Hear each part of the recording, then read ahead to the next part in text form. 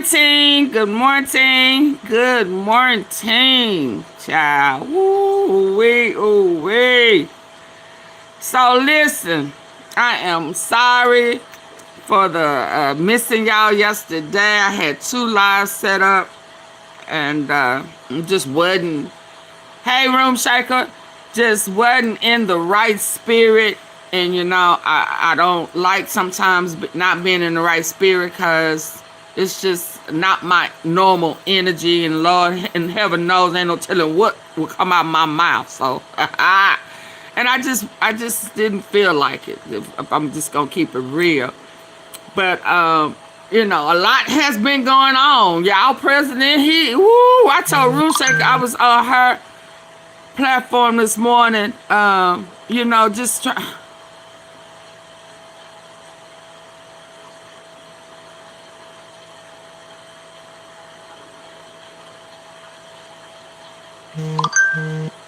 Oh, Michael. Oh, Lord. It seems like every time I get on here, not your president. Well, they say he for the U.S. I be trying to tell people, no, he ain't. He is representing Israel. Didn't he tell the president of Israel to pardon Bibi Netanyahu? And he said, no, hell, and the judge, that judge done got ill. Didn't some car hit him? No, he not for us. He not like us. Yeah. Hey, Crystal. Hey, Janet. Hey, who else I miss? Naturally Narlins. Yeah, so anyway, we got to talk about him putting a whole threat on the whole country. Now, is he, hey, Cynthia, is he including the U, the S, and the A? I mean, what, is the what? You talking about, what? Are you trying to take us out because of the Epstein files? Are you kidding me? I mean, why would you take out the whole country? How, Belinda, how you talking about taking out the whole country if you for America? Why would you take out America? What? Because you need that deal? Because you losing your base? Because the people that you were in a business with, in cahoots with, the judges that's supposed to be on your side. Auntie P, you finna preach. Oh my goodness, yeah. They looked you dead in the eye and said, boy, we ain't scared of you. What you were supposed to do, you have failed. We trusted in a convicted felon 34 times over, and you have failed us. Everything you have touched have failed or went into bankruptcy. People think that you are better than what you really are.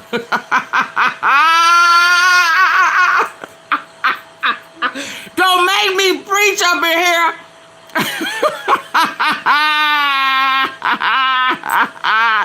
Don't make me preach. He has risen from yesterday to today. Look, baby. These people playing in our face, and I refuse to let the devil continue to think he is winning.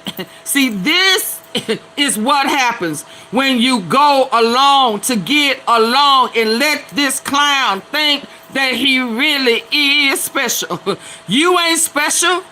You was being used because they thought that you was the only fool who would stand before people and like us, you said that you can do wrong and they can know you doing wrong but still follow you anyway. You ain't God, so you got to be the devil. What? Yeah. How else are you in office and having the highest position in the United States when you are a convicted felon, dumb one at that, 34 times over? And instead of you operating like a president 95% of the time, your ass is on the golf course, a golf course that got dead bodies. of men, women, and kids that you have done some bad things to up under the golf course. You walking up under, or on top of people that you have unalived, instead of doing your job that you get paid to do. But you didn't want to be paid. You the only president talking about don't pay me because I'm going to steal from it and steal from you anyway. I'm going to make the U.S. fund this new world order. I'm going to steal, kill, and destroy right in front of you. And y'all going to go along with it because y'all slow like that. That's what's happening. Y'all, whether we want to believe it or not, that's what's happening. Hello. Hey, Deborah Coker. Yeah, we okay. Having church. Yeah, we're going to have a little talk with Jesus. Yeah, he going to tell us all about it. He going to hear our humble cry. Answer my. Don't. Hey, I'm laughing, but I'm serious. I'm laughing, but I'm serious, because this is serious. But my eyes are open. My eyes are open. But listen, before we get all up in there, because again, this man is spiraling out of control because he know he losing, and it's just, he pissed because every time he lies, the Iranians, the leaders laughing in his face. The whole town, the whole country, the whole world will soon be laughing at you in your face. Yeah. He know every time he lies, Iran put out a video of the truth. They hoping that the truth will set us free. So, now I don't know, this was posted yesterday, a day ago. Iran official news.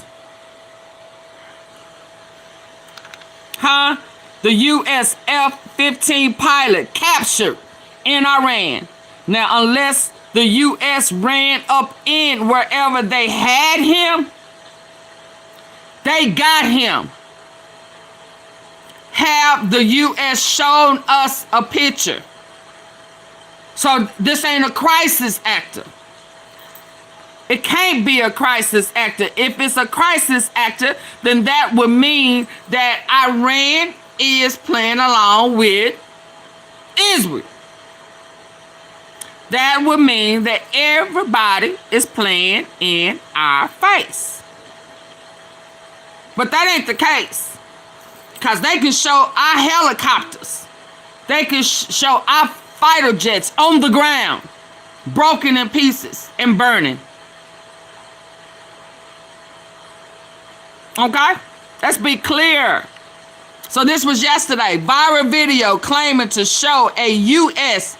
F-15 pilot captured in Iran is now being identified as old footage of Iraq war. Okay, so hold on.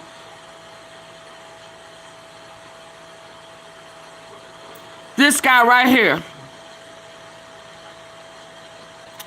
I showed this picture the other day. I use it as my back screen. Let me get to it. I tore it down. This right here.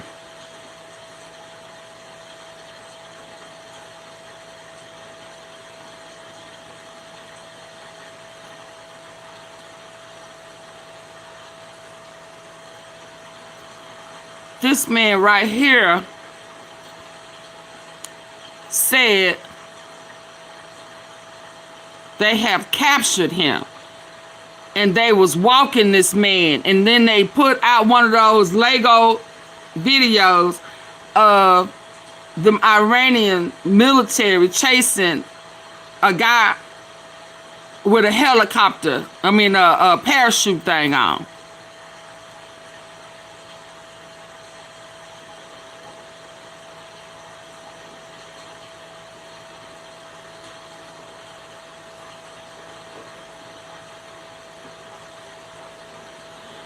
The U.S. gave us the name of the man that they say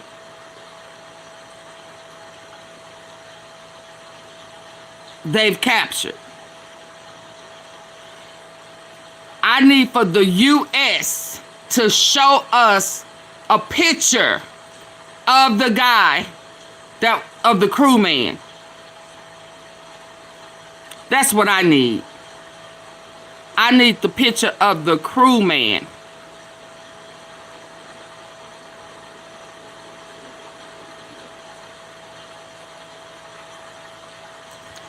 And I need to know how, because the number that the U.S. tells us that were injured and captured, well, no, they say ain't nobody been captured. There was several aircrafts that has went down.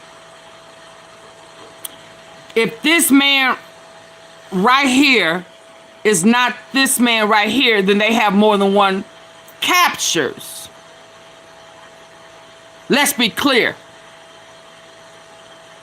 This man right here is a capture. May not be this man that's a capture. Those may be two different people, but they still U.S. captures. Let's be clear. So whether they are the same or not, they have captured our military men that our alleged president and military head dummy don't want us to know about. Let's be clear. So pinpointing if it's the same or not, that is not the bigger picture here, because our U.S. government don't want us to know that anybody has been captured. Let's be clear. Let's be the clearest and hit the like button. Yeah, people want to debate semantics. Yeah, how many has Trump said have been captured? Not one. Now, please don't get, I'm telling y'all, don't get on my nerves trying to act like somebody know more than everybody else. I'm trying to show y'all that they lying.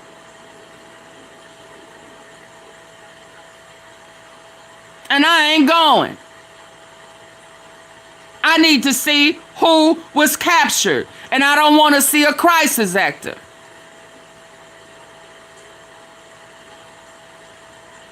Because what this capture feels like is what happened when Charlie Kirk was unalive. They start using crisis actors. Oh, I did it. Oh, we got him. Ain't that what Cash Patel said?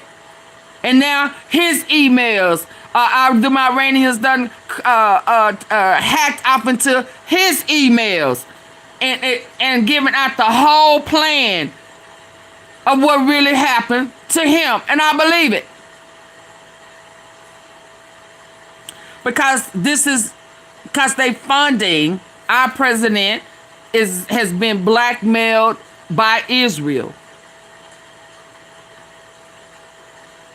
He don't care about U.S. Absolutely not. Let's go. I need for y'all to hit the like button. I ain't in that. Listen. I promise I'm not in the mood to play games. I promise y'all I'm not. I'm not healed. I'm not healed. So I don't want to play with y'all. And I don't want to take nothing out on y'all. So I'm not going to spend my day on none of that. Because I'm not in the right spirit with that. And I'm being open and honest with you. Let's go. What's your nationality, David? United States. What's the kind of your plane and which squadron? F-15 from the 4th Tactical Fighter Wing. Where's the base of that squadron? In Al-Kharj. And where is that? In central Saudi Arabia. What was your target in Iraq? Scud missiles and associated chemical facilities. And how were you shot down? I don't know. David, how were you injured in the neck, please? I believe it was during the ejection or when I hit the ground. Can you give your name and rank, please?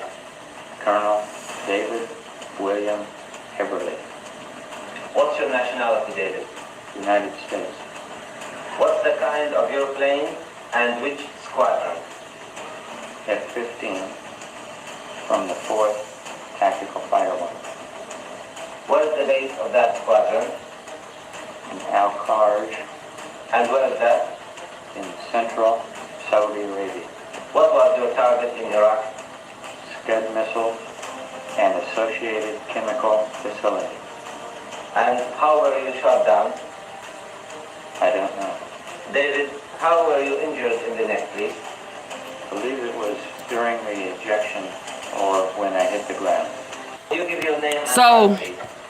Colonel David. When I hear this, William let me tell y'all, when I hear him talking and I hear him responding and looking at whoever is standing right there by him, even as far as how did you get injured?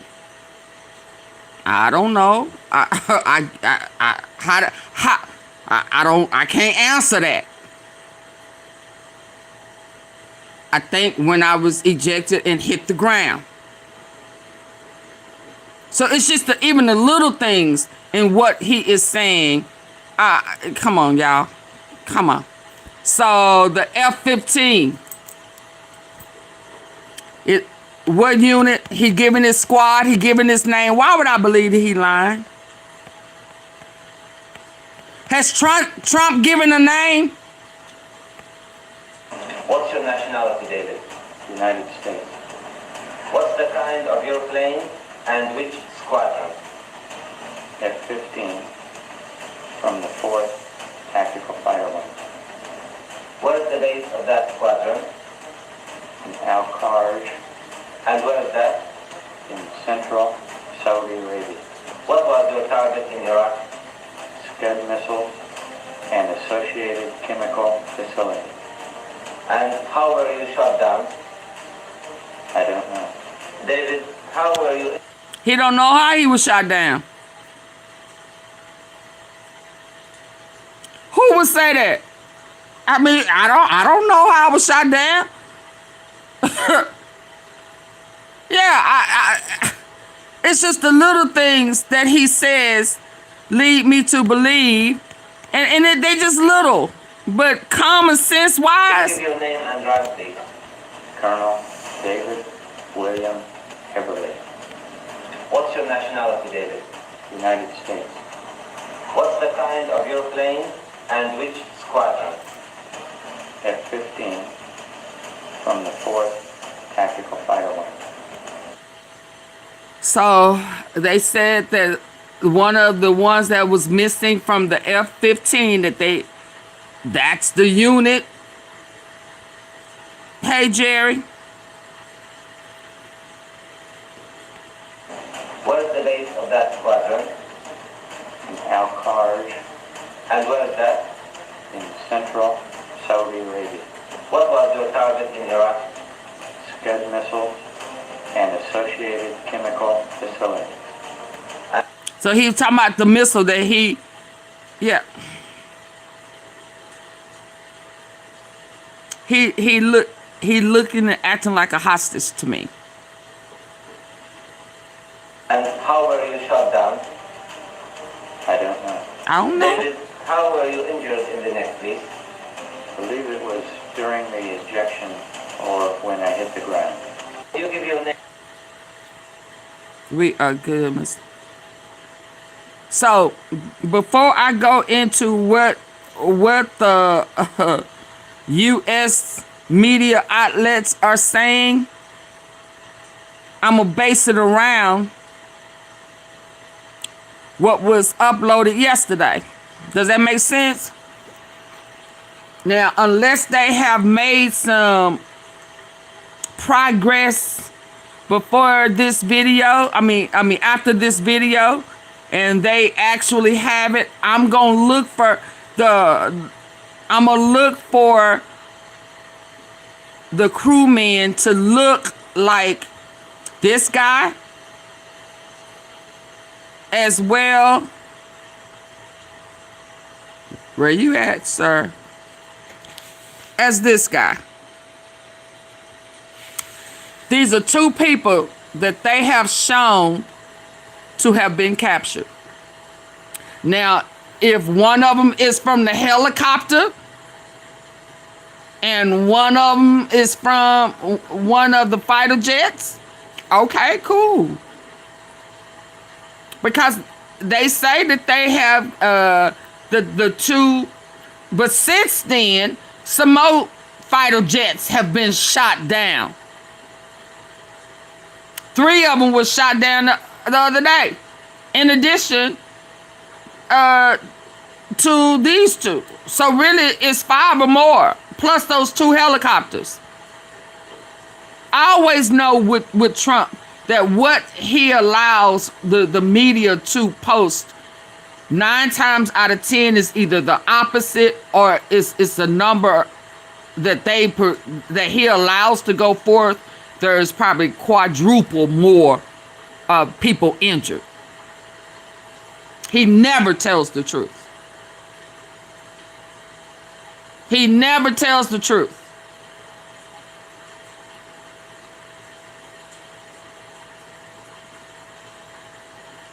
Trump was not born in the U.S. From research I did a long time ago, he was born in Germany. He just don't want people to know that. That's why he idolized Hitler, in my opinion. Let's go. Hold on. Before I go over there to that stage stuff, because I need to touch bases on all the stuff that I had set up for yesterday. Oh, let's hear this, y'all. Now, the president also provided new details on what happened earlier this year as the Iranian regime took to the streets and slaughtered what the president tells me is 45,000 civilians in their own country.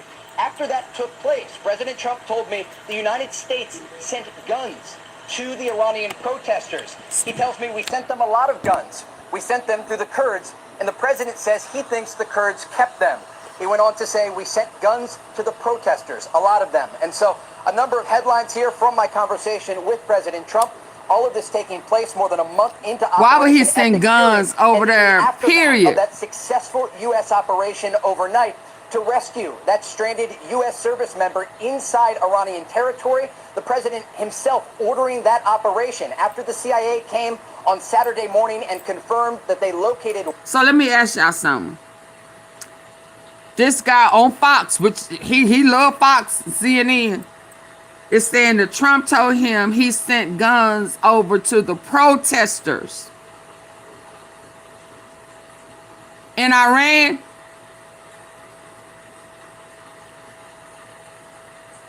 Yes, Miss Tom, thank you.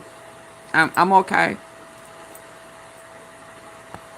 And I need for y'all, T-Sippers mods, I need for y'all to do me a favor for real. If I'm getting a little too out of hand, say, put a note and say, take a break. Take a break. I'm giving y'all permission to check on TV. Only my moderators.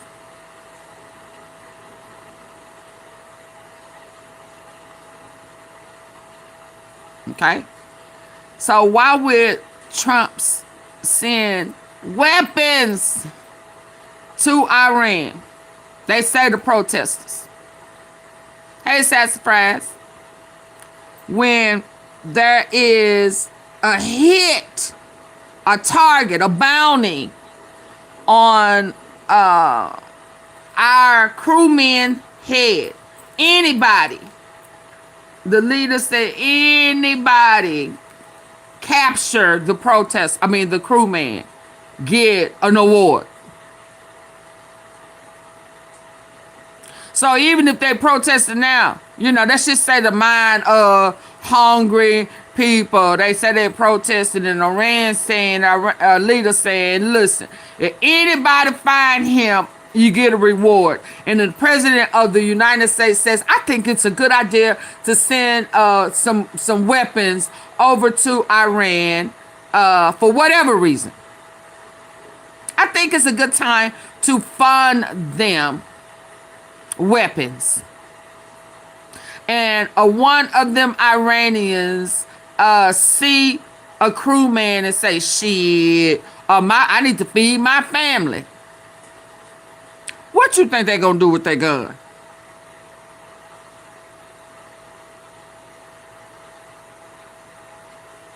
What they going to do with a gun that the U.S. sent to them?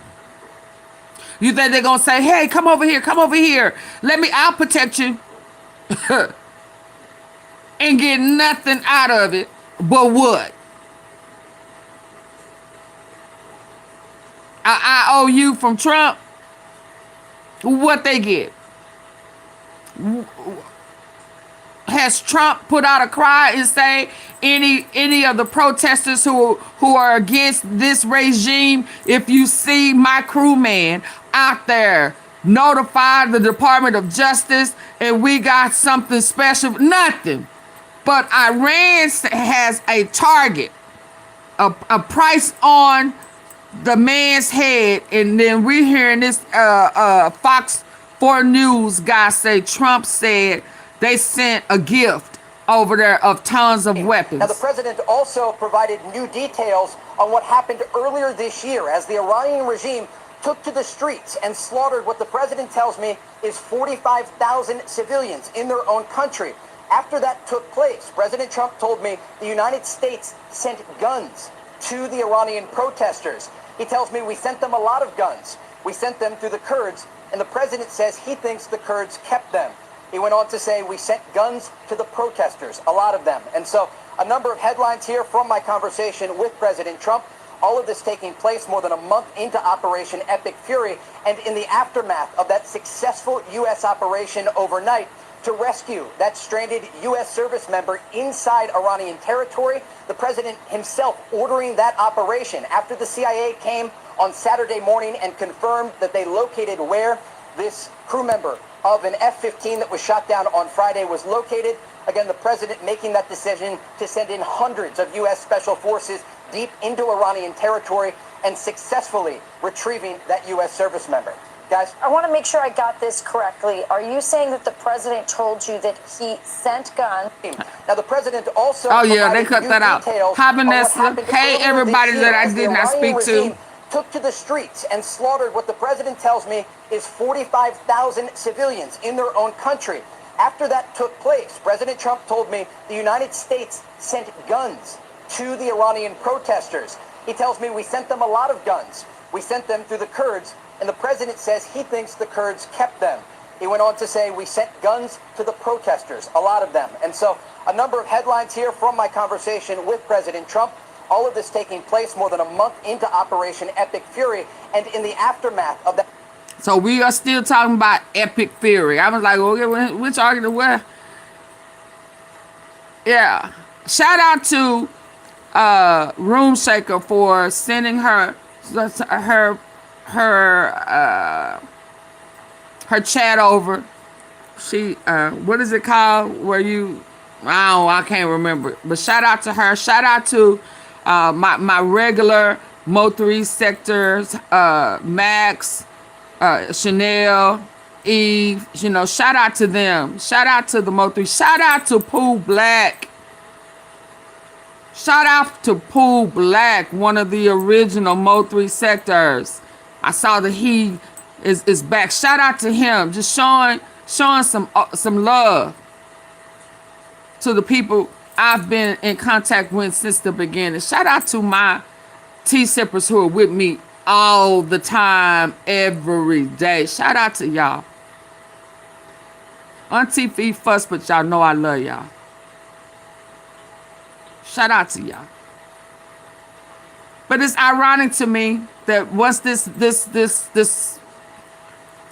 Trump told me dude up here who is, again, showing Trump hand. Soon as Yeah, you know, now I know that they cut it off, but soon as they was about, they was, so wait a minute, hold up. Let me get a clear understanding. You mean to tell me that the U.S. is funding Israel? This is how you play both sides. See, this is why, you know, they don't want to up with Trump, because Trump started out the enforcer, the intimidator. You know, I'm the big guy. I am Donald Trump. I am running it. You understand? You need to, if you don't do this, then I'm gonna do this. If you don't do that, I'm gonna do this. I need for all you motherfuckers to still be afraid of me.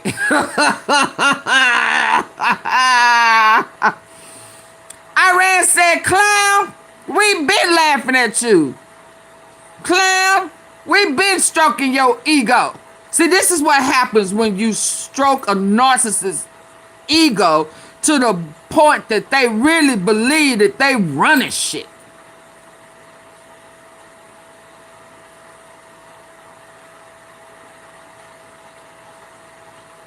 They played in his face, every last one of them. Sassafras.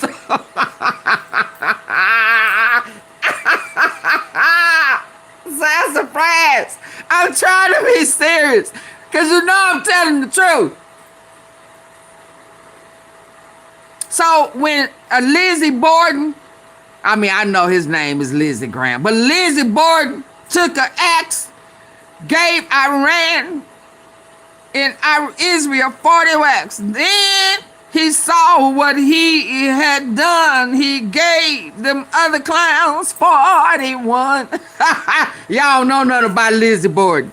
Y'all know nothing about that crazy. But when Lizzie went over to Israel and was putting intelligence, what he thought, because hell, his ass is in them Epstein files too, for fooling with them boys. Yeah, Lizzie in there too. She said, my milkshake brings all the boys to the yard. Yeah. So he knows that if they plan don't go through, it ain't gonna be shit he can do come midterms. He gonna be just like Bannon and be like, we all going to prison. So Lizzie Borden took her fat ass over there and was all in his ear, Bibi Netanyahu's ear, saying Trump really don't want to do this war. And let me tell you what you got to do and got to say to get him to push the missile. You got to rub his bald spot. Yeah, You got to pat him on his lower back when he put that arch in it, and then tap that ass.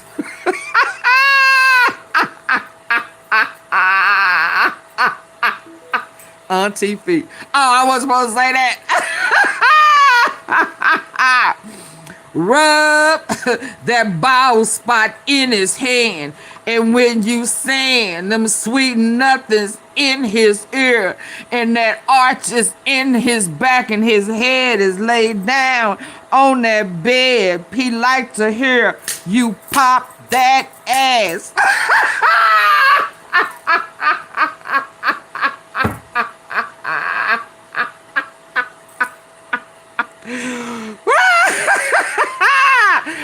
Boy, that hurt. Y'all, that hurt. I popped my ass to her. Woo, baby. Listen. He liked to hear that noise in that ear when you tapping that ass and making that buttocks jiggle a little bit here and a little bit there.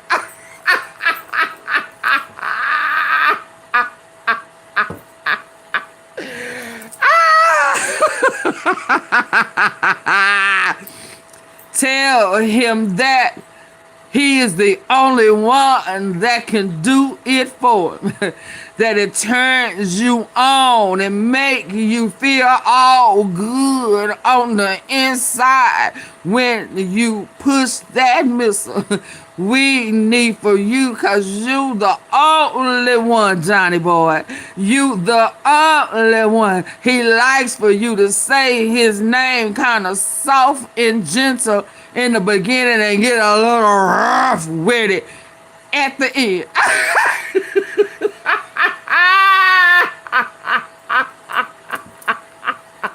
You gotta trick him into submission. You got to handle him like he are. Yes, indeed. Yes, indeed. Yeah. So Lizzie Borden ran her ass over to Israel, telling Bibi Netanyahu the intel that Trump really don't want to do it.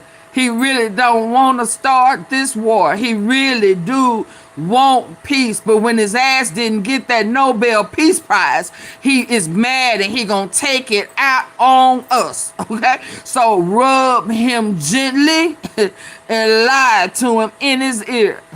Make him feel like he the best thing walking, and I got something special for you in the end. Yeah, and then tell him that he is the only one. He's the only one. And that's how we all will stay protected to get us to the promised land. Yeah.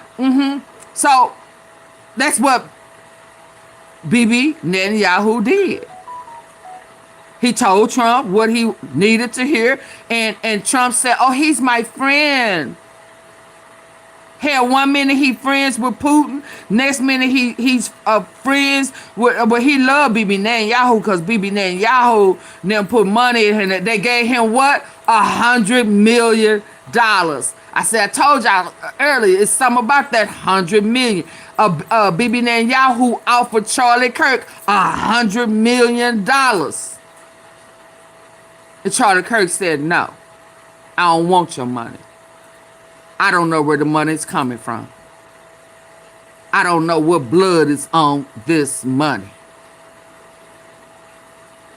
You understand? Trump took it. And whether he like it or not, he got to dance with the devil. He got to do what the devil tells him to do. Why in the world would he send weapons to Iran, the Iranians? For what? For what? Because you got military over here on this soil saying, nah, dog, we ain't going. Nah, we ain't, Nah, I'm leaving. I'm jumping ship. Put me court-martial, do whatever you need to do. I'm not fighting for Israel. I joined the military to fight for my country. The same country yesterday that he was saying if he don't get his way, he going to eliminate the country. What country? The whole country. Us too? Break that down. But listen. Yeah, this guy here said, Trump said this. That successful U.S. operation overnight to rescue that stranded U.S. service member inside Iranian. That's here. Now, the president also provided new details on what happened earlier this year as the Iranian regime took to the streets and slaughtered what the president tells me is 45,000 civilians in their own country. After that took place, President Trump told me the United States sent guns to the Iranian protesters. He tells me we sent them a lot of guns. We sent them to the Kurds, and the president says he thinks the Kurds kept them. He went on to say we sent guns to the protesters, a lot of them. And so a number of headlines here from my conversation with President Trump. All of this taking place more than a month into Operation Epic Fury, and in the aftermath of that successful U.S. operation overnight to rescue that stranded U.S. service member inside Iranian territory. The president himself ordering that operation after the CIA came on Saturday morning and confirmed that they located where this crew member of an F-15 that was shot down on Friday was located. Again, the president making that decision to send in hundreds of U.S. special forces deep into Iranian territory and successfully retrieving that U.S. service. Now, see, the problem with that is he's saying hundreds. Last week, the week before that, that man said, I need to listen to that eventually. That man said they have millions. Yeah, millions. Military. Yeah. This yesterday, 23 hours ago, Donald Trump, Tuesday will be Power Plant Day and Bridges Day. Oh my God. All wrapped up in one in Iran. There will be nothing like it. Oh my God. Open the fucking straight. I thought they didn't have what? I thought you was in control of it. I thought you were running it already. Ain't that what you put out?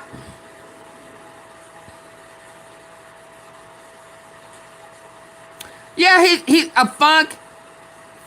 We are the funkin' people. We like to funk. Yeah. Yeah, he sent them to their death, and he gave those foreigners weapons that will be used against us. Yeah, so open the fucking straight, you crazy bastards, or you'll be living in hell. Now, I'm adding this part, y'all. He didn't say this. Just like the Israelis. Because they burn it. Yeah. You'll be living in hell. Just watch. Oh, he having a temper tantrum. He feeling like the mashed potatoes is on his head that his brother put on a long time ago when he was a kid. He's over there pouting. Yeah, he's pouting. Open the straight. Oh, so it's affecting you. It's affecting the U.S. See, you didn't care that it was affecting the U.S. The only reason you pouting now is because it's affecting you and your real devil crew. That's the only reason you pouting. You can care less about the U.S. So you cussing them out and beating on the table and using all caps and all of that shit in the ground. Yeah. Yeah. It's because it's affecting you and your devil crew. Trump, open the fucking straight, you crazy bastards. Oh, okay. And they saying, okay. And what if I don't? Now they taunting him. Yeah, they playing with him. That message is unavailable. I wonder what that was. Baby, because they can sure take it away. You understand? Hold on. I'm getting over there. I'm trying to see what I had pent up for yesterday that I was going to use today. I mean, what I was supposed to use yesterday, but didn't. Okay, y'all. So before we go over, oh, no, I can't have church because I'm already hot and heated and I ain't no telling what I'm going to say. I should have played the Lord, them singing before. El Salvador, Charlie Kirk leak. Okay, hold on, listen. There's a story going around right now that the Iranian hackers that hacked Kash Patel's email also found evidence that our government murked Charlie Kirk with the exploding pen mic. This is what we've pieced together from the emails and other intelligence sources. Charlie Kirk was never shot with a bullet. He was accidentally decapitated by a piece of shrapnel from a miniature explosive planted inside his microphone. The device was supposed to blow out his chest cavity, but the explosive malfunctioned. Instead of detonating downward, it went upward and took his neck. That is why security immediately ripped every device off the stage. That is why the security camera behind Charlie was yanked from the wall on live feed. That is why they literally stole his body from the scene before the coroner could arrive. That is why Netanyahu went on television within minutes to say it wasn't Israel before anyone had even asked. Starting over. Let's go. There's a story going around right now that the Iranian hackers hacked Kash Patel's email. Cash also Patel. found evidence that You mean the one who wasn't there and was eating a steak dinner, $400 steak? Didn't want to get off the plane because he didn't have a jacket that had FBI on the back. The one who didn't want to investigate told, what's that guy named? Hunt. What is that guy name? That Joe? Yeah, that quit. That they don't need to investigate nothing. Yeah, we got who? Yeah, we got him. We got him. We got him. That Kash Patel. Oh, okay. our government murked Charlie Kirk with the exploding pen mic. This is what we've pieced together from the emails and other intelligence sources. Charlie Kirk was never shot with a bullet. He was accidentally decapitated by a piece of shrapnel from a miniature explosive planted inside his microphone. The device was... Why would they say accidentally decapitated? If they had... Okay, let me hear it again. Accidentally. There's a story going around Now, right this now is what they got when they... This is the intelligence that Kash Patel was given when they hacked off into his stuff. Now, accidentally, no, if you gave him something to designate, it, however it did it, that wasn't an accident.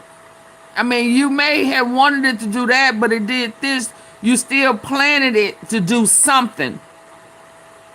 Yeah, I don't necessarily get accident, but if that's the intelligence that they sent to Kash Patel by way of email, okay, well, let's go. that the Iranian hackers hacked Kash Patel's email. Also, there's a story going around right. And if you got to hit the like button, 309 people in here. Only 62 likes, 47 minutes in. Get them up. Let's go. Double tap the face of your screen. Like, share, subscribe. Get you a membership. Support the platform. Let's go. Right now that the Iranian hackers hacked Kash Patel's email. Also found evidence that our government murked Charlie Kirk with the exploding pen mic. This is what we've pieced together from the emails and other intelligence sources. Charlie Kirk was never shot with a bullet. He was accidentally decapitated by a piece of shrapnel from a miniature explosive planted inside his microphone. The device was supposed to blow out his chest cavity, but the explosive malfunctioned. Instead of detonating downward, it ripped upward and took his neck. That is why security immediately ripped every device off the stage. That is why the security camera behind Charlie was yanked from the wall on live feed. That is why they literally stole his body from the scene before the coroner could arrive. That is why Netanyahu went on television within minutes to say it wasn't Israel before anyone had even asked. That is why the FBI took forever to find the killer. They had to rush manufacture evidence to match the lie. He also dropped a bombshell. FBI top brass, including Kash Patel and Dan Bongino, may have sacrificed American lives to cover up the crime of the century. The explosive itself was purchased in May 2025 from the Accurate Energetic Systems plant in Tennessee. There is a strong evidence suggesting the same device was tested at Fort Huachuca in the days leading up to the... Fort Huachuca. That came up in Kash Patel's email. Fort Huachuca. Candace. Do Candace Owens know that? Oh, Lord. Oh, Lord. Fort Huachuca. T-Sippers. I know we've heard that one. Where Erica was the day before. Oh, wow. Let me start this over. Fort Huachuca. Where that man, that military man that exposed the CIA and the drug cartel and he found that Snow, last name Snow, that same Fort Watuka that saw her. Oh wow. Oh Lord, let's start over. Oh, y'all hit the, thank you, Miss Tom. Y'all hit the like button. What we doing up in here? Fort Watuka. Here we go. Found right now that the Iranian Snowden. So that means that the military, the government person who validated those Egyptian planes and was giving Candace that information when Snowden friend reached out to him to all of this stuff was true. Mitchell, I don't know at BAH what you trying to say. Mitchell, Roz Mitchell, I don't know. Yeah, don't abbreviate. I need to know what you're trying to say. But hello, I don't know at bra or what. I don't know. But Snowden at bra. What is that? I don't understand what you're trying to say. I'm not. Yeah. Yeah. Let's go. hackers hacked Kash Patel's email, also found evidence that our government murked Charlie Kirk with the exploding pen mic. This is what we've pieced together from the emails and other intelligence sources. Charlie Kirk was never shot with a bullet. He was accidentally decapitated by a piece of shrapnel from a miniature explosive planted inside his microphone. The device was supposed to blow out his chest cavity, but the explosive malfunctioned. Oh, it was supposed to blow out his chest cavity. Oh, wow. It was supposed to blow out his chest cavity. Hacked Kash Patel's email, also found evidence that our government murked Charlie Kirk with the exploding pen mic. This is what we've pieced together from the emails and other intelligence sources. Charlie Kirk was never shot with a bullet. He was accidentally decapitated by a piece of shrapnel from a miniature explosive planted inside his microphone. The device was supposed to blow out his chest cavity, but the explosive malfunctioned. Instead of detonating downward, it ripped upward and took his neck.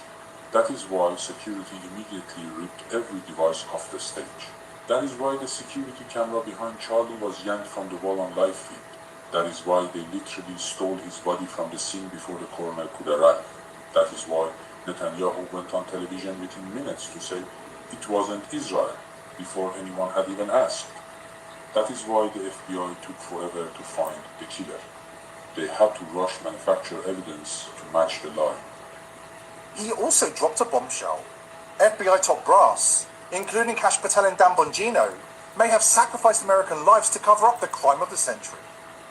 The explosive itself was purchased in May 2025 from the Accurate Energetic Systems plant in Tennessee. There is a strong evidence suggesting the same device was tested at Fort Huachuca in the days leading up to the event. That's why there were shards of glass all over the floor of the van they hauled Charlie away in. That's why they poured several feet of concrete over the murder scene the same night. 1 month later, they blew up the plant in Tennessee and called it an accident.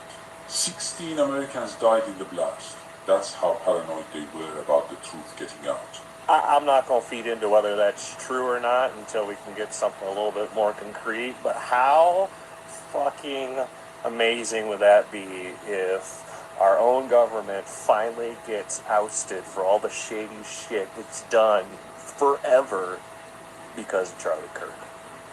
Like this is not new. Not new at all. Our government's been killing people forever. We've killed 35 million just in forever wars and dumb shit like that. But if you don't think that the CIA and the government as a whole is not murdering people, then you've never heard of Terror Tuesdays under Obama. And I'm just going to tell you about them. So Under Obama, they had this thing called Terror Tuesdays, where every Tuesday the CIA would get a nice little list of top people that need to get, and they'd go out and fly to wherever country they were, and they'd kill them. And those people could be people that they claimed were terrorists, or they could be leaders of opposition groups. There's a story going around right now that the Iranian hackers hacked Kash Patel's email also. Wow. And I'm trying to look for, again, before I go over there, early yesterday, there was the Iranians was when Trump was saying deal, deal, deal. Yes, the special force fought. Where they was saying release 100 Palestinians for one crewman. That was what they were demanding when he was saying open, screaming, make a deal, make a deal.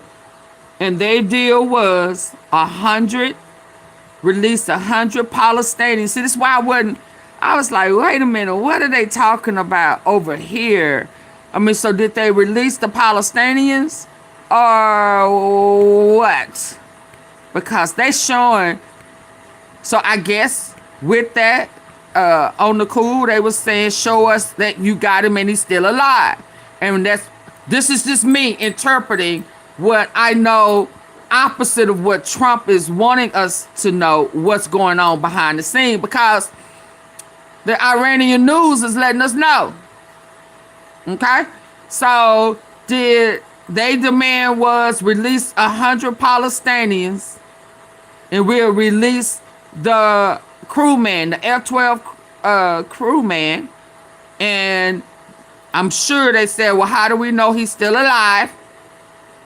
And then that video that I showed y'all of him saying my name, you know, what branch I'm from, the what was I carrying, you know. So he was answering probably the list of things that if that was their crewman, he would know. Does that make sense? Does that make sense, T-Sippers? I need to know if it makes sense, because I'm getting to it where they were coming up with what they needed in order to release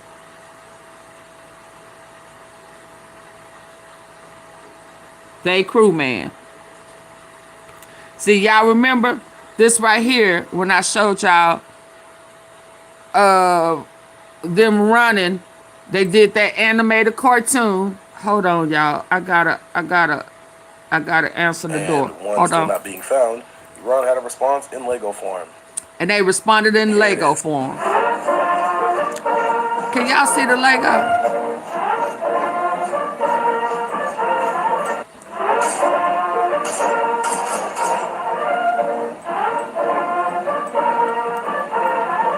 I want to let everybody know this happened maybe 7 hours ago, 6 hours even, and they are already dropping.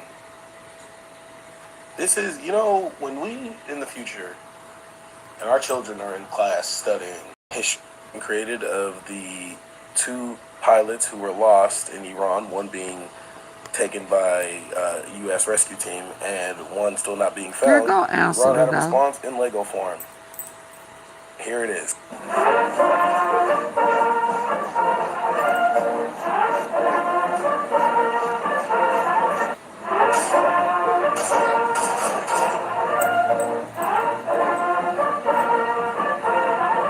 I want to let everybody know this happened maybe 7 hours ago, 6 hours even, and they are already dropping.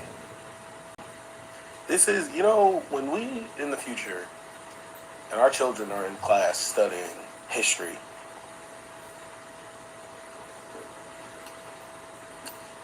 this is going to be one of the wildest times for children to ever see in their life.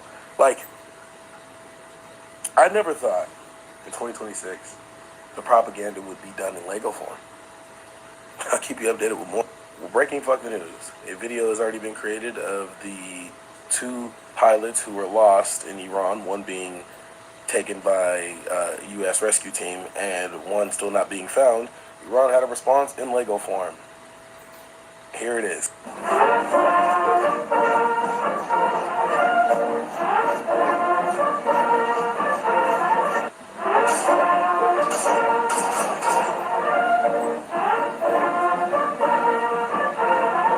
I want to let everybody know. Okay. This happened maybe 7 hours ago, 6 hours ago. Let me get And back. they are already dropping. This is, you know, when we... in the I am future, trying to get to. our children will be past studying history. Hold on, y'all.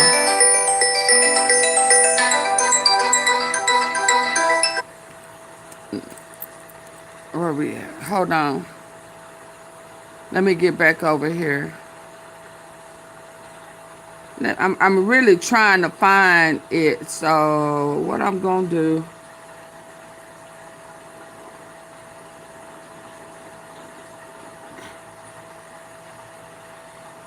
Here's that. The Mossad killed Kennedy because they were so upset over what he did to Ben Gurion. There's a very surprising series of letters between Kennedy and David Ben Gurion, not only the Prime Minister of Israel, but the founder of Israel, in which they're very angry letters, in which Kennedy is saying to Ben Gurion, I'm killing myself trying to get a nuclear test ban treaty. I've even got de Gaulle on board, and that's impossible. And you keep testing in Dimona. You've got to stop. And Kennedy threatens him. And he threatens him in such a way that Ben Gurion resigned. And I will tell you, forget Lyndon Johnson, forget the CIA, forget Fidel Castro. The Mossad killed Kennedy because they were so upset over what he did to Ben Gurion.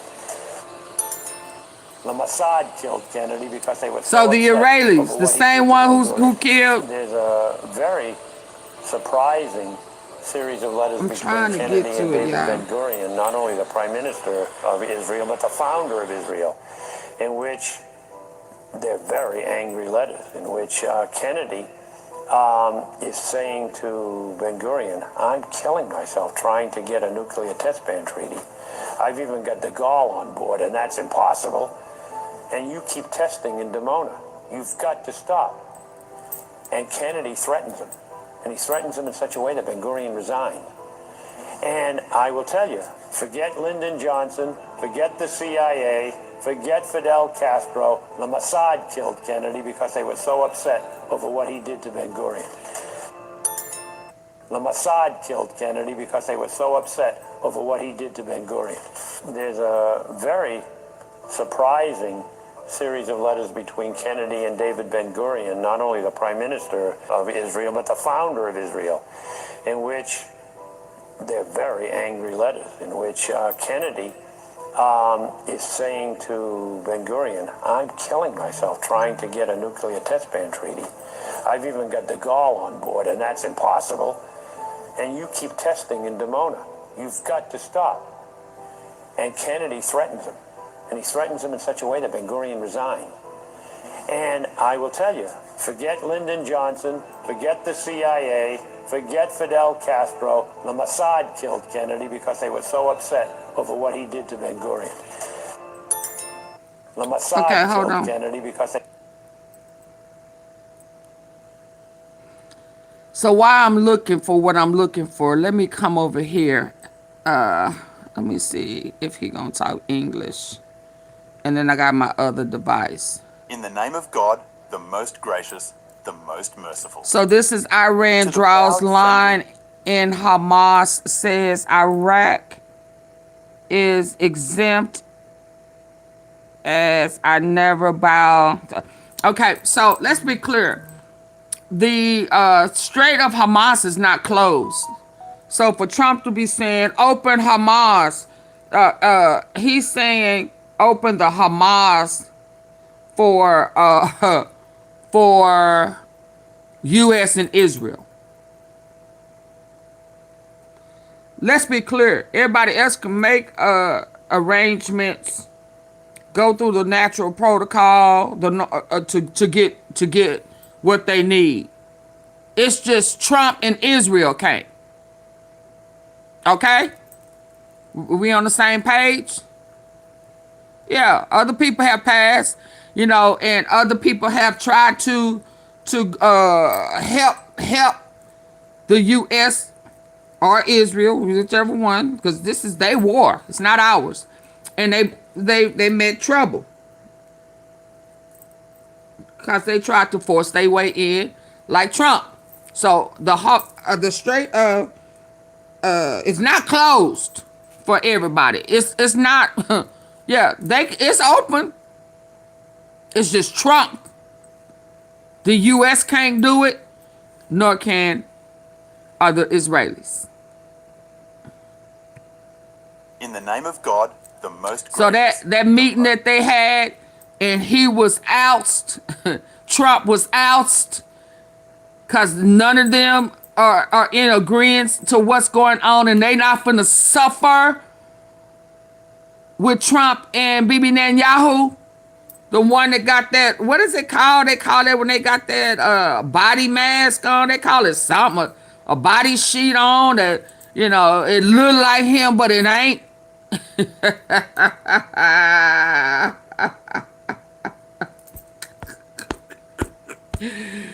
Yeah. Yeah. That's why them other countries, he went off on France. And we you know, the Macrons. Yeah, ain't nobody like, oh no, dog, you on your own with this. You didn't go through the proper channel. You didn't go through the proper chain of command. You didn't. Yeah, no, you missed the whole operating procedures. You are on your own. That's what's happening. So let's hear this man. Yeah. in the name of God, the most gracious, the most merciful. To the proud, friendly and fraternal Muslim people of Iraq, the criminal United States and the Zionist regime, alongside their allies and accomplices, have perpetrated a brutal aggression against the national and Islamic sovereignty of our country, Iran. They have cowardly and ruthlessly bombarded civilians, including women and children, along with schools, students, medical facilities, and public service institutions. In light of the current situation, the dear Iraqi Muslim people have adopted a prudent and genuine stance against the global American arrogance and the terrorist Zionist regime. Iraq took a high-impact and revolutionary reaction to the martyrdom of the leader of the Islamic Revolution and its supreme religious authority, His Eminence Grand Ayatollah Khamenei, and all the other righteous martyrs. We say it honestly, the Iranian people were not alone. As we were fighting, your hearts, tears, and robust stances were and still are with us. Your support has been and will continue to be an incentive for greater determination and resolve to continue the struggle. We pray for you to succeed in confronting the criminal America and its proxies. May God Almighty guide your steps and crown your endeavors with success. Your stances and actions will be etched in history. We declare that fraternal Iraq is completely excluded from any transit restriction imposed by Iran in offer Iraq a historic opportunity to end the forced American presence on its soil. I'm sorry. We pray for you to succeed. The dear Iraqi Muslim people have adopted a prudent and genuine stance against the global American arrogance and the terrorist Zionist regime. Iraq took a high-impact and revolutionary reaction to the martyrdom of the leader of the Islamic Revolution and its supreme religious authority, His Eminence Grand Ayatollah Khamenei, and all the other righteous martyrs. We say it honestly, the Iranian people were not alone. As we were fighting, your hearts, tears, and robust stances were and still are with us. Your support has been and will continue to be an incentive for greater determination and resolve to continue the struggle. We pray for you to succeed in confronting the criminal America and its proxies. May God Almighty guide your steps and crown your endeavors with success. Your stances and actions will be etched in history. We declare that fraternal Iraq is completely excluded from any transit restriction imposed by Iran in the Strait of Hormuz as those limitations apply only to hostile countries. We hold great respect for the sovereignty of Iraq. You, as a nation, bear on its chest the scars of the US occupation and its fallout. Your struggle against America deserves praise and honor. You have demonstrated in practice that you are a nation that never capitulates or bows to the system of hegemony, which is highly commendable and a credit to you. Today's developments, along with the aid and support you provided, can offer Iraq a historic opportunity to end the forced American presence on its soil, achieve enduring security, and curb the pillaging of Iraq's wealth by the United States. The Iranian people offer their highest respect to the souls of heroic Iraqi martyrs, especially the resistance factions and popular mobilization forces martyrs. We pray to Allah for patience and solace for their families. We also salute the fighters of the resistance factions and the conscious Iraqi citizens and sons of noble tribes. We ask Allah for your continued success. We highly estimate the positions of the eminent scholars and jurists in Iraq, especially the highest Shiite authority. We highly appreciate their support for the Iranian people and their firm stances in face of global arrogance. Dear people of Iraq, you are a source of pride for Muslims worldwide. You should be proud of your valor, highly commendable, and a credit to you. Today's developments, along with the aid, bear on its chest the scars of the US occupation and its fallout. Your struggle against America deserves praise and honor. You have demonstrated in practice that you are a nation that never capitulates or bows to the system of hegemony, which is highly commendable and a credit to you. Today's developments, along with the aid and support you provided, can offer Iraq a historic opportunity to end the forced American presence on its soil, achieve enduring security, and curb the pillaging of Iraq's wealth by the United States. The Iranian people offer their highest respect to the souls of heroic Iraqi martyrs, especially the resistance factions and popular mobilization forces martyrs. We pray to Allah for patience and solace for their families. We also salute the fighters of the resistance factions and the conscious Iraqi citizens and sons of noble tribes. We ask Allah for your continued success. We highly estimate the positions of the eminent scholars and jurists in Iraq, especially the highest Shiite authority. We highly appreciate their support for the Iranian people and their firm stances in face of global arrogance. Dear people of Iraq, you are a source of pride for Muslims worldwide. You should be proud of your valor and resilience. The Iranian and Iraqi peoples stand in one trench and together will triumph in this historic battle against the spiteful enemy and great Satan, America, and its accomplice, and against the infanticide Israel. They will taste a resounding victory with the help of God. Almighty God willing.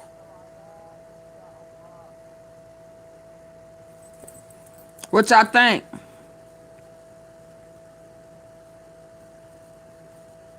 What y'all think?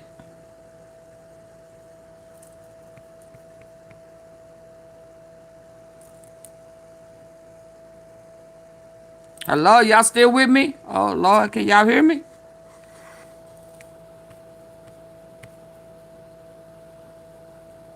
Okay, they holding the briefing.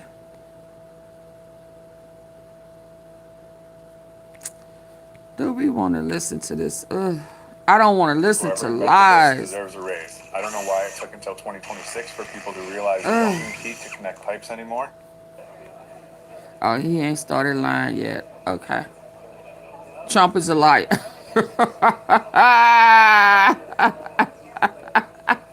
He is such a liar. I ain't gonna even lie.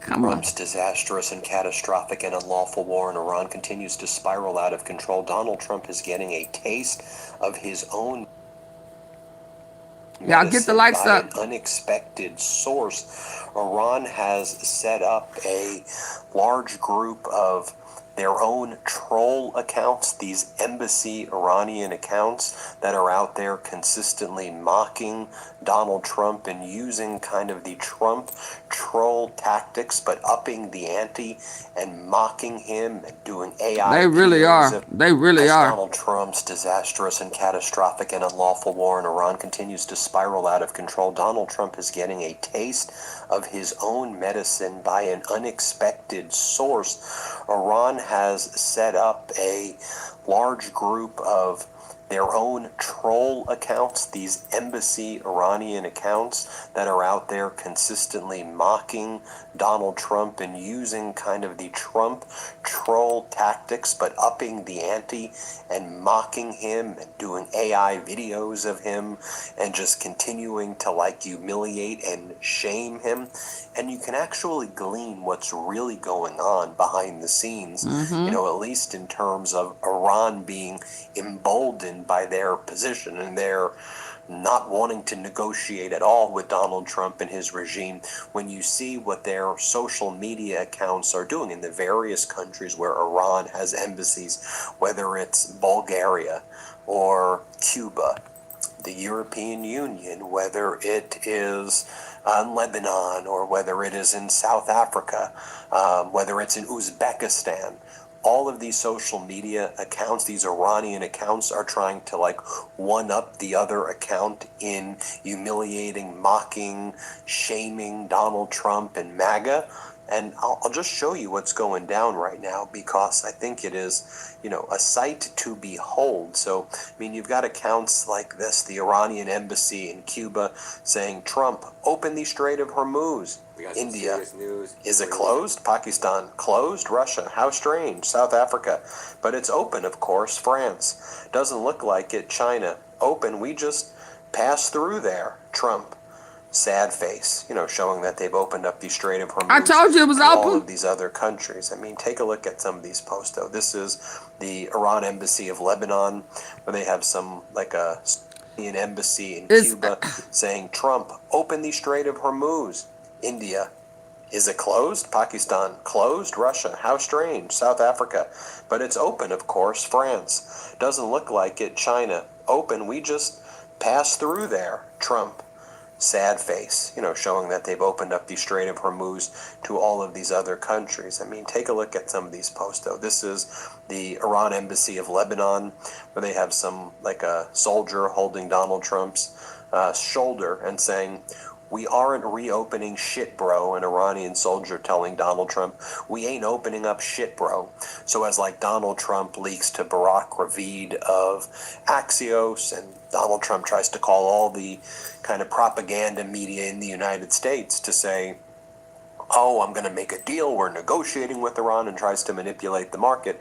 The Iranian propaganda from its embassies are like, we aren't reopening shit, bro, and it's this AI cartoon image of an Iranian soldier on Donald Trump's shoulder. Then they have the following image right here. Trump's effort to open the Strait of Hormuz is commendable, and they show the different mines right there in the Strait of Hormuz.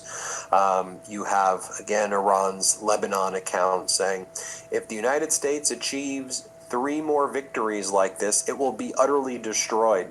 And it's a repost of the Iran parliament leader MB Ghalibaf's post that has an image of Iran where multiple American aircraft and helicopters, like the C-130, for example, big airplanes, expensive, $100 million planes, were destroyed in the search and rescue mission of the F-15E pilot. And Ghalibaf, the Iranian parliament leader, goes, if the United States gets 3 more victories like this, it will be utterly ruined. You have the Iran embassy in Uzbekistan showing an AI photo of Donald Trump doing a handshake deal with a shadow of Donald Trump with the Iranian flag over it as Donald Trump pretends he's negotiating with Iran. You've got this So he doing a deal with video himself. that was posted by the Iranian embassy of Lebanon, which shows So in other words, he doing a deal with himself, like that mirror image that time that I showed y'all where he was saying, I'm talking on the phone, and he would making a deal, and he was looking at himself in the mirror. Same thing. Yeah. That's what narcissists do. They convince they believe they own lies. Thank y'all for helping me reach that goal. Hi, Cameron. Oh, he talking now. Ooh, do I want to stop what Embassies we are like, doing to we listen to aren't him reopening lie? shit, bro, and it's Hold this AI car. on. Yeah, I saw that a while ago. Ugh. He's gonna do nothing but lie and say something crazy. Ugh. Anyway, hold on.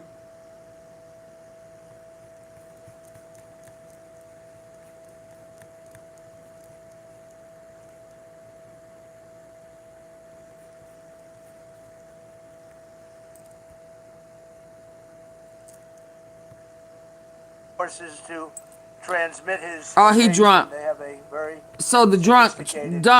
Oh my God. Apparatus that is on them at all times. And when they go out on these missions, they make sure they have lots of battery space and they're in good shape.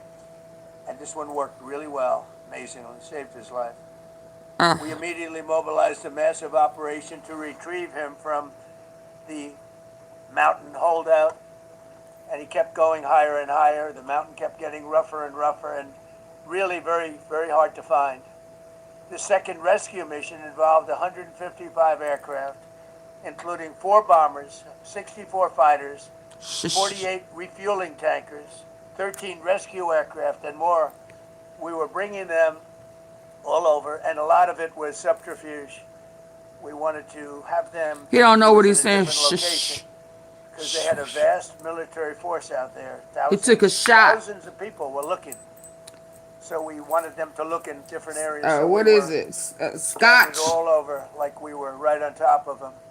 We had 7 different locations where they thought, and they were very confused. They said, well, wait a minute, they've got groups here, they've got groups there. It's an amazing thing. I was listening to these great people, these great generals. General Raisin Kane was amazing. Pete Hegseth was amazing. But I listened to the whole thing. It was pretty amazing.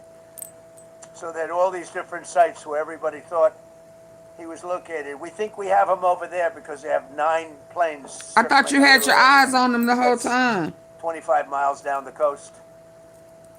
So in a breathtaking show of skill and precision, lethality and force, America's military descended on the area, the real area, engaged the enemy, rescued the stranded officer, destroyed all threats, and I don't feel like cooking today, so I'm trying 2 meals from Cook Unity to see if they're actually worth the hype. And first up, we're starting with this mission-style chicken burrito. The heroic F-15 weapons system officer had evaded capture on the ground in Iran.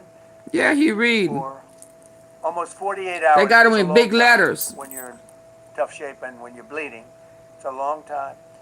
When we left, as you probably know, we had 2 large planes, pretty old planes. That carried a lot. We needed a lot more equipment going. Oh, he just saying anything. That's not on that paper. We needed to be able to scale mountains, and we had a lot of equipment. But the sand was sandy, wet sand.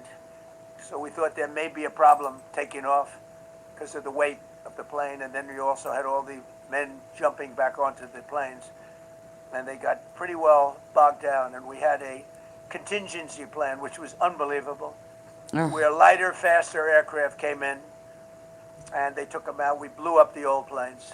We blew them up to smithereens. So when he not reading on that paper, he just saying anything. What he is saying right now is not on that paper. Taking it off, so we didn't want anybody to have. We have the best equipment anywhere in the world. We didn't want anybody examining our anti-aircraft and other equipment. So these were large planes that were old and pretty old, and we blew them up. And we had faster, lighter planes come in, and they were able to land on the sand. They landed on the bigger sand. planes because we had so much equipment that we took 3 helicopters over there, which were very strongly used. And couldn't have lived without it. Oh, I cannot stand it. And if you'd see it, you wouldn't believe it. They came off the plane, and these guys had them.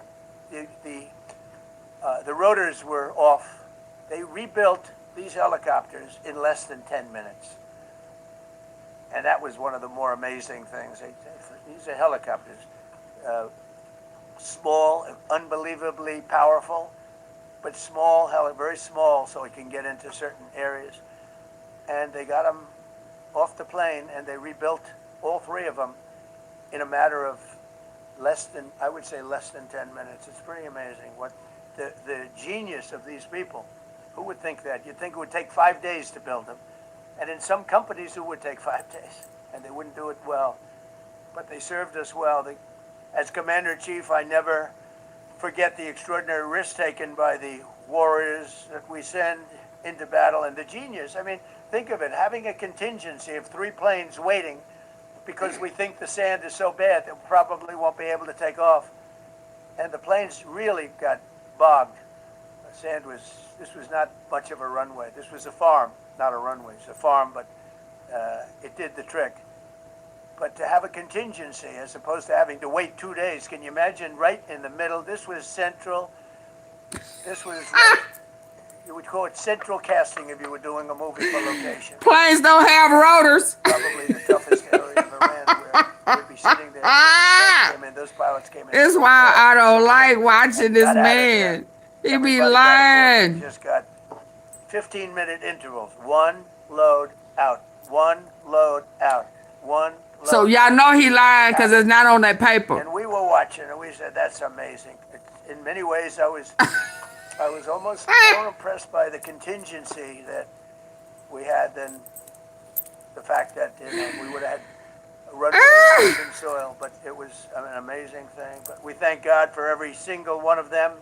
And the talent, the genius is not even talent, it's genius. It's the whole ball game, every one of them.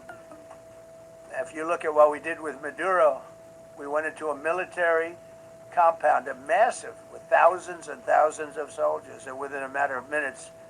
And he lived behind iron doors. There were steel doors, broke them down so quickly. And within almost what minutes, is he calling for?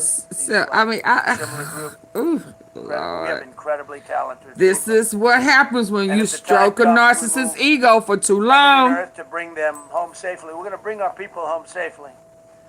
I want to thank every member of the U.S. Armed Forces involved in these historic operations. They really Everything were is amazing. What a vocabulary. Right. And you'd understand it. Not that they don't want to do it, but when you're going into areas, when you look at these helicopters, when you look at the amount of Trump bullets can't and everything else read that they took, when you go into these areas, and a vocabulary of kindergarten. don't Let's come out play like we baseball. came out. Can we God was get a watching. home run? Well, it was the Easter,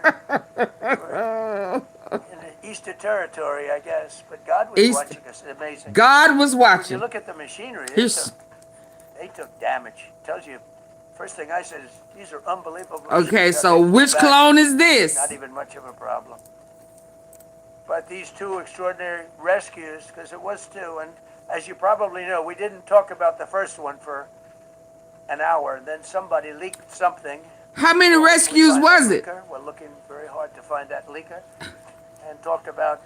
How many rescues was it, y'all? Understand it. Not that they don't want to do it, but when you're going into areas, when you look at these helicopters, when you look at the amount of bullets and everything else that they took, when you go into these areas, you don't come out like we came out. God was watching us. Well, it was the God is protecting us. in the Easter territory, I guess. But God was watching us. It's amazing. Because when you look at the machinery, they took damage. Tells you, first thing I said is, these are unbelievable machines, how they flew back and not even much of a problem. But these 2 extraordinary rescues, because it was 2, and as you probably know, we didn't talk about the first one for an hour, and then somebody leaked something. But he's not Christian. We'll hopefully find that leaker. We're looking very hard to find that leaker. And talked about there's somebody missing. They basically said that we have one and there's somebody missing. Well, they didn't know there was somebody missing until this leaker gave the information. So whoever it was, we think we'll be able to find it out because we're going to go to the media company that released it, and we're going to say, national security, give it up or go to jail. And we know. Give up the Epstein files or go to jail. Yeah. Give up the Epstein files or go to jail. See, this is what I'm talking about, y'all. Now they mad because somebody told the truth and forcing him to indirectly or directly acknowledge. So there's more than one. Ain't that what I was trying to say, Janet?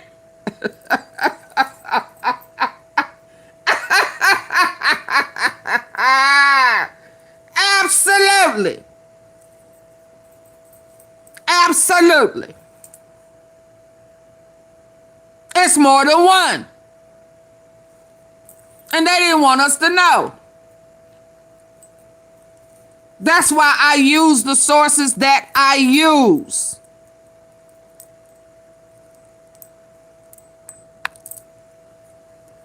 It's more than one. And it was leaked. And they mad because they wanted to continue to lie to us. They wanted us to believe what they want us to believe. They want to continue to whitewash. And somebody is keeping the water hose skeeting on the picture that they painting to expose the damn truth. Because if they don't expose his truth as he lies, he will continue to control the narrative and mislead us. Bullshit. I don't believe nothing that they are intentionally running with. That's why I said all these people all of a sudden talking about rescue. Bull crap. They forced his hand. Shit. That man came out. That military they captured. Yeah. Had to give his name. Had to give all this information. I'm trying to find where I hid that they want 100 Palestinians released for the one crewman. That's it, that's all. And now you mad. Release it or go to jail. Well, you release the Epstein files because that's the only fucking reason we are at war.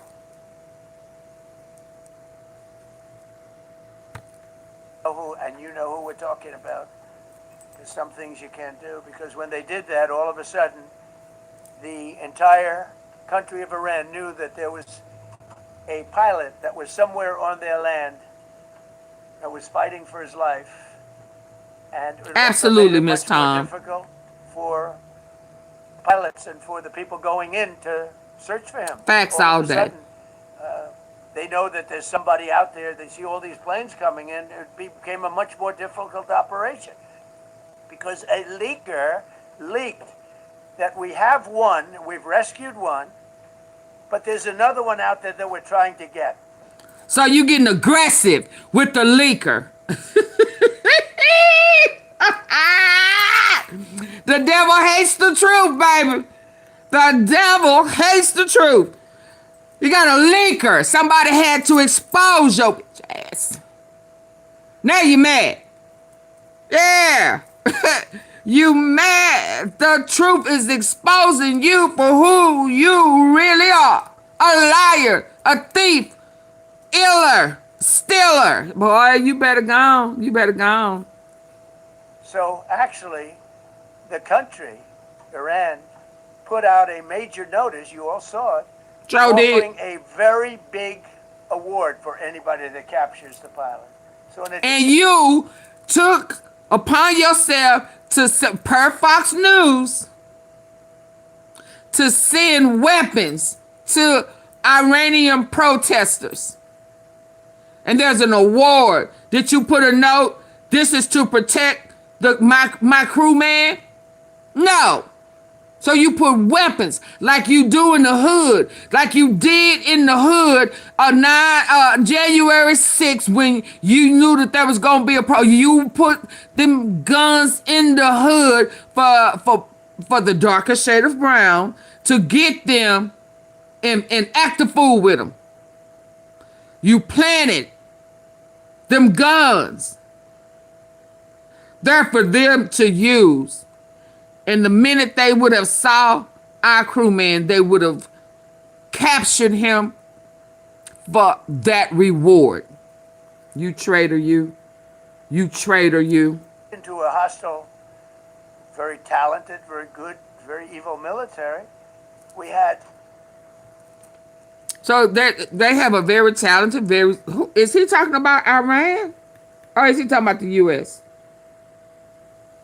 Hold up.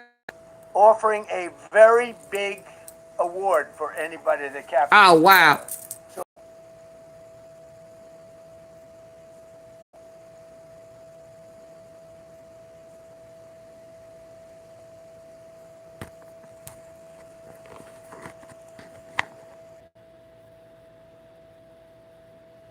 Y'all still here? I'm sorry. I let it run out of juice. Y'all still here? It's called a bounty, dummy. Are y'all still here?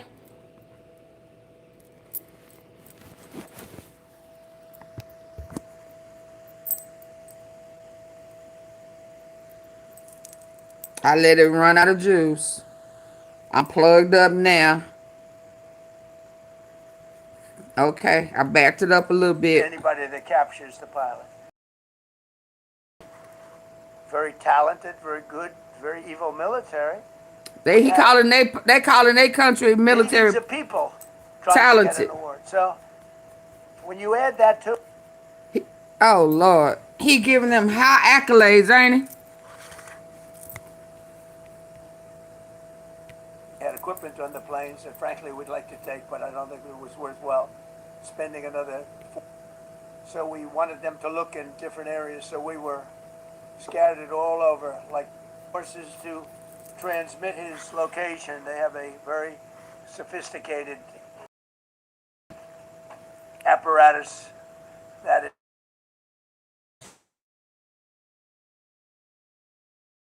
within inside of Iran, the people of Iran. They were given a tremendous incentive to find this pilot. Despite the peril, the officer followed his train, extracted from enemy territory by an HH-60 Jolly Green 2 helicopter. Did we hear this? Helicopter that's got a lot of bullets in it. It's amazing. We just realized how good those weapons are. Those are machines. Nobody has the equipment. I don't know. It messed up. I don't know. Not even close. The most powerful military anywhere in the world by far. And if you'd see it, you wouldn't believe it. They came off the plane, and these guys had them. The rotors were off. Oh yeah. They rebuilt these helicopters into. Oh my God. So we heard the rotors, cause Miss Tom say he lied. Them jets don't have no rotors. See all these planes coming in. Became. If you got a virus on your computer, oh pretty sure it's Lord. my fault. Hold on, y'all. This cause I messed up.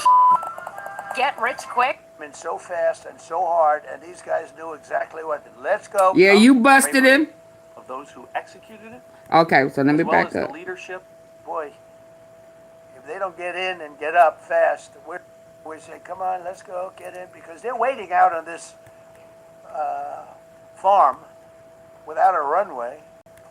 Much more difficult for the pilots and for the people going in to search for him. All of a sudden, they know that there's somebody out there. They see all these planes coming in. It became a much more difficult operation. Did we hear? We didn't hear that, did we? The information. So whoever it was, we think we'll be able to find it out because we're going to go to the media company that released it, and we're going to say, national security, give it up or go to jail. And we know who, and you know who we're talking about. There's some things you can't do, because when they did that, all of a sudden, the entire country of Iran knew that there was a pilot that was somewhere on their land that was fighting for his life. And it also made it much more difficult for the pilots and for the people going in to search for him. All of a sudden, they know that there's somebody out there. They see all these planes coming in. It became a much more difficult operation because a leaker leaked that we have one, we've rescued one, but there's another one out there that we're trying to get. Because you didn't want us to know. Actually, the country, Iran, put out a major notice, you all saw it, offering a very big award for anybody that captures the pilot.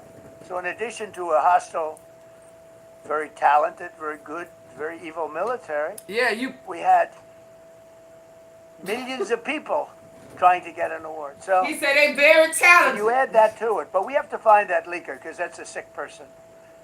Probably didn't realize the extent of how bad it was. I can't imagine that person did, but we're going to find out. It's national security, and the person that did the story will go to jail if he doesn't say, and that doesn't last long. And I think everybody would understand. They put this mission at great risk.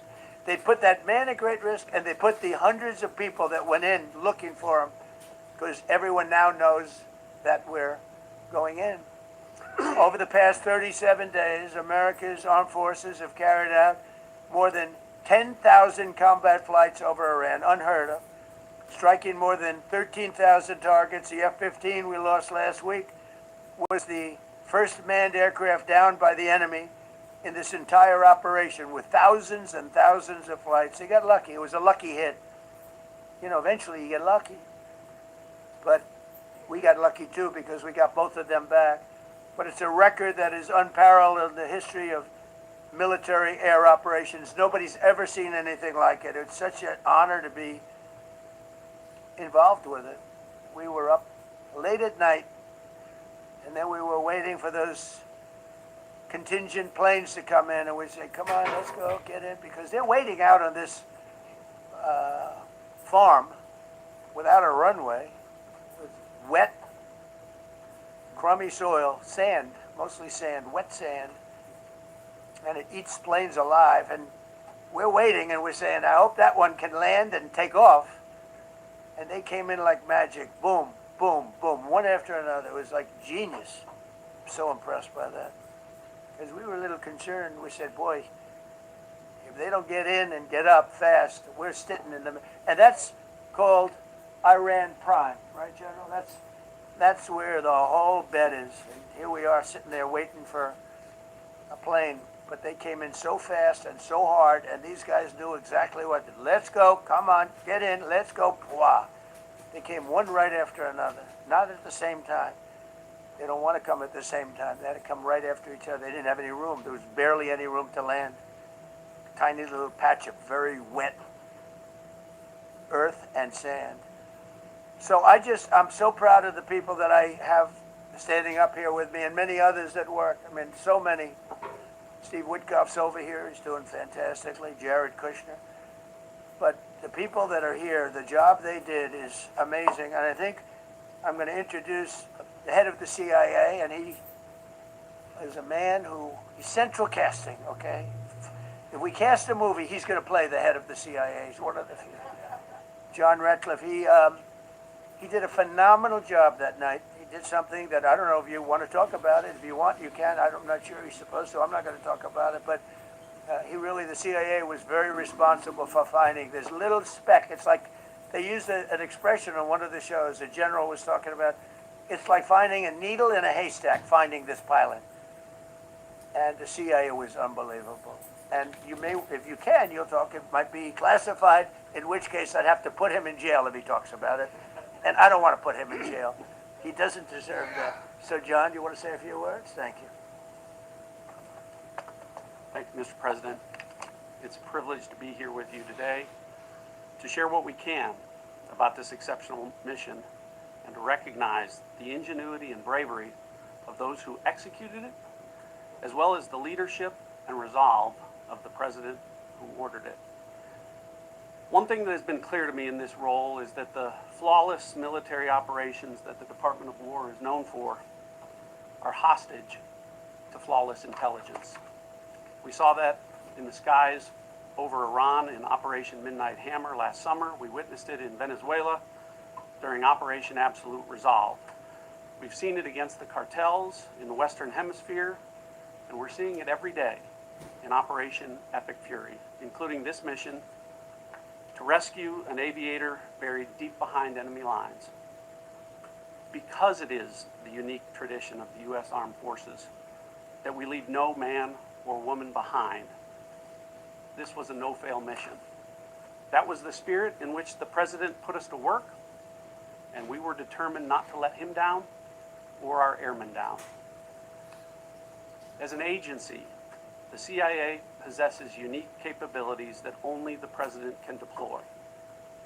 Some of these capabilities fall under covert action authorities, and because covert means exactly that, I'm not going to be able to tell you everything that you want to know.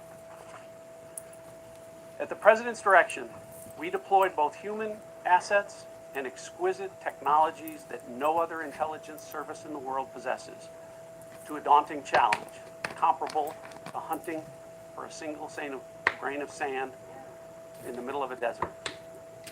This was also a race against the clock, as it was critical that we locate the downed aviator as quickly as possible, We need while at the same time to be where keeping our Diddy is. enemies Who needs to be incorrect. where Diddy is? For Or that he reason, needs to be in where addition Diddy is. I to thought human you. and technical assets deployed by the Absolutely. president to find our airmen, CIA executed a deception campaign. to I don't know confuse what the I nation missed him say, y'all. I walked away. Do I need to back it up? He On wasn't Saturday saying morning, nothing. we achieved our primary objective by finding and providing confirmation that one of America's best and bravest was alive and concealed in a mountain crevice, still invisible to the enemy, but not to the CIA. Excuse me. That confirmation was relayed by Secretary Hegseth to the president, and the operation quickly moved to the execution phase. Following the successful exfiltration on Saturday night, our intelligence reflects that the Iranians were embarrassed and ultimately humiliated by the success of this audacious rescue mission. Then now you lying. When the president asked me to lead the CIA, he made it clear: get back to basics, no politics, no agendas. Tackle the hardest problems and execute the toughest missions. This president is about results. And now, So now it's about Trump and not the war. at the agency, Hey, K Sales. Hey, anybody I missed while I stepped away. Hey, Sent. for their flawless execution during this daring mission. Their skill, creativity, and courage are unmatched on the battlefield wherever they step. But none of that matters, and all of that is wasted without a president with the political courage to put them into action. Mr. President, I've had the privilege of seeing you act with political courage in the best interest Y'all, of the I nation can't up with close on a this. daily He basis. giving I'm grateful. praise to This Trump. mission has given The the American people a window. Did he do? Was start a war that's not ours. Secretary and Chairman will tell you that our service members' confidence is boosted by a commander-in-chief who has their back the same way they have yours. And I know that the confidence of CIA's officers is boosted by the knowledge that their work is informing a president who's not afraid to make the hardest decisions when the stakes are highest. And to the American people, your confidence should be boosted by knowing that the security of the nation is in the hands of a president who's willing to take on problems that have confounded both sides of the political aisle for nearly half a century. It is an honor to serve under a leader who just proved that you can believe him when he says, no matter what, we will leave no one behind. We will come for you. Thank you. Release the Epstein files. Why was Deborah? John, thank you for collaboration with the CIA as well. Incredible and ongoing partnership. Why you move Deborah? Ladies and gentlemen, Coker. fellow Americans, and especially. Oh, hold on. What did Deborah say? Hold on. What did Deborah? What happened with Deborah? Deborah, she been here a while. What? Hold on. What we doing?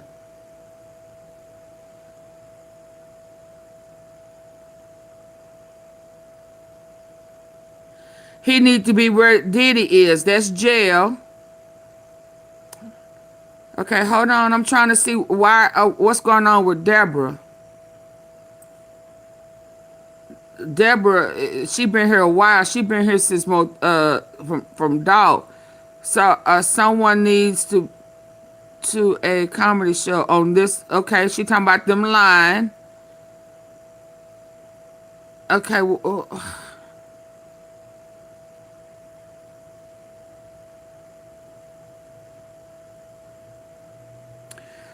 Don't block Deborah Coker. She's not said anything wrong. What are we doing? Why are you deleting Deborah? No, unhide Deborah Coker. Do not hide Deborah Coker.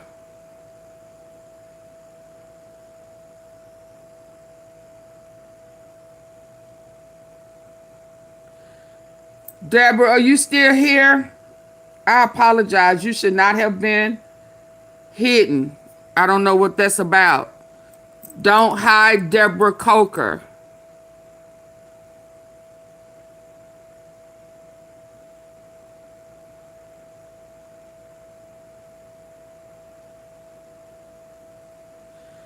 What's wrong? Y'all, what are we doing?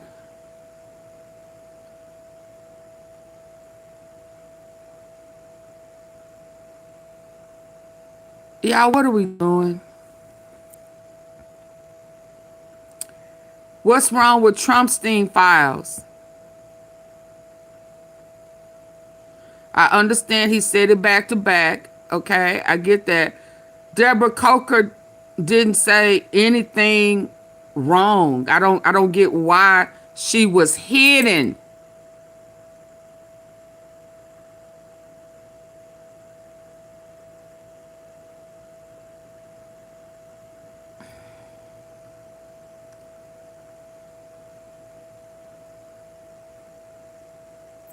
Deborah, I'm sorry. You should not have been hidden. Yeah, I saw that, Mrs. Tom.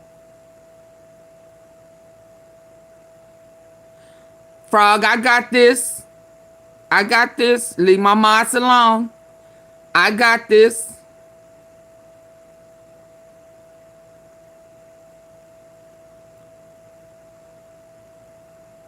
Let me do my hiding.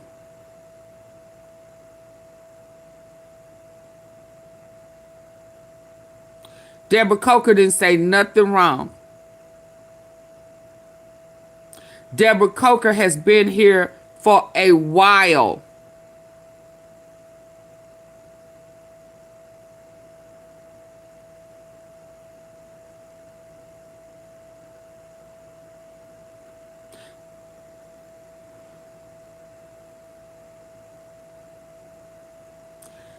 Okay, listen, y'all. Don't.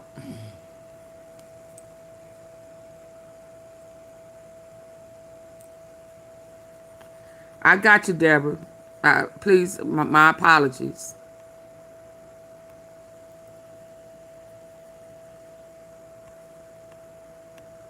Our armed forces. Over this Easter weekend, the United States military has once... Do not spam my chat. Back to back. Yeah, we lagging. We lagging, Miss Tom. We lagging because some stuff is going on in my comment section with my tea sippers. So yes, we are lagging. Once again proved why we possess the greatest fighting force. And I definitely don't want to hear him, so I can move on up to the front because I know this ain't nothing but some lies. Rescue operations deep inside enemy territory. And lastly, and most importantly, to Dude 44, welcome home. Job well done. Thank you.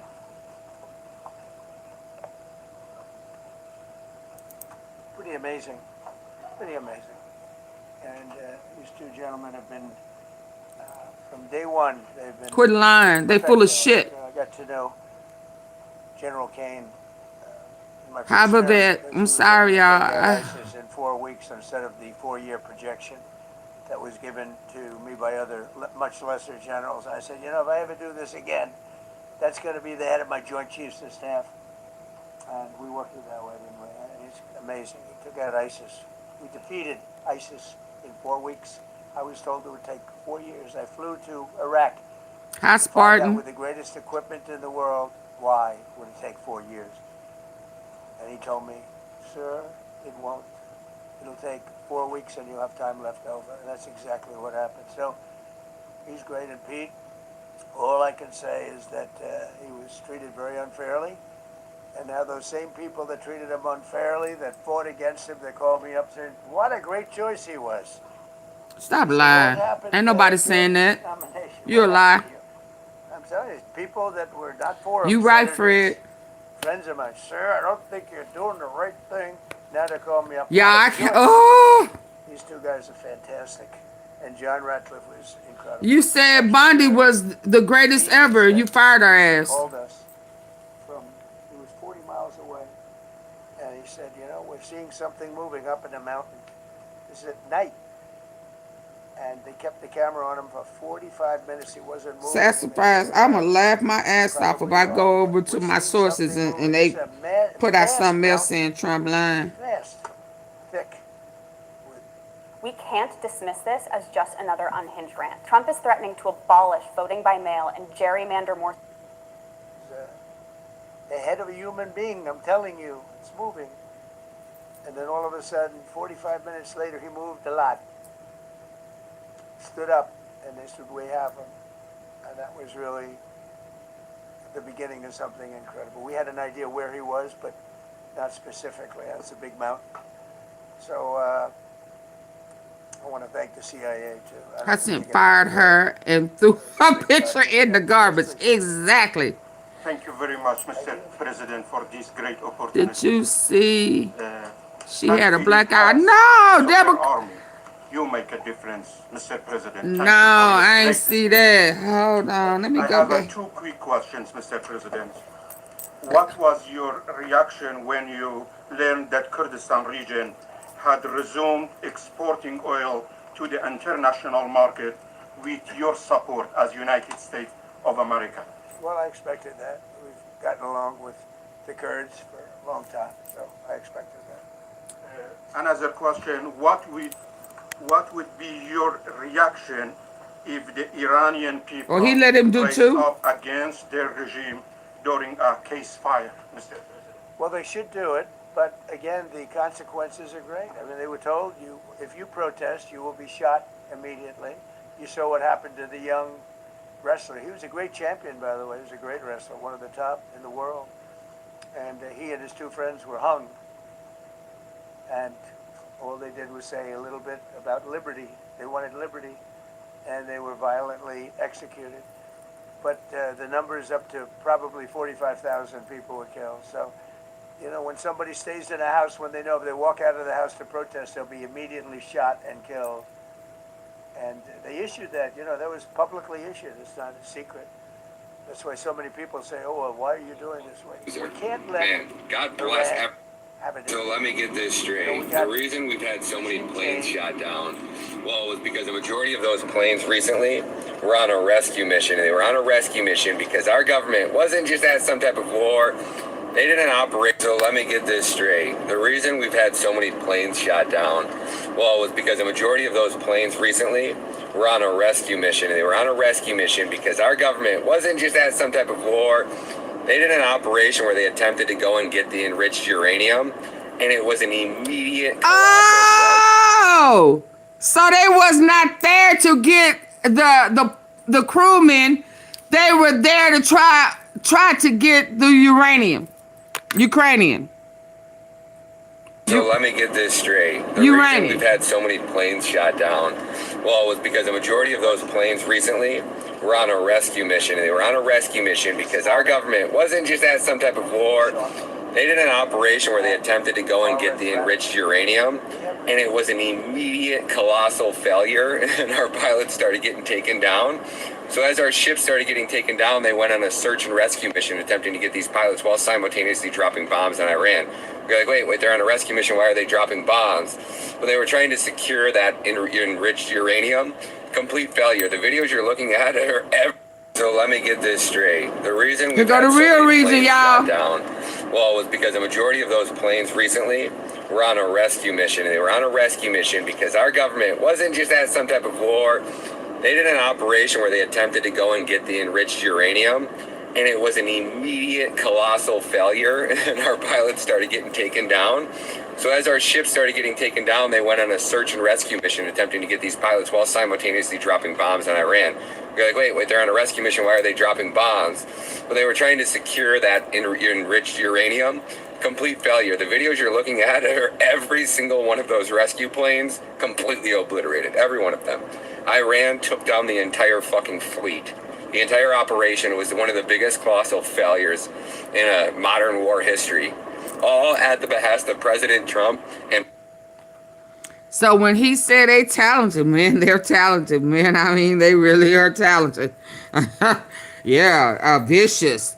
I just said that he showed giving them props, ain't he? Well, hell, I see why. The majority of those planes recently were on a rescue mission. And they were on a rescue mission because our government wasn't just at some type of war. They did an operation where they attempted to go and get the enriched uranium. And it was an immediate colossal failure. And our pilots started getting taken down. So as our ships started getting taken down, they went on a search and rescue mission attempting to get these pilots while simultaneously dropping bombs on Iran. You're like, wait, they're on a rescue mission. Why are they dropping bombs? Well, they were trying to secure that enriched uranium. Complete failure. The videos you're looking at are every single one of those rescue planes completely obliterated. Every one of them. Iran took down the entire fucking fleet. The entire operation was one of the biggest colossal failures in a modern war history. All at the behest of President Trump and Pete Hegseth. Look at these fucking planes. How many of our boys do you think they just got captured and slaughtered in this operation? A dozen? 20? 25? I mean, there's at least, what is that, like eight crafts that are down? How many men, if they were going on to secure enriched uranium, how many of those planes do you think were filled with our troops? I would just take a guess, but that's probably classified because President Trump... So you said, but there's no uranium. All of the deaths in this war. So you're never going to find out. Not recently anytime soon. So we probably won't know how many of our sons and daughters have came home in body bags. I don't know. We won't know the truth. 5 to 10 years. What a fucking shame and disgrace. President Trump has turned out to be the biggest colossal failure, the biggest embarrassment. He sends your children off to die for God's chosen people, for the fucking Jews. You know, that shit is fucking disgusting. Your children are out there getting fucking sacrificed to Satan in some type of satanic blood fucking ritual because President Trump just wants to go save the Jews. That's what God put him on this earth to do. They're literally praying in the White House today over fucking President Trump, claiming that he's fucking blessed by Jesus Christ. Jesus Christ sending him to fucking eradicate the world from Islam. You can't make this shit up. What a fucking ass clown. This dude is turned out to be a total fucking loser. Man, God bless everybody who and the funny thing about it was he was MAGA. He was a Trump supporter. We led you guys in the wrong fucking direction. We apologize. It was with the best of intentions. We hear that gas prices still here, $3.87. Buddy who fucking stood up against President Trump. You guys were all right. We were wrong. We drank the fucking Kool-Aid. We led you guys in the wrong fucking direction. Gotta love it. Gotta love it. Gotta love it. Gotta love it. I have nothing but the respect for anybody who takes ownership of it. Gotta love it. Gotta respect it.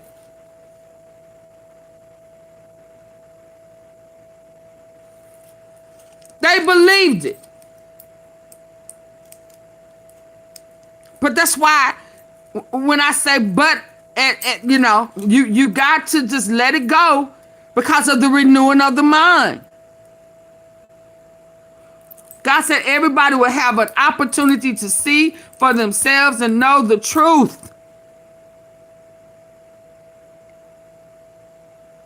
He used to be a Kool-Aid drinker.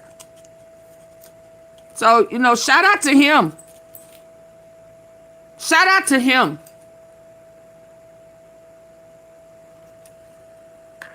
We apologize.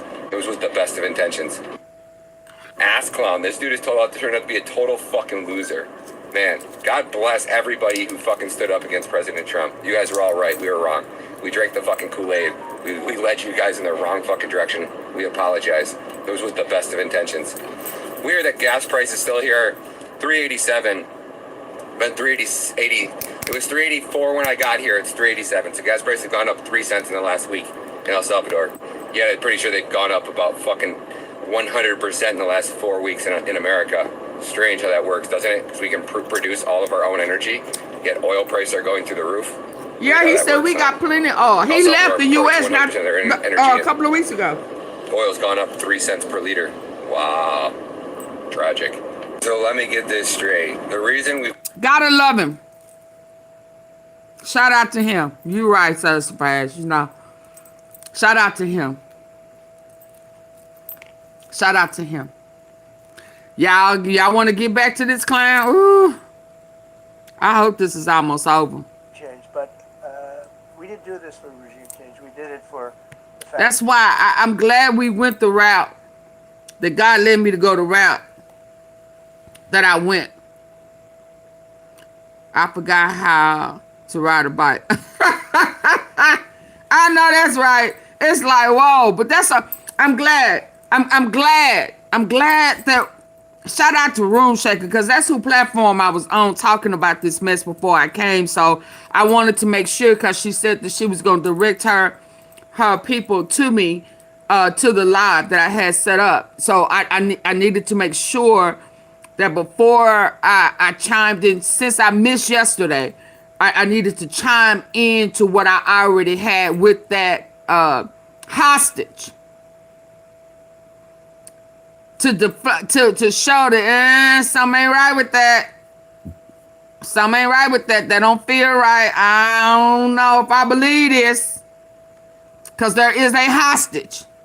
And that is really a hostage. So now then we hearing this clown talking about somebody leaked it. Somebody leaked it. Because you didn't want us to know. That's the fucked up part about it. You didn't want us to know that there was more than one hostage.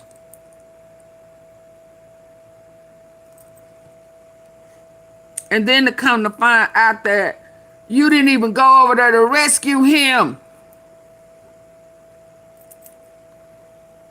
If you got him,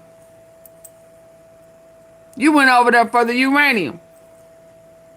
And then decided, oh crap, let's find him.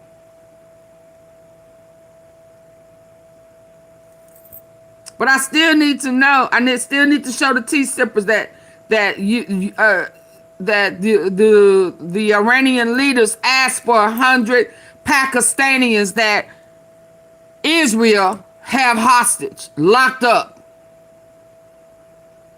for one crewman. So we need to see him, and he needs to match up to them two that we saw. Because if not, you lied. That's why I said I can't wait to get over here and see what's really going on. And come to find out that you was over there trying to steal and got shot down.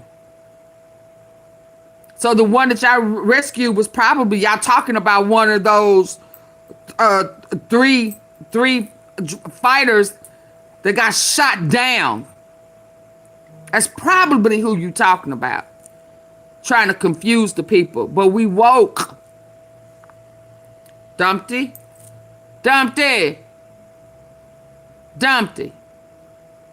We woke. So did y'all just rescue those ones that he showed us that's down? Are you talking about? Let me make sure I send this to myself, baby, because that was about 3 of them. Because three more jets went down. I told y'all that earlier. And 2 helicopters. We are Deborah 5 times, I think. We all are family. Deborah Cook, Deborah deferred 5 times, I think. I don't know what y'all talking about. Y'all must be talking about something else. Hold on, let me make sure I send this to myself. This is why I dread listening to these lies. Man, I cannot stand lies. I cannot stand a liar. My view is very simple. I saw somebody said, "Oh, he doesn't have a plan. I have the best plan of all, but I'm not going to tell you what my plan is." You know, they want me to say, "Here's my plan. We're going to attack at 9:47 in the morning, and then we're going to do this, and then we're going to." And if you don't do that, they say, "I have a plan." These people know what the plan is. Everybody here knows what the plan is, but it's very unfair to say we don't. Because I don't mind. $14 a gallon. For many years by fake news, but you can't. It's so bad for the I agree, Deborah. I'm just one little voice. Unbelievable people. They have a plan. And they get it later. Every single thing has been thought out by all of us. But I can't reveal the plan to the media. So, but we're just thrilled by the success of this operation. Yes, please. Thank you, Mr. President. You said Iranians would be mad if you stopped these attacks, but why would they want you to blow up their infrastructure, to cut off their power? Wouldn't that be punishing Iranians for the actions of the regime? They would be willing to, and it's suffering, they would be willing to suffer that in order to have freedom. The Iranians have, we've had numerous intercepts. Please keep bombing. Bombs that are dropping near their homes. Please keep bombing. Do it. And these are people that are living where the bombs are exploding. And when we leave and we're not hitting those areas, they're saying, please come back, come back, come back. These are the people. I don't know what they do. All I can tell you. Who you talking about? They have lived in a world nothing about. Elijah, whatever your name is. I'm sorry, I'm mispronouncing it. Joe, release him. Who you talking about? Protests where they had 400,000, 500,000 women, and they were all enthused, and they were going to protest, and everybody said, oh, the regime's going to come to an end. And then, all of a sudden, boom, boom, 5, 6 different areas. A woman would go down right between the eyes. They had snipers. They had 5 snipers. That's all it took. And those 400,000 or 500,000 women said, oh my God, what's that? Oh, look over there, what's that? A woman shot right between the eyes. And after 5 or 6 of them go down, then you start hearing the purr through the vast number of people. And what is he talking about? Who would do that? And they're incredible people.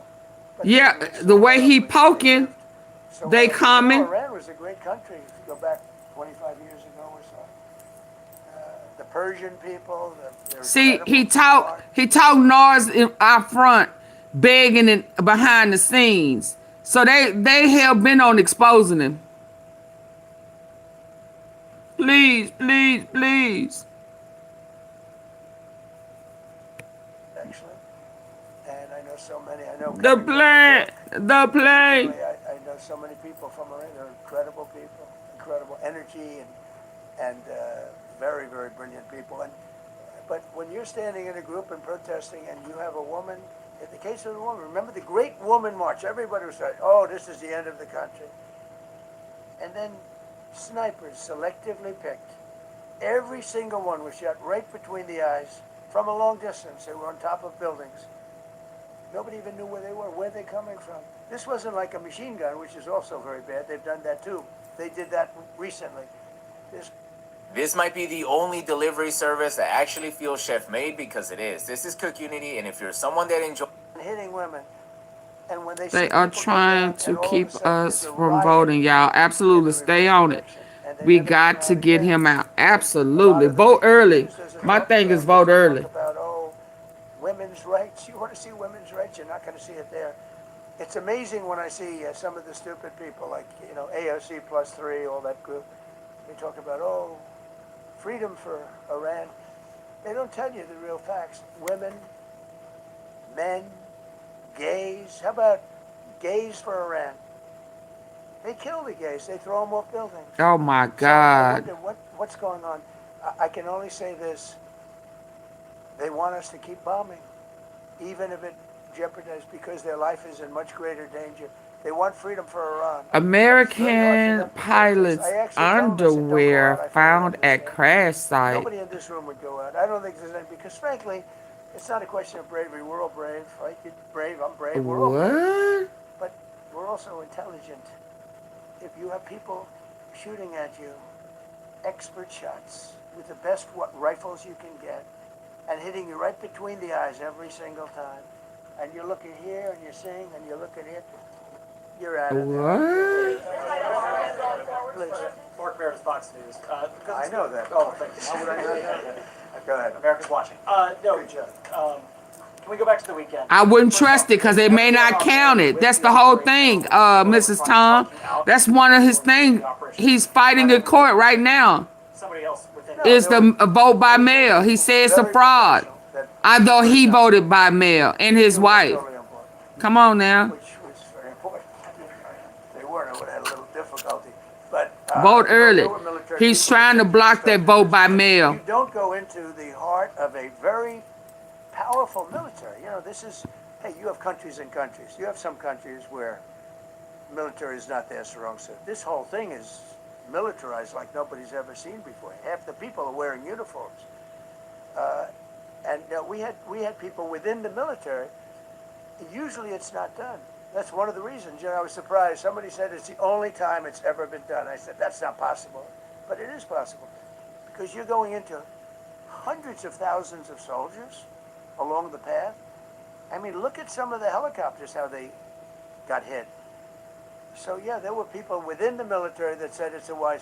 And don't forget, how many men did you send altogether, approximately, to the operation? Vote in person. Absolutely. Oh, I know why you don't want to vote in person. The number, I'll keep it a secret, but it was hundreds. I think they probably gonna be there on Central casting. But election day. I would. Oh wow. I get it. Hundreds of people could have been killed. Forget about the equipment. A lot of equipment. Nobody cares. Hundreds of people could have been killed. Because it's all about intimidating. Intimidation. And I understood that, but I decided to do it. Was there a point that that you were thinking there's too much on the line, and somebody was saying maybe we abort this now and wait? I mean, given the resource like the general said, it seemed like there was so much on the line here. You must have been thinking, well, this could have completely changed. So the first one, which was in many ways as dangerous as the second, I guess it gets, because we're flying over daylight. You know, we're the best at the world at night. We have goggles that nobody. We have goggles. I've tried them. They're unbelievable. I see better with the goggles at night than I see without them. He's trying to block, trying to block going to jail, baby. You see just as well with goggles. In many ways, it's enhanced. Oh, Lord, God, dog. Fooling with y'all early. That's why I don't fool with y'all early. I'm out. Yeah, by cent. They don't have that particular piece of equipment like we do. I'm not getting involved in that mess. When I was and told, I would telling them to get. Daylight, I think we flew 7 hours over Iran. That's a I'm glad when he go to jail. Unbelievably hostile territory where they have nothing but weapons. We took out their anti-aircraft, which is great. We took out their radar, which is great. We took out a lot, but they still have. You know what hit this one was a handheld shoulder missile, heat-seeking missile. So it's not like they're totally whatever. And they had probably a little luck, because you got to get lucky. But they shot it, and it got sucked in right by the engine. But these guys were out of there. They were great. Their timing was great. But no, I was told that this is a very dangerous mission. I understood. They didn't say it's a foolish mission. They said, we're going to be sacrificing hundreds of people to do this. This is, you have tankers that are flying over this area so that because the flight was so long, they had to refuel. It's a very dangerous mission. I just felt it was worth it. If you would have told me that we would have been successful, gotten both, and nobody was even... Very dangerous mission that we should not have been involved in, because this is not our war. Thank you very much. What is Bibi Netanyahu saying? Oh, he really ain't talking out loud in the public because that ain't him? Extreme leadership in Iran.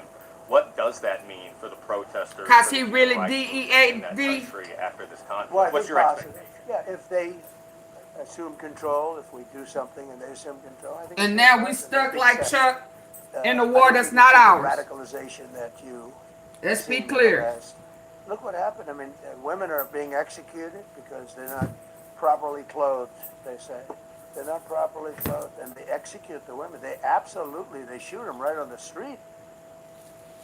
No, you have. Because y'all allow them soldiers to grape them. Talking about not properly clothed. Cause y'all done took their clothes. They took their clothes off of them and did nasty things to them. We're dealing with them. I think it's going well. Mr. Witkoff is here from JP is involved in the dealing.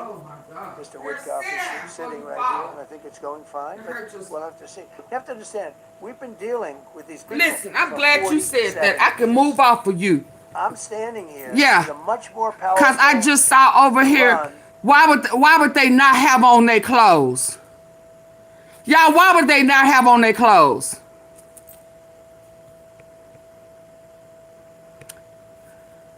I was told flying and in daylight. I think we flew 7 hours over Iran. Because I got one over here where they was talking about the men, the pilots, draws and shit. We took out their anti-aircraft, which is great. Why is this volume low? Which is great. We took out a lot, but they still have, you know, what hit this one was a handheld shoulder missile, heat-seeking missile. So it's not like, you know, they're totally whatever. And they had probably a little luck, because you got to get lucky. But they shot it, and it got sucked in right by the engine. But these guys were out of there. They were great. Their timing was great. But no, I was told that this is a very dangerous mission. I understood. They didn't say it's a foolish mission. They said, you know, we're going to be sacrificing. It's foolish. Hundreds of people do this. This is, I mean, you have tankers that are flying over this area so that because the flight was so long, they had to refuel. It's a very dangerous mission. I just felt it was worth it. If you would have told me that we would have been successful, gotten both, and nobody was even essentially injured, I would have said that would be impossible. Yeah, President. Mr. President, thank you very much. Thank you, sir. We'll come back. Okay. Given that you are now dealing, you say, with a more reasonable, less extreme leadership in Iran, what does that mean for the protesters, for the human rights movement in that country after this conflict? Well, What's your expectation? Yeah, if they assume control, if we do something and they assume control, I think it's very positive, a big step. I don't think you'd see the radicalization that you have seen in the last. Look what happened. I mean, yeah, but they at odds. Him and Vance at odds, very much so. You don't see Vance standing by him. Vance and the fake BB Netanyahu got into it. Where is Vance? They are at odds. They are at odds. When was the last time we just really seen a Vance standing in the corner of Trump? I didn't catch what you didn't catch.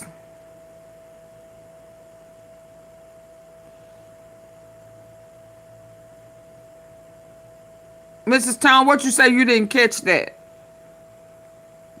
I don't know. Right now, I know that Trump has a whole different ulterior motive. And he needs to get out. Iran shows first visual of U.S. rescue operation failed. Okay, let's go. But hold on. Iranian Okay. state media Okay, so hold on. I want to see that the operation failed because they're trying to say it was success. But he done already said how talented they are. So he gave them hell of credit. I mean, he said they very talented, very da-da-da-da. Hold on, but I need to see about this no base. And oh boy saying draws were found at the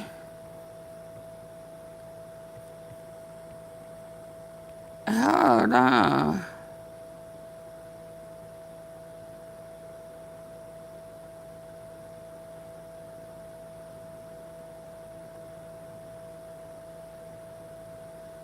Really by own expert intelligence versus Trump explosive clash over Iran's true military strength. So is it, okay? Yeah, he said it was draws. So he made mention of female panty. I mean, you know, half-ass dress. How long I been on here? Oh, y'all fundamentally challenged. Y'all hit the like button, support the platform, like, share, and subscribe. Get your membership.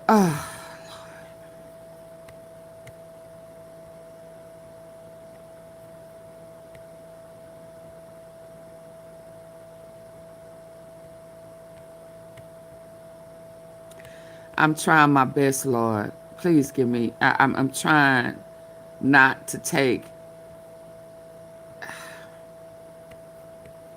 Y'all, please hit the like button.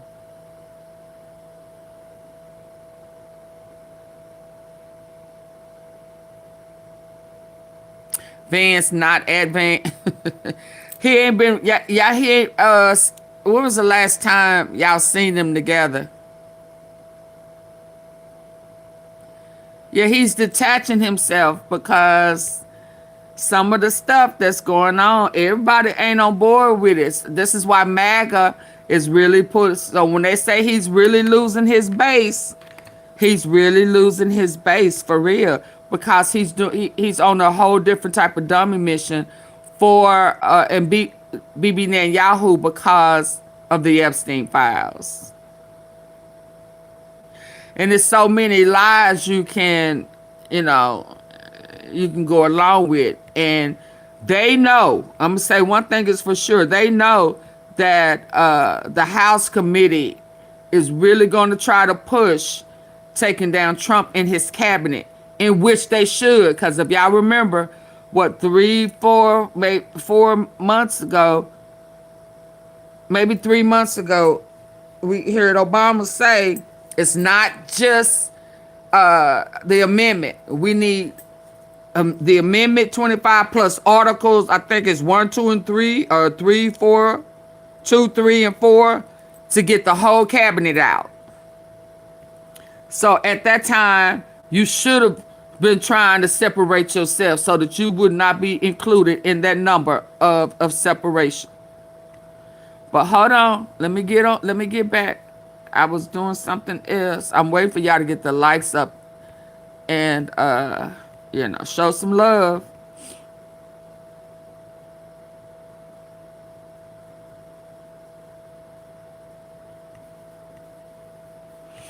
Let me get back over here. Hold on. Hit the like button, y'all. Come on. Support the platform. I am so this is not my normal time frame. I normally don't come this early.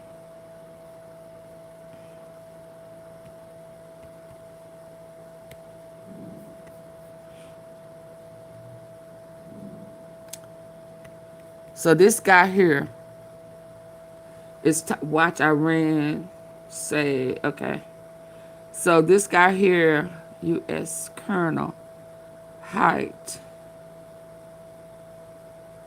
5 miles, gained 7,000 feet.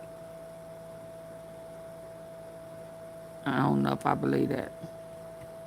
Okay, let's hear him.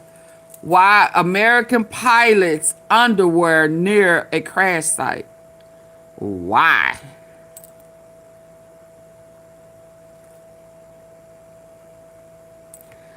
Why? Global Insight. Why? Let's listen. Everything you have been hearing from American officials about who holds.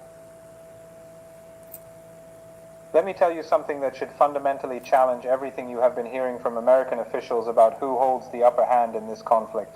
Iranian armed forces have just released detailed statements describing what they characterize as a complete failure of an American Special Operations rescue mission that attempted to extract a downed pilot from southern Isfahan. According to Lieutenant Colonel Ibrahim Zulfikari, speaking on behalf of the Iranian armed forces, this operation, which was designed as a deception and immediate escape mission under the pretext of rescuing a pilot from an abandoned airfield, was intercepted and brought to a complete halt by the an abandoned airfield. An abandoned airfield.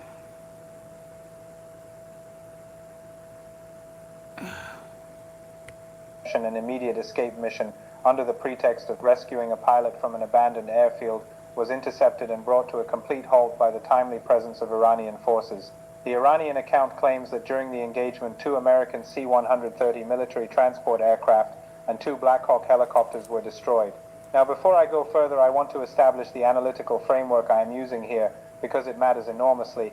I am not standing here telling you that every detail of the Iranian account is verified beyond question. but I am also not dismissing it simply because it contradicts the official American narrative.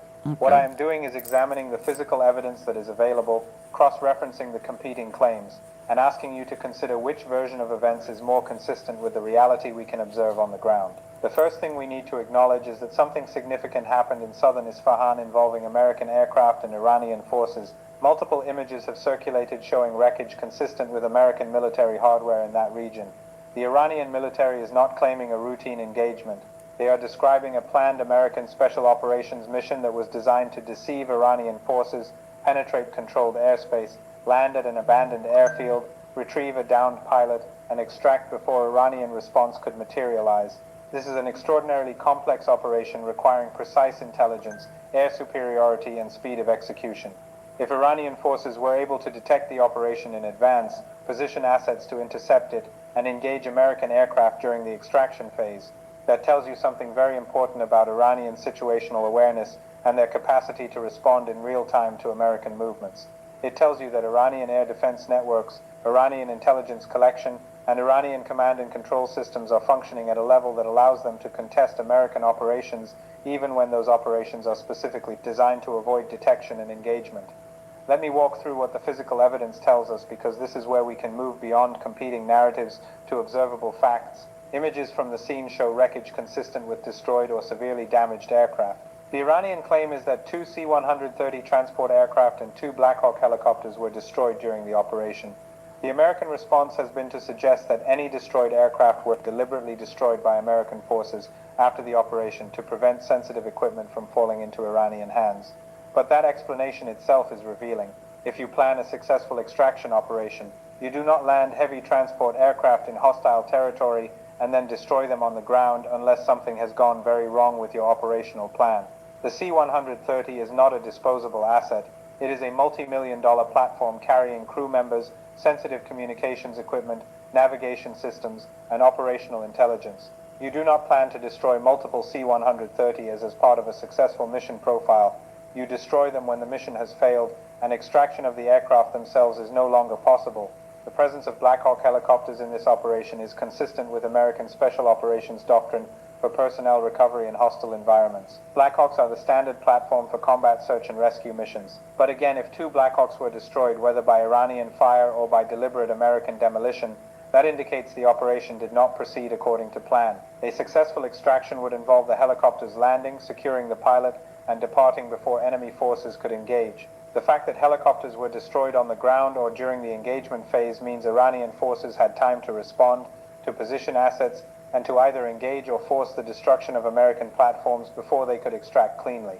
Now let me address a piece of physical evidence that has generated significant attention and speculation. Among the images circulated from the scene was a photograph showing what appears to be undergarments with markings consistent with American military issue left at the location. This detail may seem trivial, but it actually carries significant intelligence and operational implications. Let me explain why. If American forces successfully rescued the pilot, there would be no operational reason to remove his clothing, including undergarments, at the extraction site. American rescue teams operate under time pressure in hostile territory. Their objective is to secure the individual and extract as quickly as possible. They Thank you, Deborah. Detailed searches or clothing removal unless there is a specific... Is this... Let me hear this again. Let's go. Was a photograph showing what appears to be undergarments with markings consistent with American military issue left at the location. This detail may seem trivial, but it actually carries significant intelligence and operational implications. Let me explain why. If American forces successfully rescued the pilot, there would be no operational reason to remove his clothing, including undergarments, at the extraction site. American rescue teams operate under time pressure in hostile territory. Their objective is to secure the individual and extract as quickly as possible. They do not conduct detailed searches or clothing removal unless there is a specific operational necessity. The presence of these items at the scene is more consistent with a scenario in which Iranian forces secured the pilot and conducted a detailed search to ensure he was not carrying tracking devices, communications equipment, or other items embedded in clothing or potentially subcutaneously. This is standard procedure for forces capturing enemy personnel in high-value situations where technological tracking or recovery operations are a concern. The Iranian military spokesman made a specific point in his statement that I want you to consider carefully. He said that the despicable and bankrupt United States military is not considered a dominant force against the will of the armed forces of the Islamic Republic of Iran in this imposed war. This language is not just rhetoric. It is a direct challenge to the core narrative that American officials have been promoting throughout this conflict, which is that American forces operate with complete air superiority, complete freedom of movement, and the ability to conduct operations inside Iranian territory at will without effective Iranian response. If that narrative were accurate, this rescue operation would have succeeded without incident.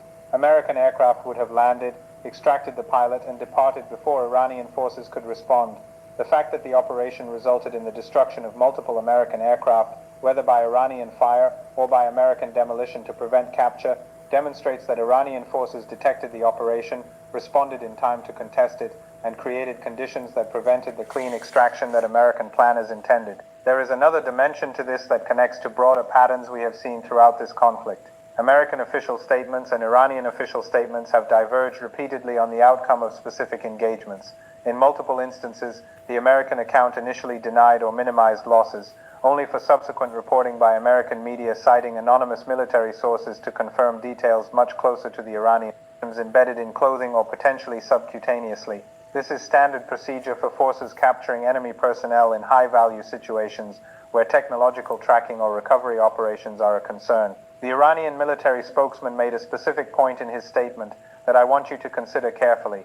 He said that the despicable and bankrupt United States military is not considered a dominant force against the will of the armed forces of the Islamic Republic of Iran in this imposed war. This language is not just rhetoric. It is a direct challenge to the core narrative that American officials have been promoting throughout this conflict, which is that American forces operate with complete air superiority, complete freedom of movement, and the ability to conduct operations inside Iranian territory at will without effective Iranian response. If that narrative were accurate, this rescue operation would have succeeded without incident. American aircraft would have landed, extracted the pilot, and departed before Iranian forces could respond. The fact that the operation resulted in the destruction of multiple American aircraft, whether by Iranian fire or by American demolition to prevent capture, demonstrates that Iranian forces detected the operation, responded in time to contest it, and created conditions that prevented the clean extraction that American planners intended. There is another dimension to this that connects to broader patterns we have seen throughout this conflict. American official statements and Iranian official statements have diverged repeatedly on the outcome of specific engagements. In multiple instances, the American account initially denied or minimized losses, only for subsequent reporting by American media citing anonymous military sources to confirm details much closer to the Iranian version. We saw this with aircraft losses over Iranian territory. We saw this with the status of pilots and crew members. The pattern that has emerged is that Iranian military claims, while sometimes containing elements of exaggeration or propaganda framing, have generally been more accurate in their core factual assertions than the initial American official denials. This does not mean we accept every Iranian claim uncritically.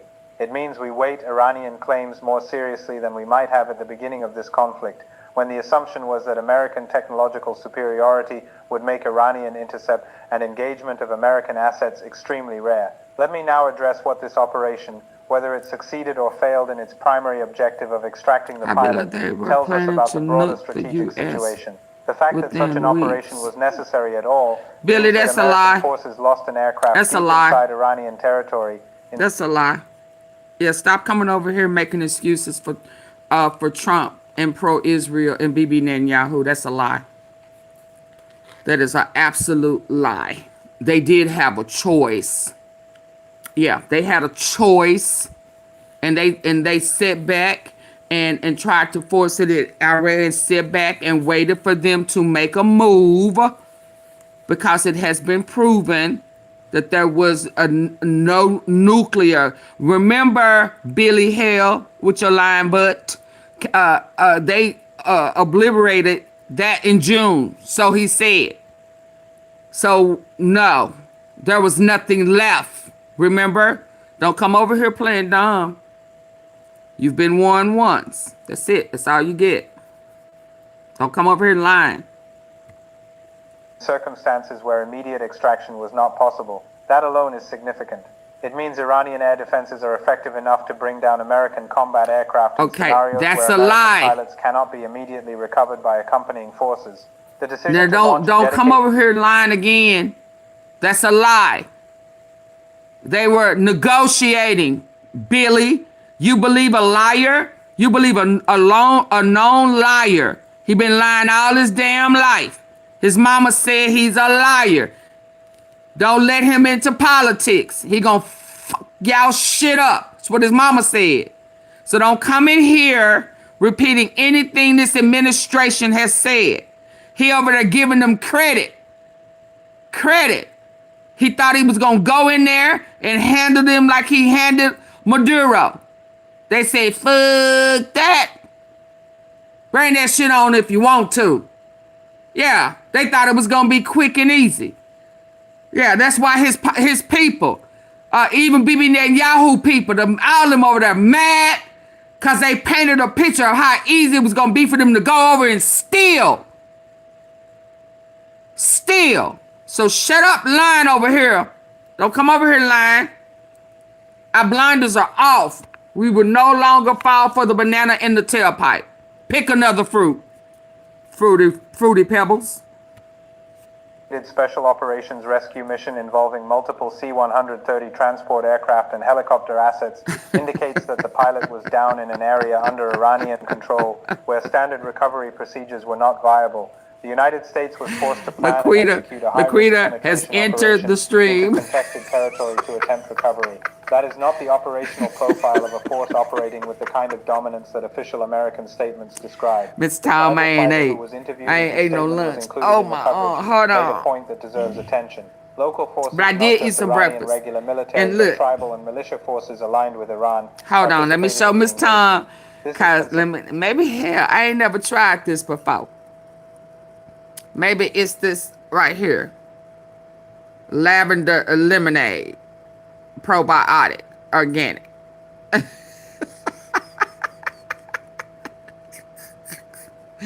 Lavender lemonade. I'm trying. Lord. But I can't deal with all this lying. Don't come over here lying. No, not what you lying. We stuck on truth over here. We don't need nobody coming over here. Billy's still trying to keep us stuck in a web of lies and whitewashing.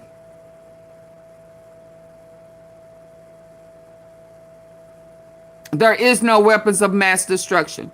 This is a Bibi Netanyahu, I don't want the Epstein files released war. So don't make excuses. Don't lie. Don't continue to pass the lie. It's unacceptable over here. Put all your questions from this point on, Billy, respectfully. Put all your questions on the super chat super sticker. Don't ask me nothing unless it's on the super chat or super sticker, and then I'll answer. Okay, sir? Okay, Billy Hell? Super chat super stickers. No more questions. Now, I need for you to follow those instructions now. I know you feel entitled to do what you want to do, but hear me when I say follow my instructions. Don't ask me nothing unless it's on a super chat, a super sticker. Let's see how important this conversation you want. How important is it? Is it important enough for you to put on a super chat, a super sticker? Let's see how bad you want this conversation. Put it on super chat or super sticker. Let's go. Other than that, shh. And get the facts. Let's go. So let me back this up. Since you tried to deflect, let's go. Tells us about the broader strategic situation.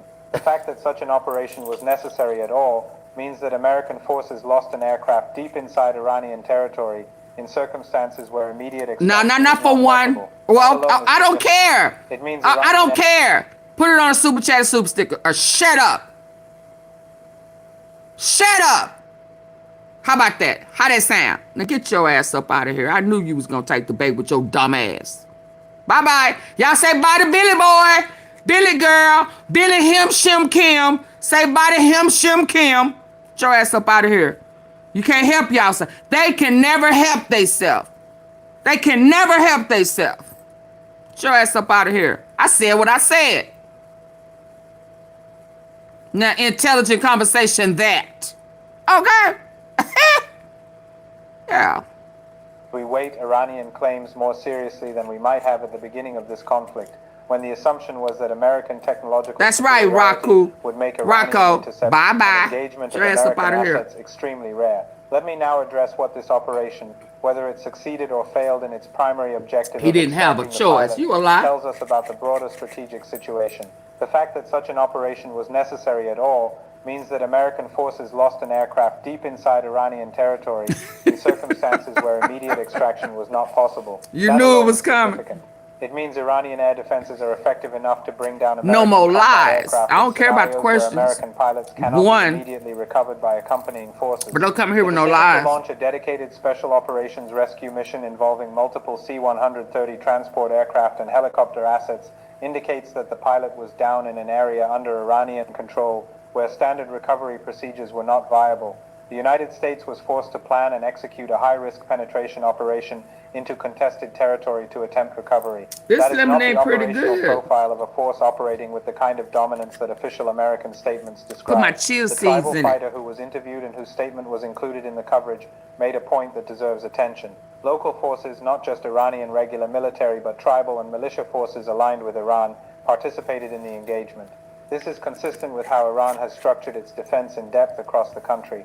Regular military forces are integrated with Revolutionary Guard units, which are in turn coordinated with local tribal and militia forces who know the terrain intimately and can respond rapidly to intrusions in their areas. This layered defense architecture makes it extraordinarily difficult for American Special Operations Forces to conduct the kind of rapid in and out missions that worked in other theaters where local populations were not mobilized and integrated into the defense structure. In Iran, every region has forces that are both capable and motivated to engage American assets, and those forces are networked into a command structure that can coordinate their actions with regular military responses. The images of wreckage scattered across the site, the presence of personal items, the Iranian claims of destroyed aircraft, and the absence of clear American confirmation that the pilot was successfully recovered all point toward an operation that at minimum did not proceed as planned, and at maximum represents a significant operational Hold on, you failure talking with too strategic fast. What? No, wasn't that implications. Images of about? wreckage scattered across the site, the presence of personal items. In Iran, every region has forces that are both capable and motivated to engage American assets, and those forces are networked into a command structure that can coordinate their actions with regular military responses. The images of wreckage scattered across the site, the presence of personal items, the Iranian claims of destroyed aircraft, and the absence of clear American confirmation that the pilot was successfully recovered all point toward an operation that at minimum did not proceed as planned, and at maximum represents a significant operational failure with strategic implications. If the pilot was not recovered if he is in Iranian custody, that creates an entirely new set of pressures and complications for American decision makers. A captured American pilot, particularly one whose aircraft was engaged while conducting operations deep inside Iranian territory, becomes both a propaganda asset for Iran and a complicating factor for any American military planning going forward. The presence or absence of this individual, his status, and the circumstances of his capture or rescue will eventually be clarified by events. If he appears in American media giving interviews about his successful rescue, we will know the American account was accurate. If he appears in Iranian media, or if Iran provides evidence of his custody, we will know the Iranian account was closer to reality. But regardless of that specific outcome, the broader strategic picture It's sad we gotta weigh it. It's sad that we gotta get somewhat of the truth from Iran. I mean,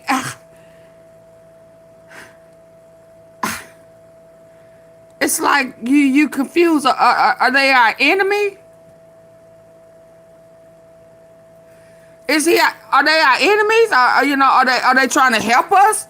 Are they trying to get some closure to the Epstein files? They blowing up the brothels where kids were, and that they telling us, okay, these are Zionists, these are devil worshipers. I mean, we are knocking down the devil's playground.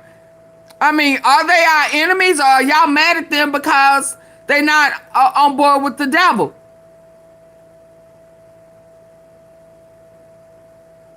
On TV. Oh my God, what did you just say? Huh? Oh,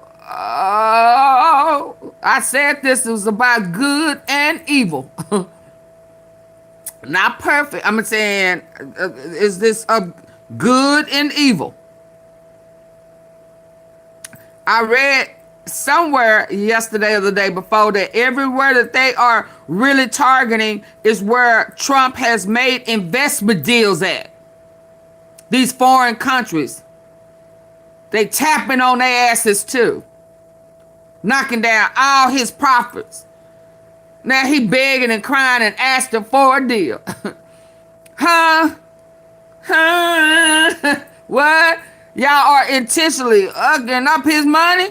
Oh, we need a deal. Open up the strait. What you need? What? I'm sorry. I'm sorry. Yeah, that's what you sorry behind the scenes. Up front, you trying to act like you bad. Oh, they are bad. He just said they talented. They some bad. They trained. They've been studying our asses for 20 years, waiting for the devil to do what the devil do. Lie, chill, steal, and kill. Lie, cheat, steal, and kill. Huh? Huh? And you mad that they are providing us with the truth. You said they're leaking. They're leaking it. No one knew that it was two that was captured. Auntie B figured that shit out though.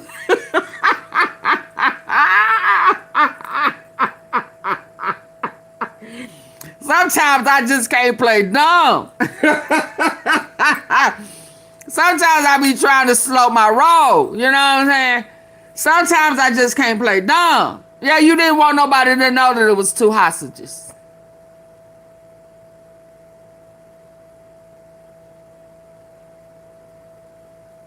Yeah. That is so fucked up.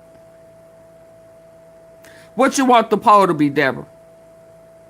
That's evil. What's the poll? The apple don't fall far from the tree, and we see it now. Absolutely, K-Styles.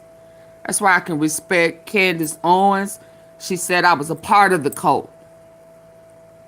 I was a part of the Zionist cult. Oh boy, I'm sorry. We was drinking the Kool-Aid. They was trying to direct that with the best intentions, but now the blinders are off, man.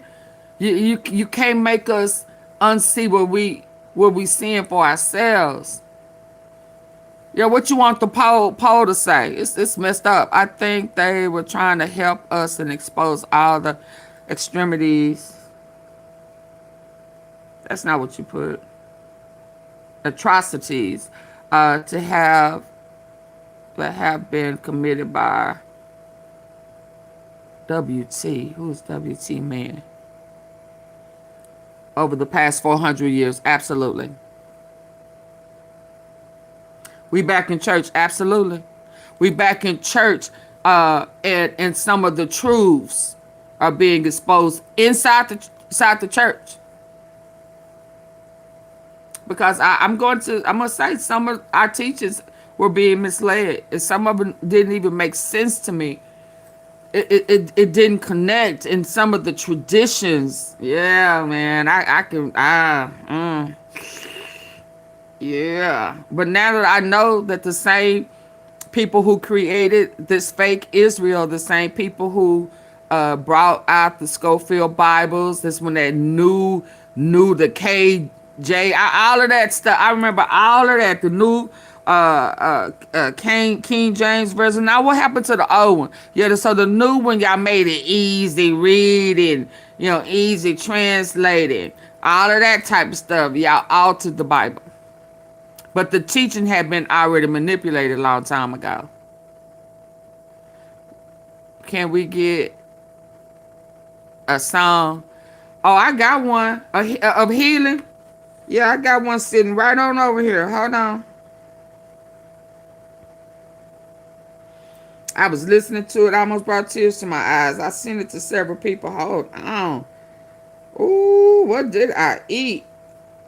Hold on. Let me get to the song. Where the song at?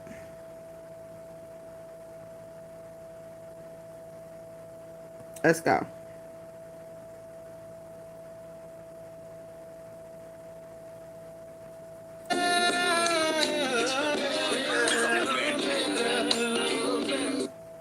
I gotta stop. Hold But on. regardless of that specific outcome, the Well, broader strategic picture is I clear. know I ain't getting nothing off this line.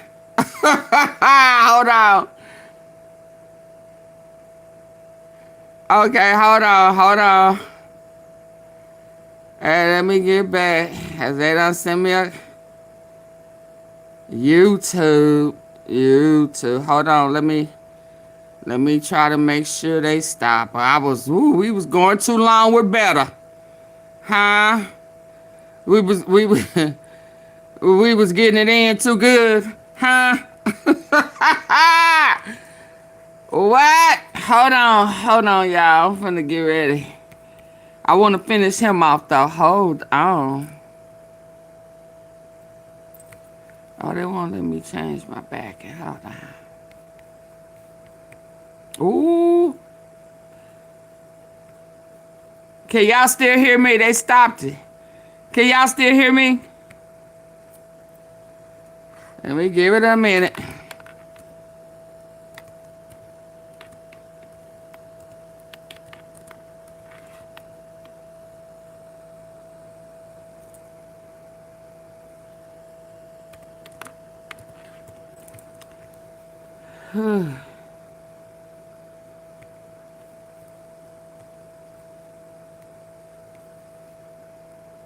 Can y'all still hear me?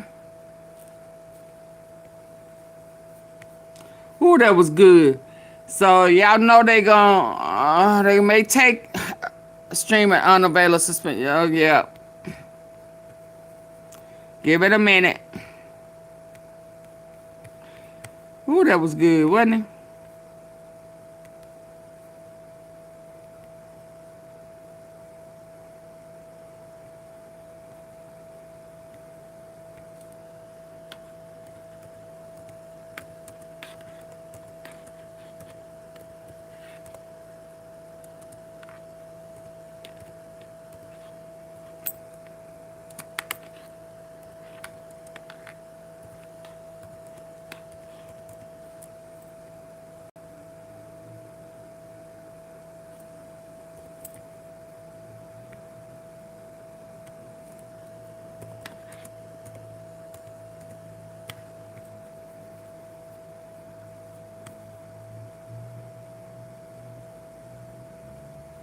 Can y'all hear me now?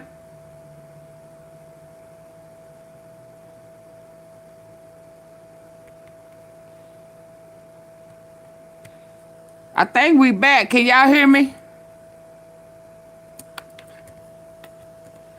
Woo, that was good while it lasted, wasn't it? Well, y'all know I won't get paid off for this one, baby. So,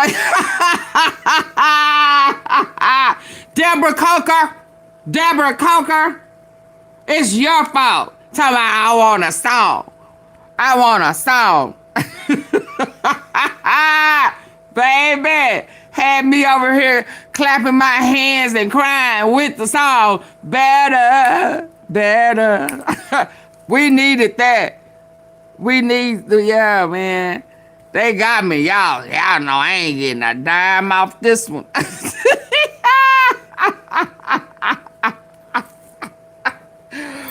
Oh my God. So y'all better go back and grab it and make a copy of it and cut that and get that piece, record it on your own device, or go find it, baby, because they are either gonna make me. I ain't getting nothing off of this one. Yeah. I can move on past. Oh boy, let me catch up right quick, and then I'm getting up out of here. I done been on here 3 hours. What? Oh my goodness. They said Auntie Faye. Yeah, better. Suspended for a policy regulation. I applaud. Yeah, we needed that. We needed that. We needed to get that message across. It's gonna get better. Hold on. Don't give up. It's gonna get better. Ooh, they got me. Y'all know I don't never. That typically never happens over here. But that's okay. That's okay. Hold on. I'm pressing my way. I'm trying to make sure we stay informed. Oh, that was good. Paul Martin Jr. Better. Hold on. It's going to get better. Now, what is this? Thank you, Mrs. Tom. I'm trying to get back to stuff because we was listening to some and I stopped it. Didn't I, wasn't I?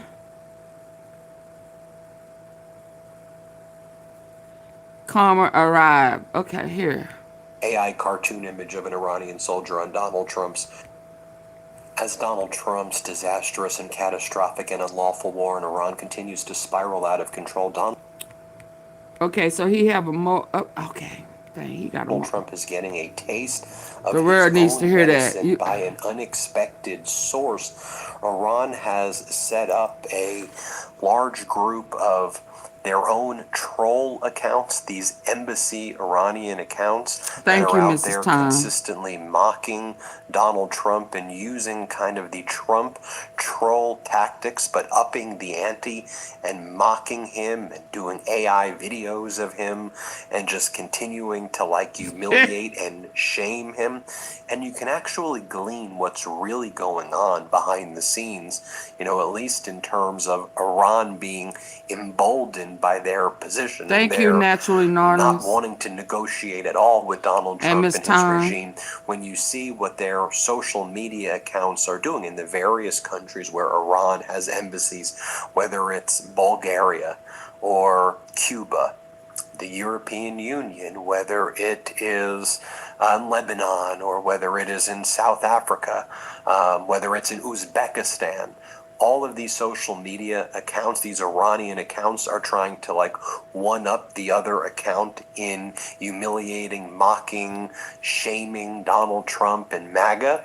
And but we got suspended, didn't we? Now because I think it is, you know, a sight to behold. So, I mean, you've got accounts like this, the Iranian embassy in Cuba saying, Trump, open the Strait of Hormuz. India, is it closed? Pakistan, closed? Russia, how strange. South Africa, but it's open, of course. They put us on punishment, didn't they? China, open, we just passed through there. Trump, sad face. We got put in the corner. We got put in time out.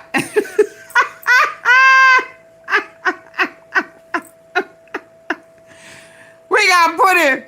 I'm so proud of you right now, Miss Tom. I took one for the team. We got timed out. We got put in the corner, baby. Maybe they wasn't into it. Who cares? They need to hear it too. Better. You better be glad I don't have a voice right now, because I'll be singing. Yeah. Put in time out. I'm on punishment. Yeah, we took that. I'm going to take that. And I'm still pressing my way. Let's go. You know, showing that they've opened up the Strait of Hormuz to all of these other countries. I mean, take a look at some of these posts, though. This is the Iran embassy of Lebanon, where they have some, like a soldier holding Donald Trump's shoulder and saying, we aren't and I gotta call my sister call a while ago. I'm gonna have to Donald Trump, we ain't opening up shit, bro. So as like Donald Trump, we ain't opening up shit, bro. What you say? Donald Trump, we ain't opening up shit, bro. So as like Donald Trump leaks to Barack Ravid of Axios, bro, an Iranian soldier telling Donald Trump, we ain't opening up shit, bro. So as like Donald Trump leaks to Barack Ravid of Axios, and Donald Trump tries to call all the kind of propaganda media in the United States. They have meetings without you. Oh, I'm going to make a deal. We're negotiating with Iran, and tries to manipulate the market. The Iranian propaganda from its embassies are like, We aren't reopening shit, bro. And it's this AI cartoon image of an Iranian soldier on Donald Trump's shoulder. Then they have the following image right here. Trump's effort to open the Strait of Hormuz is commendable. And they show the different mines right there in the Strait of Hormuz. You have, again, Iran's Lebanon account saying, if the United States achieves 3 more victories like this, it will be utterly destroyed. And it's a repost of the Iran parliament leader MB Ghalibaf's post that has an image of Iran where multiple American aircraft and helicopters, like the C-130, for example, big airplanes, expensive, $100 million planes, were destroyed in the search and rescue mission of the F-15E pilot. And Ghalibaf, the Iranian parliament leader, goes, see, they don't want to talk about that. They really don't want to talk about that. So these are more aircrafts that went down, shot down. Yeah, so they are really talented. They really are talented. While you over here playing, they've been practicing. Yeah, not no ice and pulling people up out their house and shit. They've been practicing. While you use the military, and that's why you created that, because the military was like, that's not what we do. That's not what we do. We don't attack our own people on U.S. soil. That's not. So make up your own class of crooks. Your new and improved KKK people to do your dirty work for you. Yeah, no. We're not doing that. Yeah. Because I remember sometime I said, well, what they going to do when they start a war and our guys ain't prepared? Yeah, no. And it's a repost of the Iran parliament leader MB Ghalibaf's post that has an image of Iran where multiple American aircraft and helicopters, like the C-130, for example, big airplanes, expensive, $100 million planes, were destroyed in the search and rescue mission of the F-15E pilot. And Ghalibaf, the Iranian parliament leader, goes, if the United States gets 3 more victories like this, it will be utterly ruined. You have the Iran embassy in Uzbekistan showing making deals with itself. Donald Trump doing a handshake deal with a shadow of Donald Trump with the Iranian flag over it as Donald Trump pretends he's negotiating. Pretend like he. Oh my God. Video that was posted by the Iranian embassy of Lebanon, which shows older people at a casino who are like addicted to these slot machines, and who keep on clicking the button for the slot machines, and then they go revolutionary guards on missile platforms after Donald Trump's threats. Then they do this meme right here of DiCaprio, cheers, it's tea time, and they mock Donald Trump. Then there's this image of Donald Trump, the reason for Donald Trump's rudeness, and the country of Iran is in Donald Trump's neck. Another photo or another video they show where the U.S. planes crashed, and the embassy of Iran in Bulgaria writes, come again, we'll prove to you that Iran will be hell for you. Then they mock Donald Trump's negotiations, if you even want to call it, Trump pretending to negotiate. And they go, and this is again the Iranian embassy of Uzbekistan, negotiation Trump style. And it's Donald Trump with saying ceasefire, but it's actually missiles coming out of Donald Trump's mouth. Talks are going on, and it's Donald Trump sitting across the table from no one because there's no Iranian negotiating with him. And then Donald Trump has like a shoulder-mounted weapon on him while he's engaged in a negotiation. They're out there blowing up Iran. And then they do another image, negotiation Trump style too. And it's a boardroom where normal negotiations would take place, but it's utterly destroyed because Trump bombs the negotiation rooms. And one of the things that we've been saying here from the Iranian perspective, they're like, why would we negotiate with Jared Kushner and Steve Witkoff when the last 2 times we negotiated with them and we believed we reached a deal, we were bombed that night? And there was an invasion of Iran that night, so we don't want to negotiate with them, even though Witkoff and Kushner continue to try to reach out to Iran's foreign minister Araghchi to see if they could do a ceasefire. And Iran's also like, why would we want a ceasefire? Like, America's running out of its munitions right now, and Israel's running out of its munitions, and never before has the U.S. and Israel been weaker in a war, from Iran's perspective, that is. So Iran's like, you want us to give you a 45-day ceasefire so you can rebuild up your munitions? That doesn't make any sense. What Iran has always said, is for there to be a deal, there has to be reparations for the war. Iran gets to control the Strait of Hormuz. There are long-term, not a ceasefire. There's that no more war. All sanctions are permanently removed from Iran, and there are security guarantees for Iran, the Houthis in Yemen, Hezbollah in Lebanon, and the Shiite militia groups in Iraq. Iran's been very clear that those are its, and it gets to keep all of its ballistic missiles and Shahed drones. Those are its non-negotiables. That's what it's said. It hasn't departed from saying that. Since Donald Trump and Netanyahu have escalated the attacks, Iran has responded with ballistic missiles and Shahed drones, but Iran said they've never said, bombing us more is going to make us come to the negotiating table. So I think it is important. I mean, if you've read Sun Tzu, The Art of the War, and other things, I mean, I think you have to know what the other side is thinking. I mean, that's why you have to be a student of these things to see what are they doing. I think another important lesson as we look at this as well is, Donald Trump says, we've obliterated Iran. We're bombing him into the Stone Age. They have no leadership. There's, they don't have any ability. We have air superiority. What are they going to hit us with? And I think the point is, they have, in addition to a parliament that they have that meets, and, granted, it's ultimately a rubber stamp for the Ayatollah and their system, but they have a parliament there. They have spokespersons who holds press conferences daily.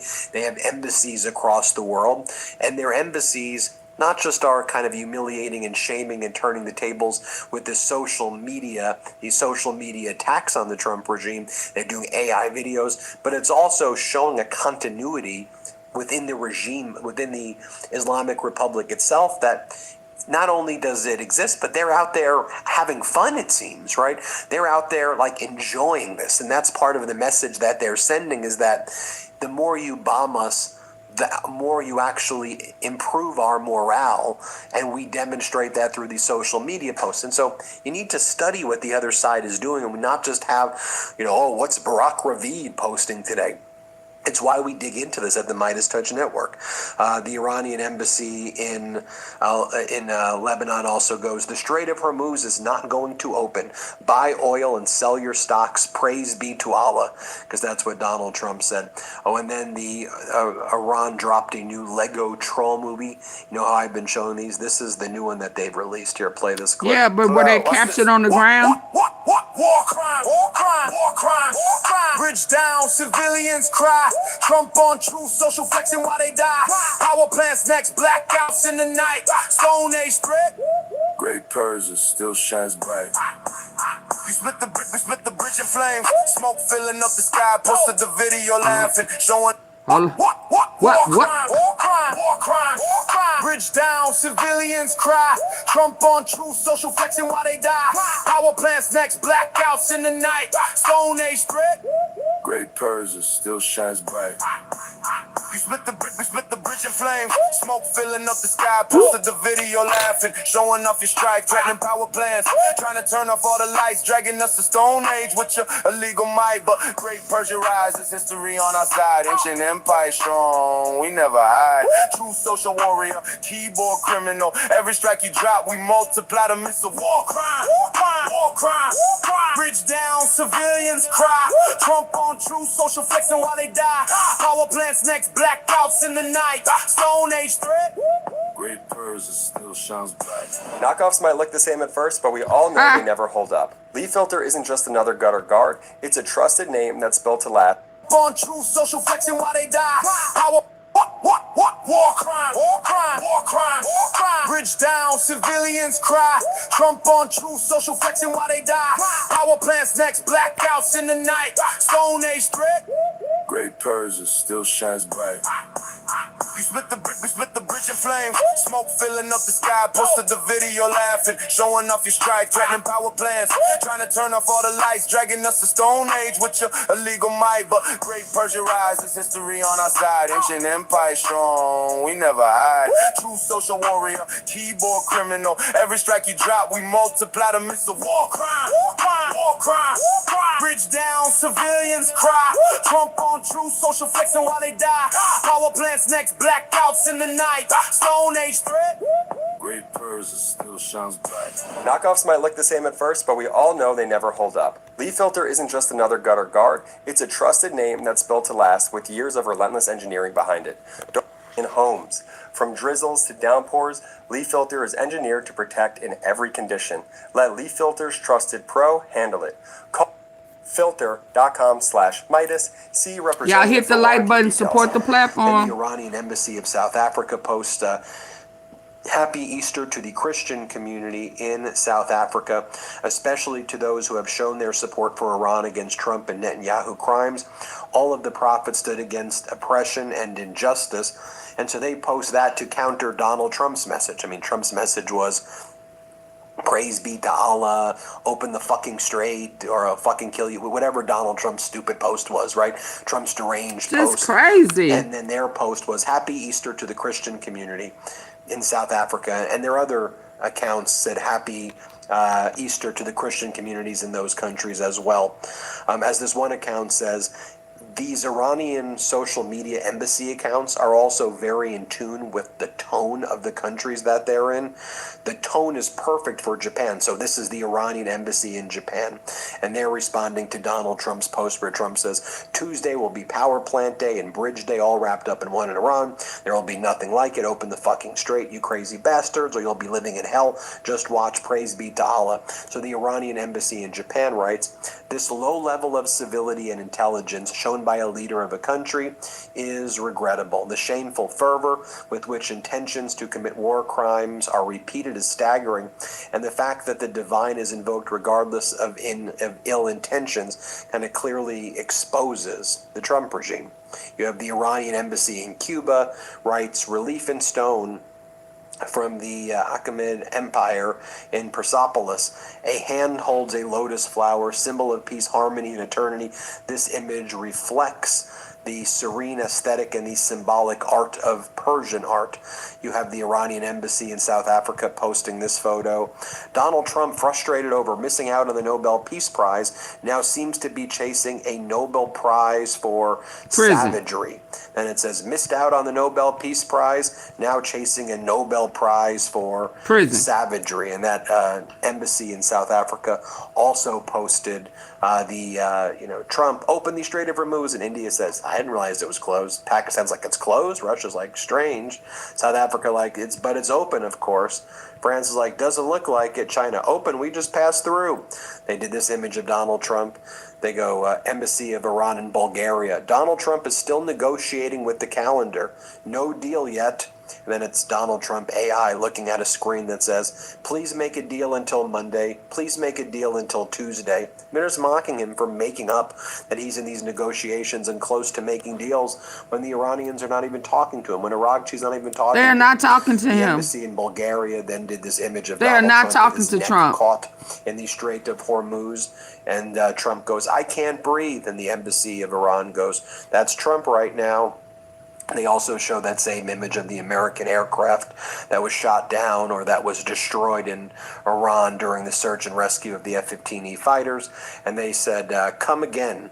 We'll prove to you that Iran will be hell for you. So these are the types of posts that they're making. They post this image, 2020, of somebody wearing a mask over their mouth and nose.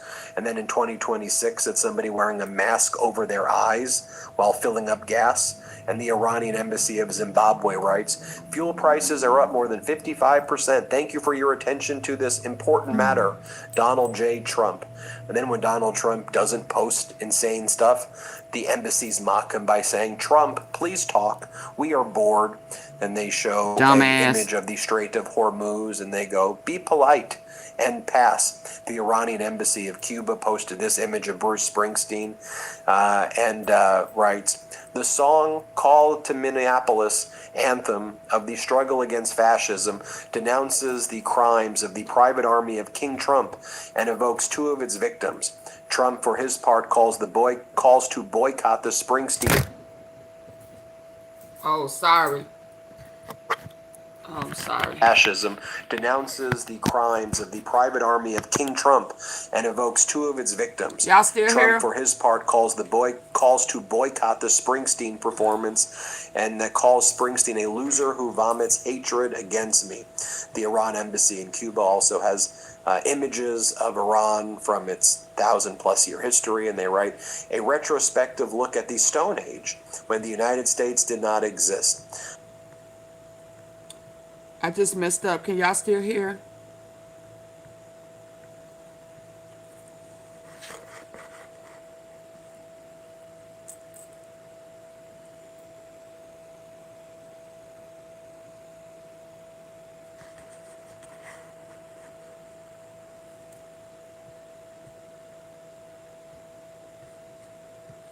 In 2020 of somebody wearing a mask over their mouth and nose, and then in 2026 it's somebody wearing a mask over their eyes while filling up gas. Like we can't and the see the Iranian truth. embassy of Zimbabwe writes, fuel prices are up more than 55%. Thank you for your attention to this important matter, Donald J. Trump.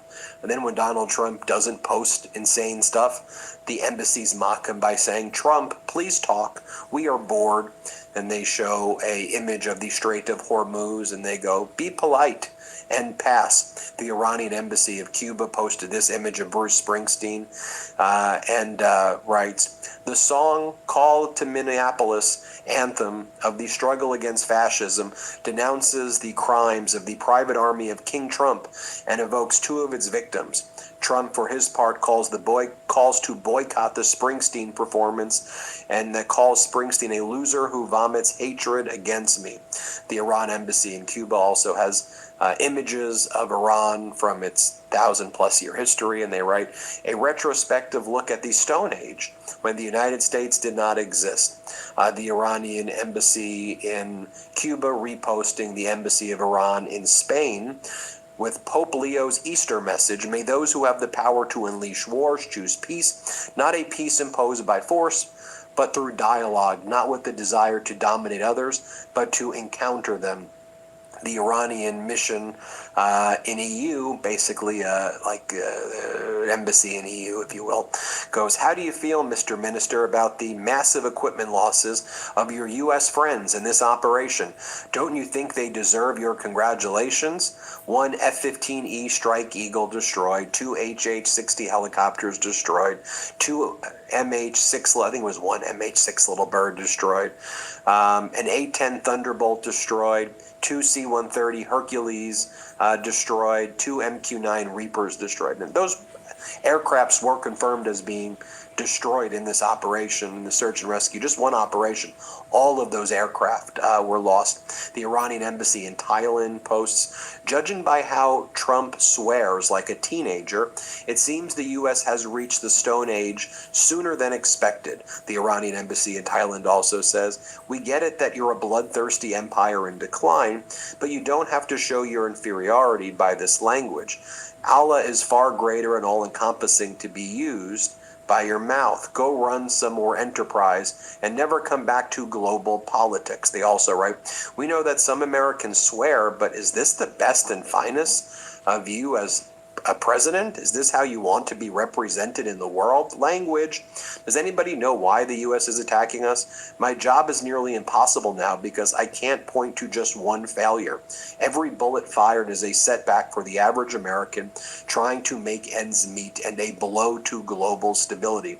The Iranian embassy in Thailand also reposts the Iranian embassy in Japan and says, for hundreds of years, Iran ensured safe and free passage through the Strait of Hormuz. The world enjoyed low-cost commodities and global trade, while Iran has suffered from unilateral sanctions for 47 years and now horrific war crimes. Many stayed silent. Time for a change. going back to the Iranian embassy in Zimbabwe. It's such a joy to hear this beautiful sound from Zimbabwe. Thank you for sharing. And there you go. Do you still want us to learn from the USA after pointing out Donald Trump's post on Easter? The Iranian embassy in Zimbabwe also writes, presidential decorum refers to the expected standards of behavior, conduct, and communication for a president while in office. It includes respectful and measured language in public statements, dignified behavior that reflects the seriousness of the office, adherence to norms and traditions of governance, composure under pressure, especially during crisis, respect for institutions, laws, and other branches. And it's a repost of Donald Trump saying, open the fucking straight, you crazy bastards. Praise be to Allah. And there's this post right here of Donald Trump going out in front of the crowd saying he completely destroyed Iran's capabilities. And behind him are all the American aircraft that have been destroyed. And then the Iranian embassy in Zimbabwe writes, everything is good, but you don't believe. Then, I mean, there's more of these. I mean, this is what they're. I mean, I'm just showing you what basically took place over the past 24 hours or so. He got gangster. You know, there's this image right here, the embassy of Iran in Bulgaria, showing them. Hold on. He got gangster. Oh, everybody in line in the Strait of Hormuz except us in Israel. Closed?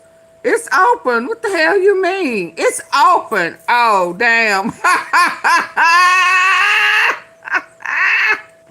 I'm laughing, but he done already put us in this mess. You know, we already gonna suffer over his foolishness, over thinking that he was gonna pull a stunt and the shit was gonna go down the way it went down with Venezuela.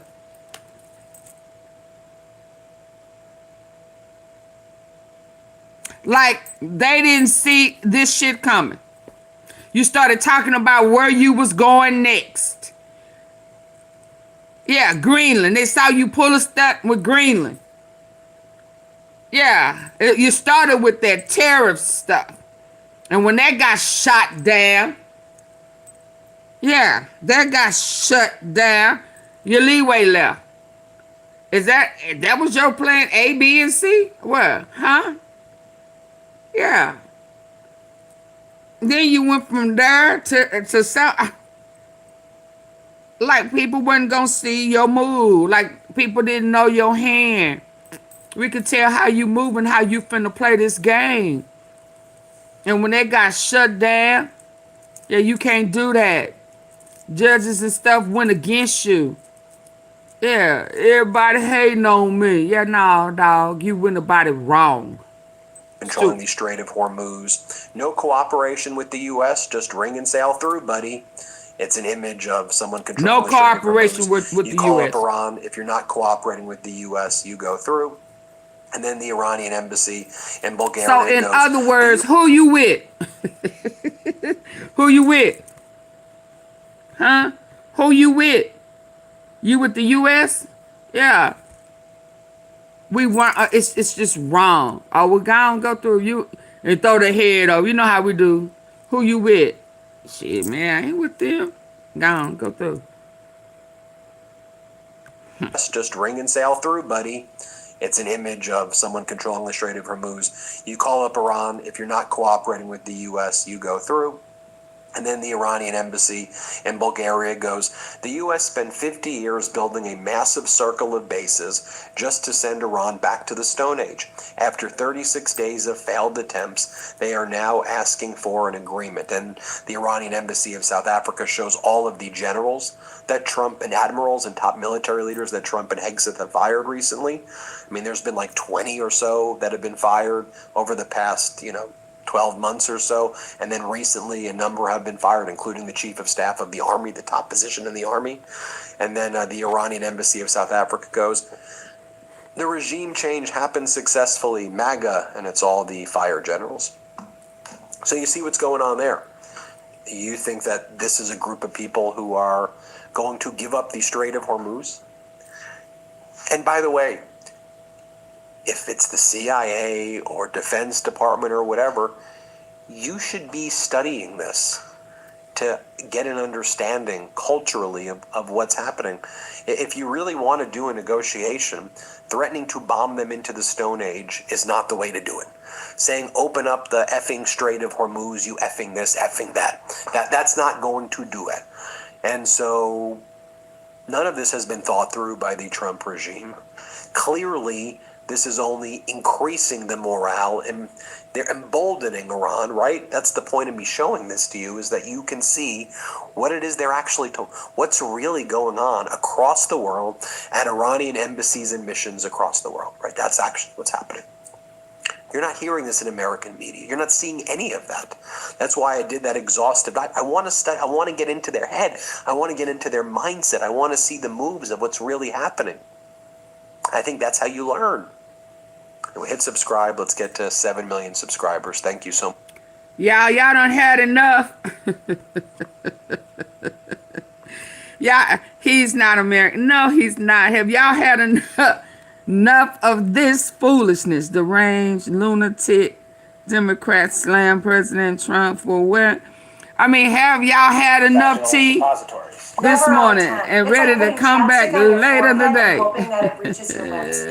Joining us now, I gotta get some poo shiesty up in here.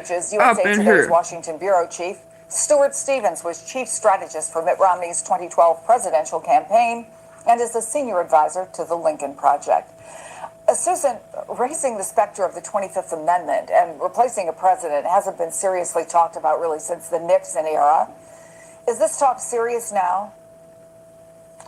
Well, the 25th Amendment is designed to be difficult to do. It would require the vice president and a majority of the cabinet to make a written declaration to Congress that the president was no longer that way. I think it is more of a talking point for Democrats than it is for an actual threat of action. If Democrats are really serious about it, they could win back the House in November and talk about impeachment. Vice President Vance leading that way. His duties. And if the president protested, you'd have to have 2/3 of the House and Senate affirm that he was not capable. So that's a bar that seems very unlikely to be met, starting with the Vice President Vance leading that way. I think it is more of a talking point for Democrats than it is for an actual threat of action. If Democrats are really serious about it, they could win back the House in November and talk about impeachment. But until then, the 25th Amendment, as I said, I think more of a talking point. So, Stuart, former Congresswoman, Republican Congresswoman Marjorie Taylor Greene says, quote, everyone in Trump's administration that claims to be a Christian needs to fall on their knees and beg forgiveness from God and stop worshiping the president and intervene in Trump's madness. He has gone insane, and all of you are complicit. Maybe a better question beyond the 25th Amendment is there a point where you see more current congressional Republicans questioning that the threats and the actions that the president is taking in regard to Iran? Man, I wish I could say I did, but I don't. It's extraordinary to wake up and be agreeing with Marjorie Taylor Greene, by the way. But she's calling this exactly right. Look, with the 25th Amendment, I just got to say, if you were teaching a course on the 25th Amendment, and you said, okay, what if you woke up on Easter and the President of the United States was threatening major war crimes against a huge country using profanity? Would that be evidence? I think, pretty much the class would go, yeah, that'll never happen, but sure, of course. Look, I think that Republicans made this deal with the devil. And what they forget about Mephistopheles is not only does he not deliver, not only does he take your soul, but he doesn't deliver. So they're headed for a disaster now that should be a disaster. It is the best thing that could happen for the country. I actually agree with a Republican, Marjorie Taylor Greene, being awesome. Yeah. And what is the most extraordinary thing about that message is not that he wanted to send it, but that there was no one there who could stop it. No, Deborah Coker. And I think that just speaks to the level of chaos. When I go live on Pooh Shiesty, I'm going live with Dolph too. To Capitol Hill, Michael, the profane threats come during federal budget season. So how does war funding play into those conversations, and what are you hearing from lawmakers? Yeah, well, Chris, one more note Absolutely first on that Easter not. message from the Not president. until the It's been an feds come in. Of Democrats pushing back on the sentiment from the president, with far and few Republicans, Marjorie Taylor Greene being the biggest name, and she's not even in Congress anymore. But I will tell you, this morning I spoke to Congressman Don Bacon. He's a moderate Republican from Nebraska. He is retiring. He did push back on some of the comments from President Trump. I asked him about that Truth Social post. He told me, quote, "We expect more from the president in setting a better example," specifically pointing to the profanities and the vulgar language, on the president using the term Allah and the praise and the phrase "praise be to Allah." He said, quote, "I don't think it's appropriate." And I pressed Don Bacon on this threat of action that could become war crimes. He said, quote, "There's mixed opinions on it. I got mixed feelings on it." So certainly a bit of a tepid pushback from a Republican, but something when we have not heard from many members of the GOP in response to that Sunday post from the president. But getting back to your initial question about war funding, there are rumors, reports that the Pentagon is going to be requesting about $200 billion to go towards the Iran war. And now, while there are going to be several Republicans who are ready to line up behind the president, some folks have questions, and they're saying that they want answers before they vote for any funding for this war. Take, for example, what Senator John Kennedy said. He has said, okay, quote, after this one, I have more one money, more I we want got to give it listen them, to. But I want to see the details. You got to show me the candy before I'll get in that car. Similar from Congressman Thomas Massey saying, quote, "It begs the question, how long do they expect the war to go on? It's been about $1 billion a day, and they want $200 billion. My quick math says they think this will go on for at least 6 months." Let me look. What time is it? Some Republicans not immediately quick to give the administration what it wants. And this is all significant because there are discussions among Republicans amid this probably Democratic opposition of 6:30. passing this Iran war funding. But I got one more after this one. Reconciliation, essentially to allow Republicans to circumvent that Democratic opposition. But as a byproduct, it requires near unanimity from all Republicans. We know that in both the House and the Senate, Republicans are hanging on to their majorities by a very slim thread. This is already hitting the campaign trail. There are some Republicans who are saying that they want to see cuts in other areas of the government to pay for this Iran war funding. That I'm gonna set it for 6:30. For example, take a look at what former Congressman Mike Rogers said, who's running for Senate in the state of Michigan. He said this is not the way, in response to a story about cutting health care for paying for this Iran war funding. He continues by saying needs to be making life more affordable for working families, from health care to housing, not making cuts at the expense of American people. What's 239 on me? What's waste, fraud, and abuse? This is a bridge too far. So, Chris, all of that to be said, a lot of divisions, concerns of the Republican Party about not just Iran and what the president and the administration is doing in the region, but also this potential funding that can come down the pipe soon. A lot more discussions to keep an eye on as this conflict continues to unfold. Yeah, and I guess part of the question, Stuart, is going to be whether Massey and Kennedy are going to stand alone, or if some of the folks who are in tough races, who are in purple districts, who are getting a good challenge, may decide that they need to say something and maybe take a page of affordability and not give the president what he wants. Yeah, I mean, I just got to say, there's something extraordinary about Senator Kennedy basically making a pedophile joke about funding the war in Iran. It sort of brings together the Epstein files and the war in Iran. That unless he gets the money, showing the candy to get in the car. I just think it's that ain't good at all. He's always been MEMPHIS. That's for sure. It's 239. Oh, okay. Yeah, I'm setting it right now for Central. 6:30 Central. I think the threshold here is once somebody helps. I'm making it public right now. To come into your workplace and try to kill you, and you're still okay with that. Are we really kidding ourselves that there's going to be some line of policy here that they're going to cross? Like, that's too much on the law of the sea treaty, or, no. Republicans bought into this. And if they're not going to stand up to somebody who physically was threatening them with the supporters, for heaven's sakes, no. And we've never seen a collapse of a party like this, certainly in modern history. And I can't tell you when it's going to end.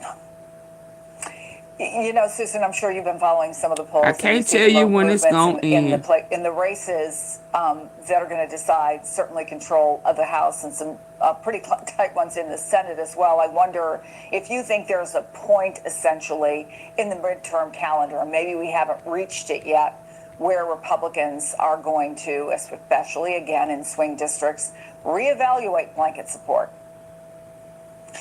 You know, I think a lot of Democrats and independents and traditional Republicans have been waiting for that moment for some time with Donald Trump. And one reason I think we haven't reached it yet and may never reach it, not even before the midterms, is that that for a lot of these Republican candidates, it's kind of an existential choice between defying President Trump and having him come down. What was the poll supposed to be about, Deborah? Or breaking with him, which is something very few Republicans have chosen to do. I mean, here we're discussing whether Republican members of Congress will stand up to President Trump on funding the war in Iran. They have not yet had a hearing, a single hearing in Congress in the past month about what we're doing in Iran, what our goals are, what the future of that war is.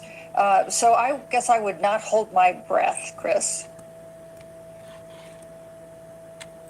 Oh, wow. And she left it like that. Hold on. I got one more. One more, and that's how we going to end today, the morning show. And I know, you know, I wasn't expecting for him to. Oh, well, I want to see this joke. President Donald Trump. Hey, Trump, we opened the Hormuz Strait. Bibi, they opened the Hormuz Strait. Has been Hormuz Strait. Hey, Trump, I'm kidding. April Fools. April Fools? Bibi, he is kidding. April Fools. Get Denny.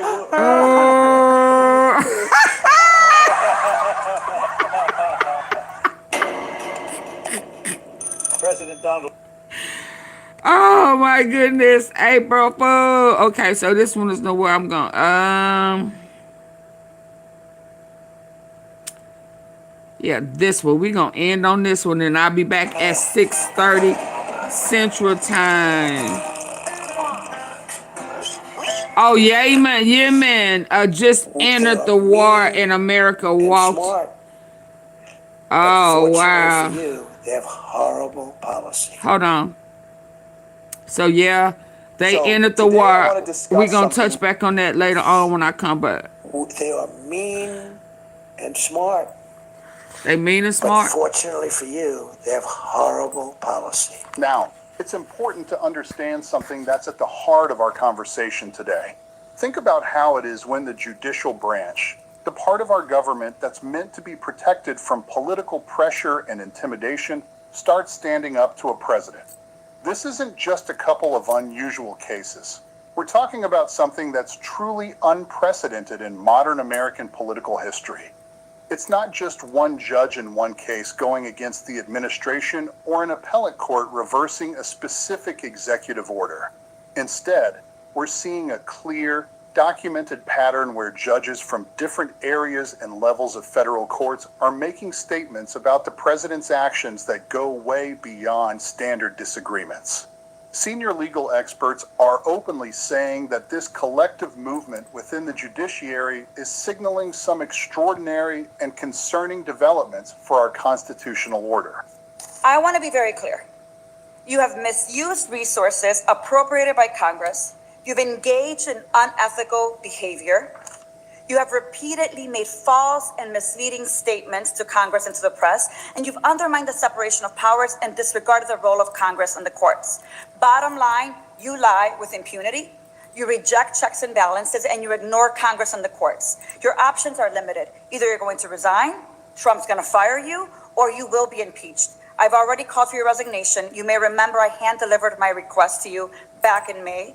And I urge you to reconsider resignation because I've taken the first step towards your impeachment, and I've called on the Judiciary Committee to open an investigation into your lawlessness. So, it's really interesting to see how things are unfolding with Trump and the judiciary. There's been a lot of back and forth lately, and let's be honest, some of it has been pretty wild. Trump has made a habit of publicly going after federal judges, calling out several by name. He's not just mumbling complaints. He's leveling serious accusations. including branding judges as corrupt and claiming their decisions are politically motivated witch hunts. I forgot already. Hard to believe What you forget out loud. Oh, you forgot. And then there's the whole impeachment thing. He's gone so far as to demand the impeachment of judges who have ruled against him on immigration and deportation matters. This isn't just background noise. These attacks are direct and aimed at judges in active cases. In fact, some major legal minds from across the political spectrum have expressed serious concern, saying that this behavior poses a real threat to the independence of the judiciary, a key part of our Constitution.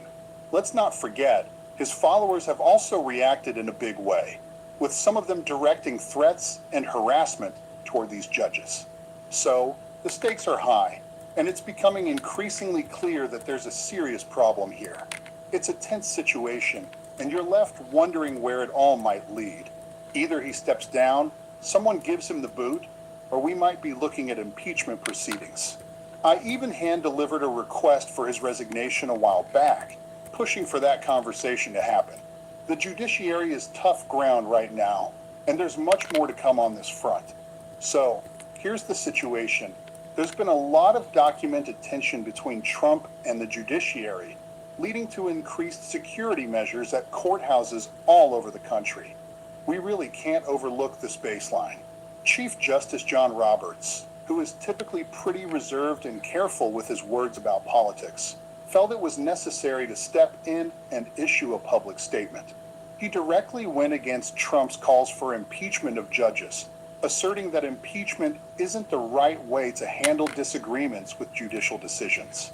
When someone like the Chief Justice takes the bold step of publicly pushing back on the president's comments about the courts, it speaks volumes about how serious things have gotten. This isn't just routine political bickering. Judges across various levels of the federal court system have been reacting in their written opinions, and it's quite striking how they've chosen their words. We've got judges using language that pushes past the usual careful wording found in court decisions. They're expressing genuine alarm about what they're observing. Phrases like contempt for the courts and unprecedented disregard for constitutional limits are coming up, along with mentions of conduct that threatens the fundamental principles of law. These aren't just casual remarks. They are thoughtfully chosen words aimed at highlighting concerns that judges believe the public and the legal community need to take seriously. Federal judges don't toss around that kind of language lightly. It's purposeful, and when you see it appearing consistently across different courts and in response to the same administration's behavior, it's clear that there's a collective message being sent.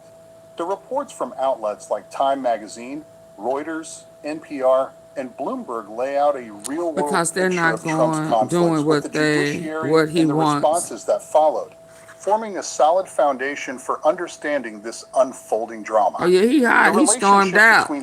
He stormed out of that court and started firing folk. Is really under stress right now, more than we've seen in modern American constitutional history.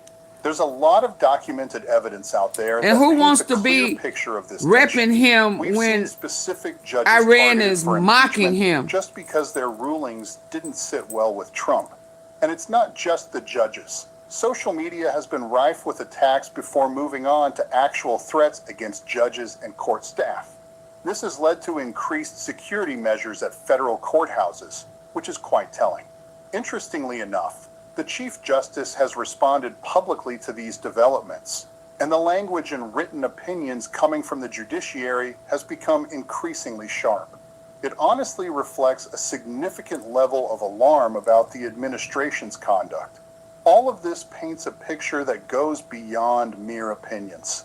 It's grounded in fact and real reporting from trustworthy sources. For so long, the federal judiciary has been crafted to remain independent from political pressure, thanks to lifetime appointments and stable salaries. This structure is supposed to let federal judges do their jobs without worrying about political retaliation. And historically, this insulation has worked well, allowing the judiciary to act as a solid guardrail against any executive overreach. But when the relationship between the executive branch and the judiciary hits a rough patch, it gives us crucial insights into how healthy our constitutional order really is. The current situation, marked by a notable pattern of attacks on specific judges and their candid, alarming responses, is one of those defining moments. It's like we're witnessing a significant chapter unfold in the ongoing story of our democracy. The state of our judiciary is crucial for the overall health of the constitutional system we rely on. Right now, the stress this moment is putting on that system is significant and definitely deserves the serious focus we're giving it. Let's break this down, because there are 3 key areas we really need to explore in detail when it comes to the pushback from the judiciary. First up, we have to look at the documented history of President Trump's attacks on the federal judiciary. This record reveals a lot about the nature of the threat to judicial independence and why it matters so much. Next, we need to consider how the judiciary has responded. The language used in judges' written opinions and public statements says a lot, and understanding why those words carry weight is important. Lastly, we can't forget the constitutional stakes at play, what judicial independence means for our constitutional order, and how the current pressures are revealing the health of the fundamental principles that the judiciary was created to uphold. So, let's dive into each of these areas. Starting with Trump's documented attacks on the federal judiciary, it's essential to build a clear picture of what these attacks look like and what consequences they've had. This understanding is key to grasping why the judicial response is so significant and why observers are genuinely alarmed by what they're seeing. For instance, the attacks on Judge Gonzalo Curiel during Trump's first term were shocking. Trump called out the judge as biased simply because of his Mexican heritage. Israel put him in. Well, some people did, but the lobby judicial independence by a pro-Israel put him in position. He lost. Even Paul Ryan, who was the Republican Speaker of the House at the time, referred to it as a textbook definition of a racist comment. Now, during the second term, those attacks have become more frequent and more directed, increasingly linked to actual court outcomes. These connections between public attacks and the harassment faced by the judges involve paint a troubling picture of judicial independence under threat. It's really something how the pattern of attacks on judges has ramped up over time. This isn't just a reaction to one specific ruling that stirred the pot. It seems like we're gonna have to see, Zachary. Hopefully they'll get him out. The administration wants. We see these recurring assaults.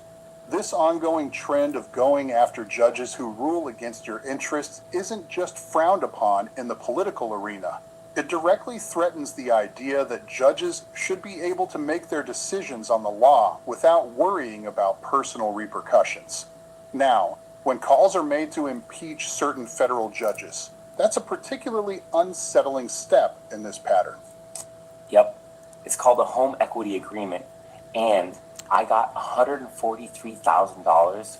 Impeachment isn't just chatter. It's a serious constitutional process.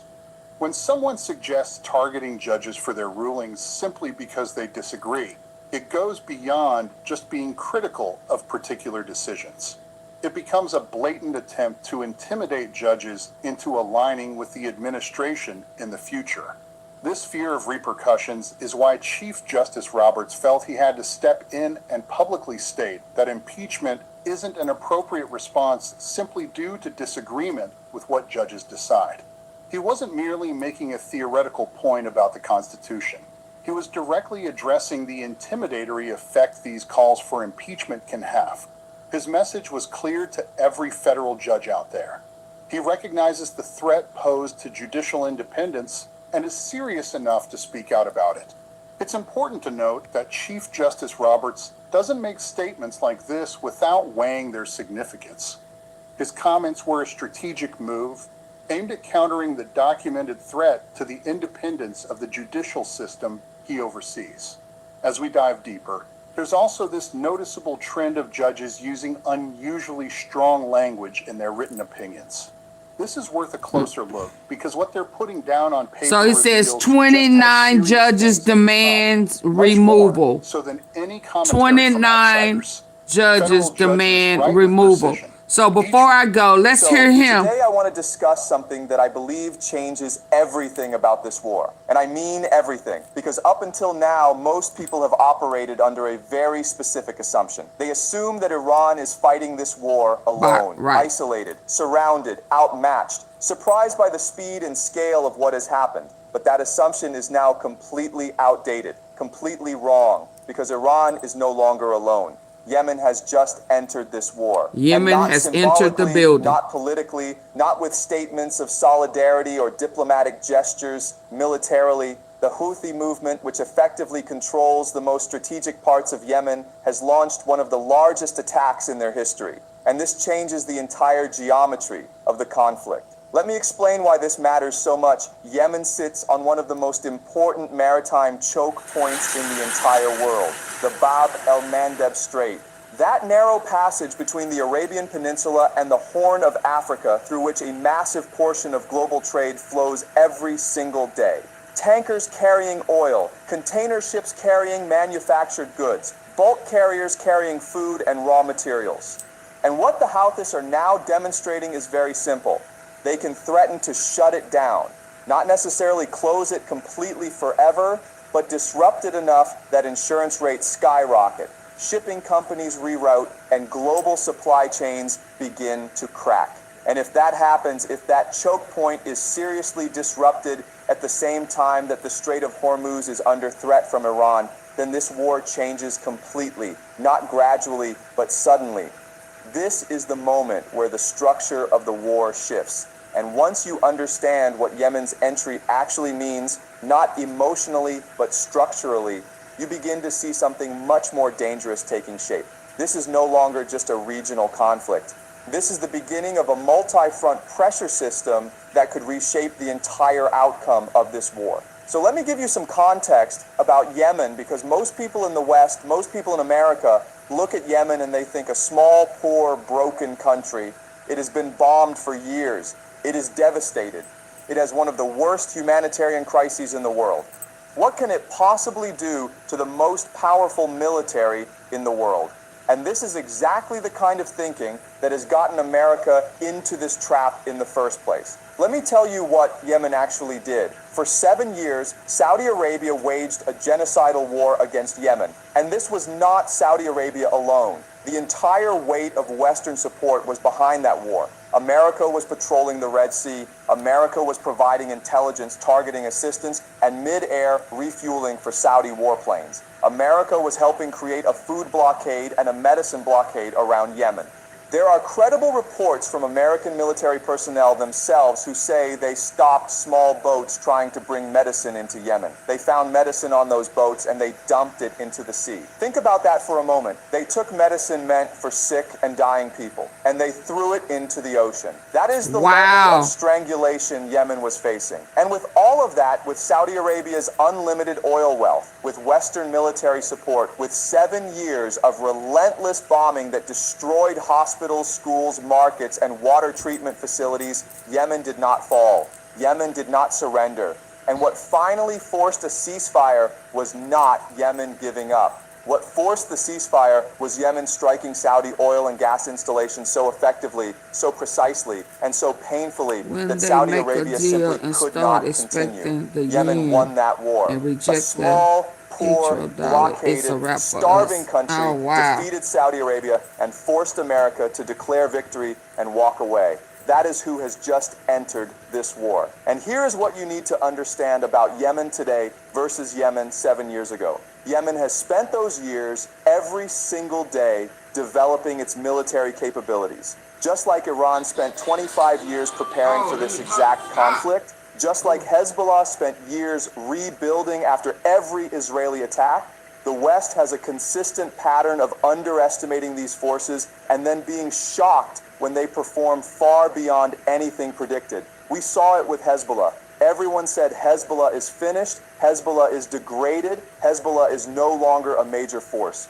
And now Hezbollah is striking harder than before. We saw it with Iran. The war was supposed to end in a day or two. Then they said a few days to destroy Iran's missile and drone capabilities. And now, after a full month of sustained strikes, Iran's missile and drone capabilities are increasing in effectiveness, not decreasing. The same underestimation is happening with Yemen right now, and it will produce the same result. So let us think about what Yemen can actually do. I want to be very specific here because the strategic picture is crucial. Yemen controls access to the Red Sea. The Red Sea is one of the most important trade routes in the entire world. Approximately 12 to 15% of all global trade passes through it. If Yemen closes the Red Sea, and it has the demonstrated capability to do this through anti-ship missiles, naval mines, drones, and fast attack boats, then you do not just have the Strait of Hormuz being threatened by Iran, you now have two critical choke points of global trade under threat simultaneously. The Strait of Hormuz in the east, the Red Sea in the west, two choke points, two fronts, one trap, but it goes even further than trade routes.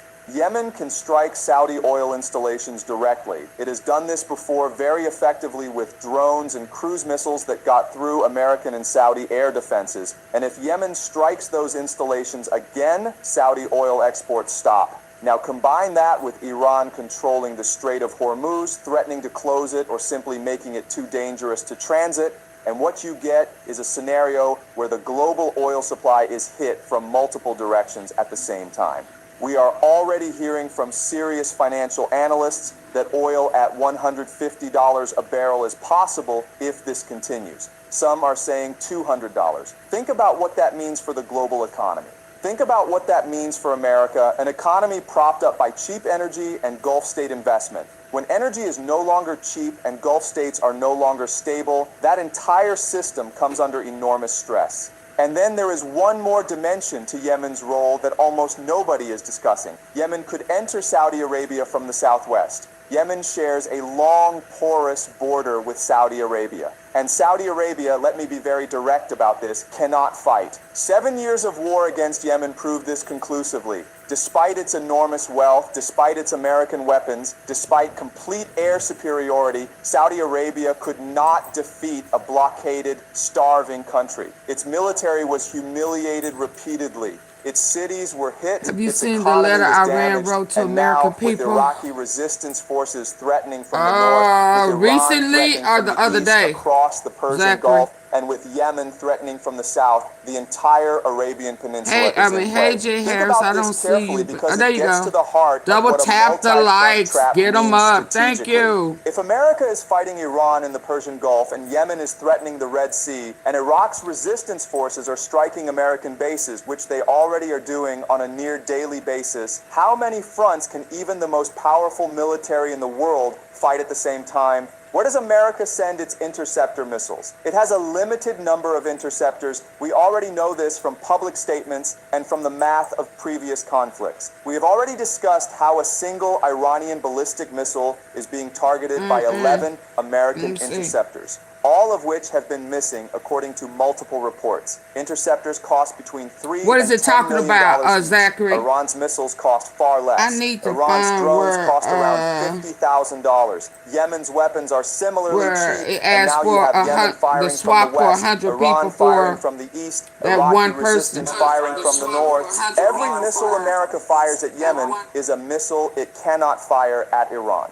Every interceptor used in the Red Sea is an interceptor missing from the Persian Gulf. Every dollar spent on multiple fronts accelerates the financial unsustainability of this entire war. This is the trap, and America walked right into it. Now I want to talk about something very important that most people are ignoring. What is actually happening on the battlefield right now beyond what the mainstream media is reporting? America has lost ground-based radar systems in the region. It is now much more reliant on airborne radar, what are called AWACS aircraft, surveillance planes that fly above the battlefield and provide radar coverage for all air operations. And one of these aircraft, an E-3 Sentry AWACS, was destroyed at an American base in Saudi Arabia, according to multiple open-source intelligence reports. These are extraordinarily expensive aircraft. America does not have many of them.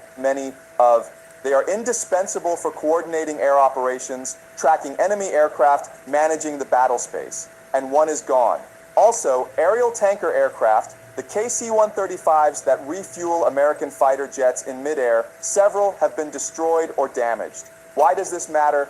because American aircraft are maintaining a safe distance from Iranian air defenses. They cannot conduct sustained bombing campaigns without refueling in the air, lose tanker aircraft, and you lose the ability to sustain air campaigns at range. These are not small tactical losses. These are strategic losses that reduce American operational capacity in ways that cannot be quickly replaced. And here is the deeper problem. America's military-industrial complex is designed to produce very expensive weapon systems slowly over many years. It is not designed to rapidly replace losses in a real war. The F-35 took 26 years to develop. You cannot replace F-35s quickly. The Gerald Ford aircraft carrier cost $13 billion and took years to build. Iran, on the other hand, is producing drones in dispersed, decentralized factories across the country. You cannot destroy them all, and they cost $50,000 each. The mathematics of this exchange are devastating for America over time. And now Yemen adds another layer of drain on American resources and interceptor stockpiles. Let us address the ground troop question directly, because this is being discussed seriously in strategic circles, and I want to give you an honest analysis. If Trump We know that attacks, what thousands comes of next? American They Marines are heading apologize to the region. people. The Secretary of Defense has refused to rule out a ground invasion, and the United Arab Emirates has been making statements about claiming 3 Iranian islands in the Strait of Hormuz that Iran has controlled since 1971. So, is America planning a ground operation? And what would that actually mean? Let me give you the strategic reality. American ground forces could probably seize those islands initially. They could probably take certain coastal territory with overwhelming firepower. But here is the question nobody in American strategy seems to be asking seriously. What happens next? Iran has been planning for a ground invasion for 25 years. Not months, not years, 25 years. They have underground military bases inside mountain ranges that America has not even located yet. The missile and drone strikes we have seen so far, as impressive as they have been, are coming from a specific group of underground bases near the coast. There are many other underground bases deeper inside Iranian territory, inside the Zagros Mountains, inside the Alborz Mountains, that have not yet been activated. America is going to find out about those bases when This its is why they ground forces apologize, enter Zachary. Iranian territory. And Iran has weapon systems, missiles, close-range defense systems, anti-armor weapons, and other capabilities specifically designed for exactly that scenario. This is not improvised. This has been planned for a generation.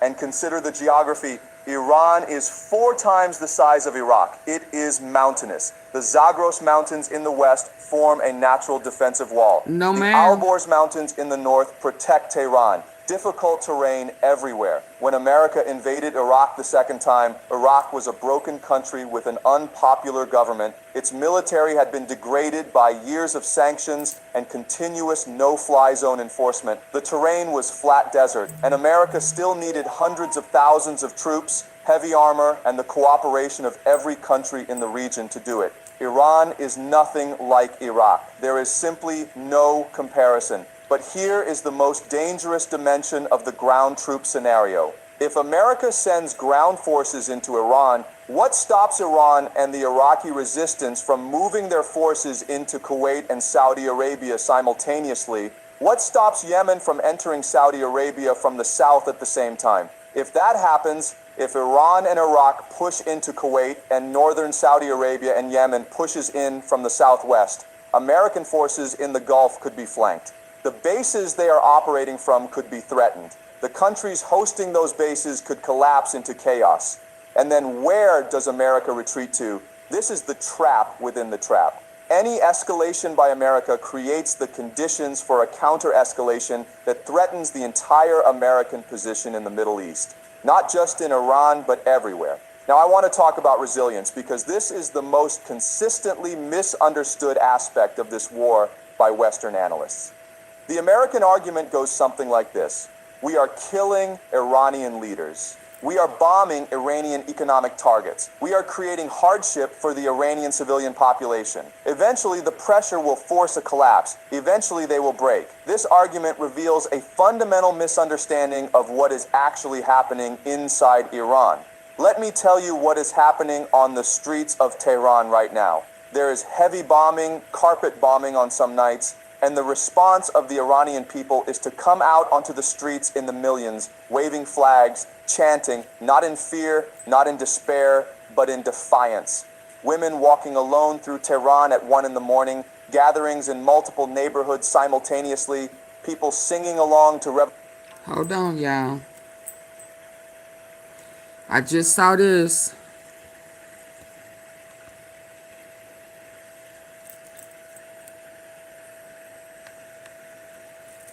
$1,500 U.S.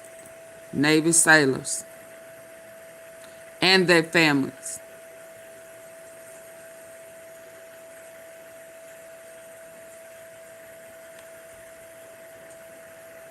Y'all see this?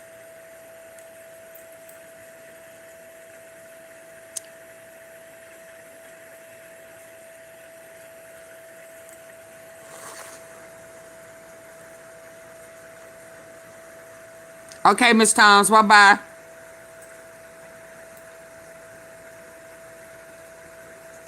Revolutionary music after a night of bombardment. This is not a population on the verge of collapse. This is a population that understands deeply, existentially, that this is a war for their survival. And this resilience has roots that go far deeper than politics. When Iran temporarily had no supreme leader for a full week during the early stages of the conflict, the country did not descend into chaos. The armed forces kept fighting. The government kept functioning.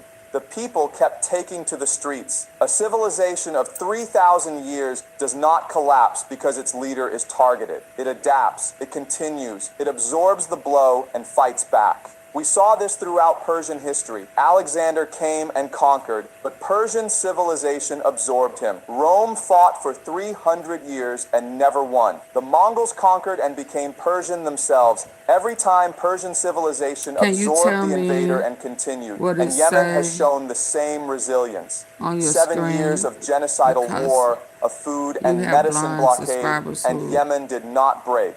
It came out of that war stronger than it entered it. The same dynamic is at work now.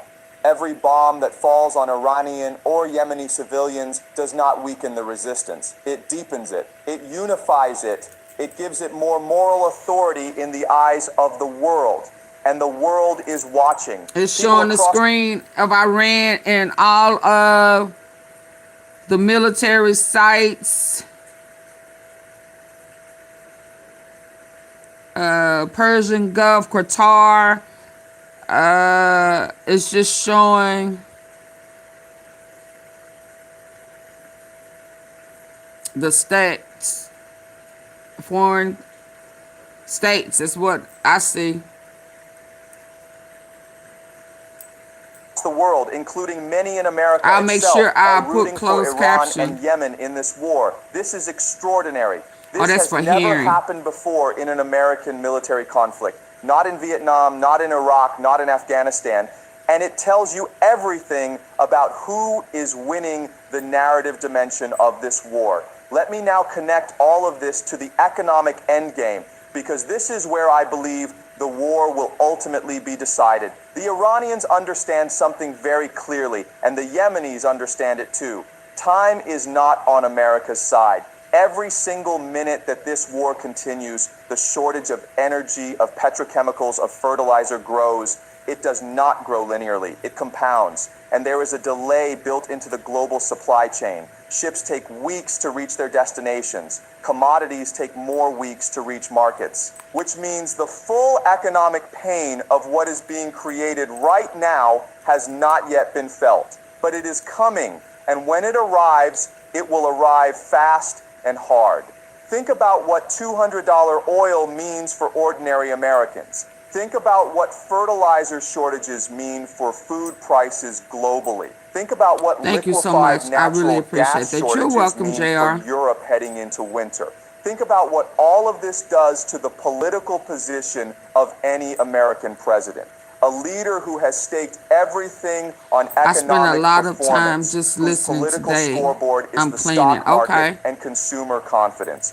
The moment that scoreboard goes deep into the red because of an Mm. unpopular war that a majority of Americans oppose, the political will for this war collapses. The And this is mainstream Iran's isn't strategy. reporting This much, is are Yemen's they? strategy. They are not trying Which to one, defeat America Mrs. militarily Tom? in a single decisive battle. They know that is impossible. They are making the cost of continuing this war economically and politically impossible to sustain. They are following a strategy as old as warfare itself.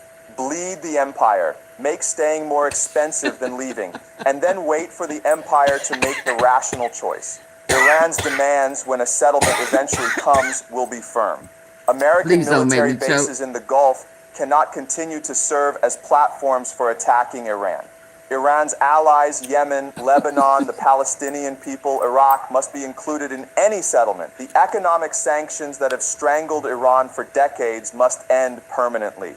These are not unreasonable demands from a civilization that has just survived an existential assault. They are the minimum conditions for a stable Middle East going forward. So let me give you the complete picture, the complete framework. Yemen entering this war is not just a military escalation. It is the closing of the strategic trap. Before Yemen entered, America faced one determined enemy controlling one critical choke point. Now it faces an axis from Iran to Iraq to Lebanon to Yemen that controls or threatens both critical choke points of global energy and trade simultaneously.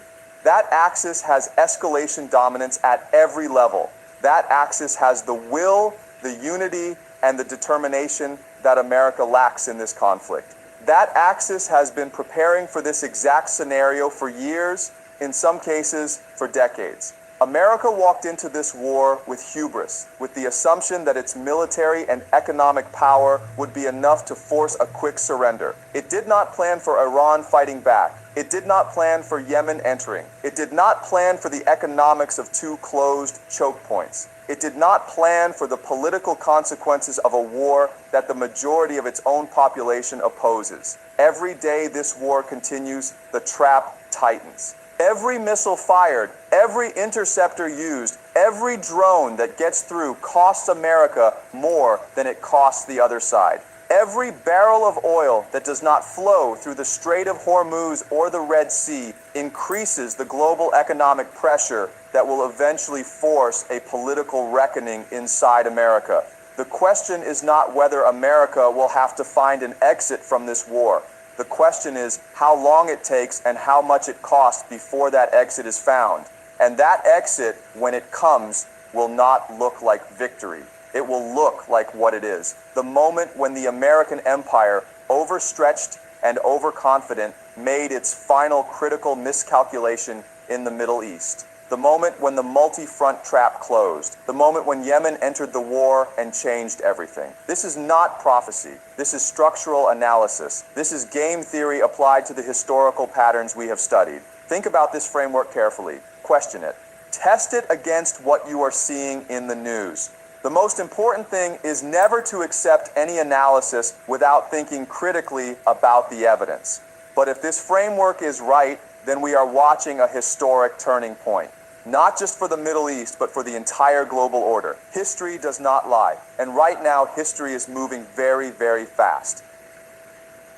Okay, y'all. I'll see y'all later. Oh, I don't know.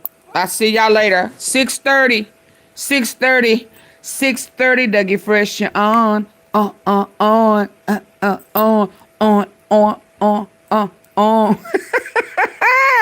I tried it.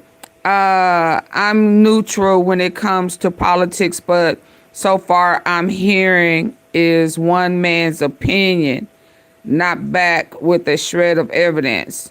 No idea who he is, but I'm willing to bet he's a liberal educator professor. Are you talking about that guy? He's in the legal field. That guy right there is in the legal field.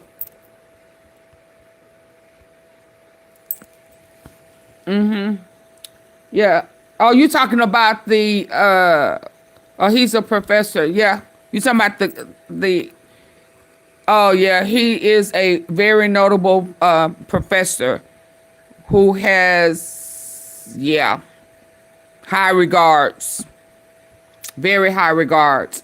The other guy was a in the judicial field. Yeah, very highly regarded. Okay. See you at 6:30 p.m. Central Time. Bye.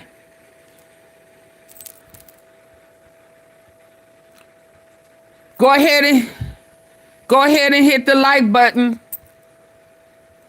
on that live. It shows Pooh Shiesty. And then I'll have one for later on if I eat right. I'm trying to catch up from yesterday. For late in the midnight, we're late. Okay. See y'all later.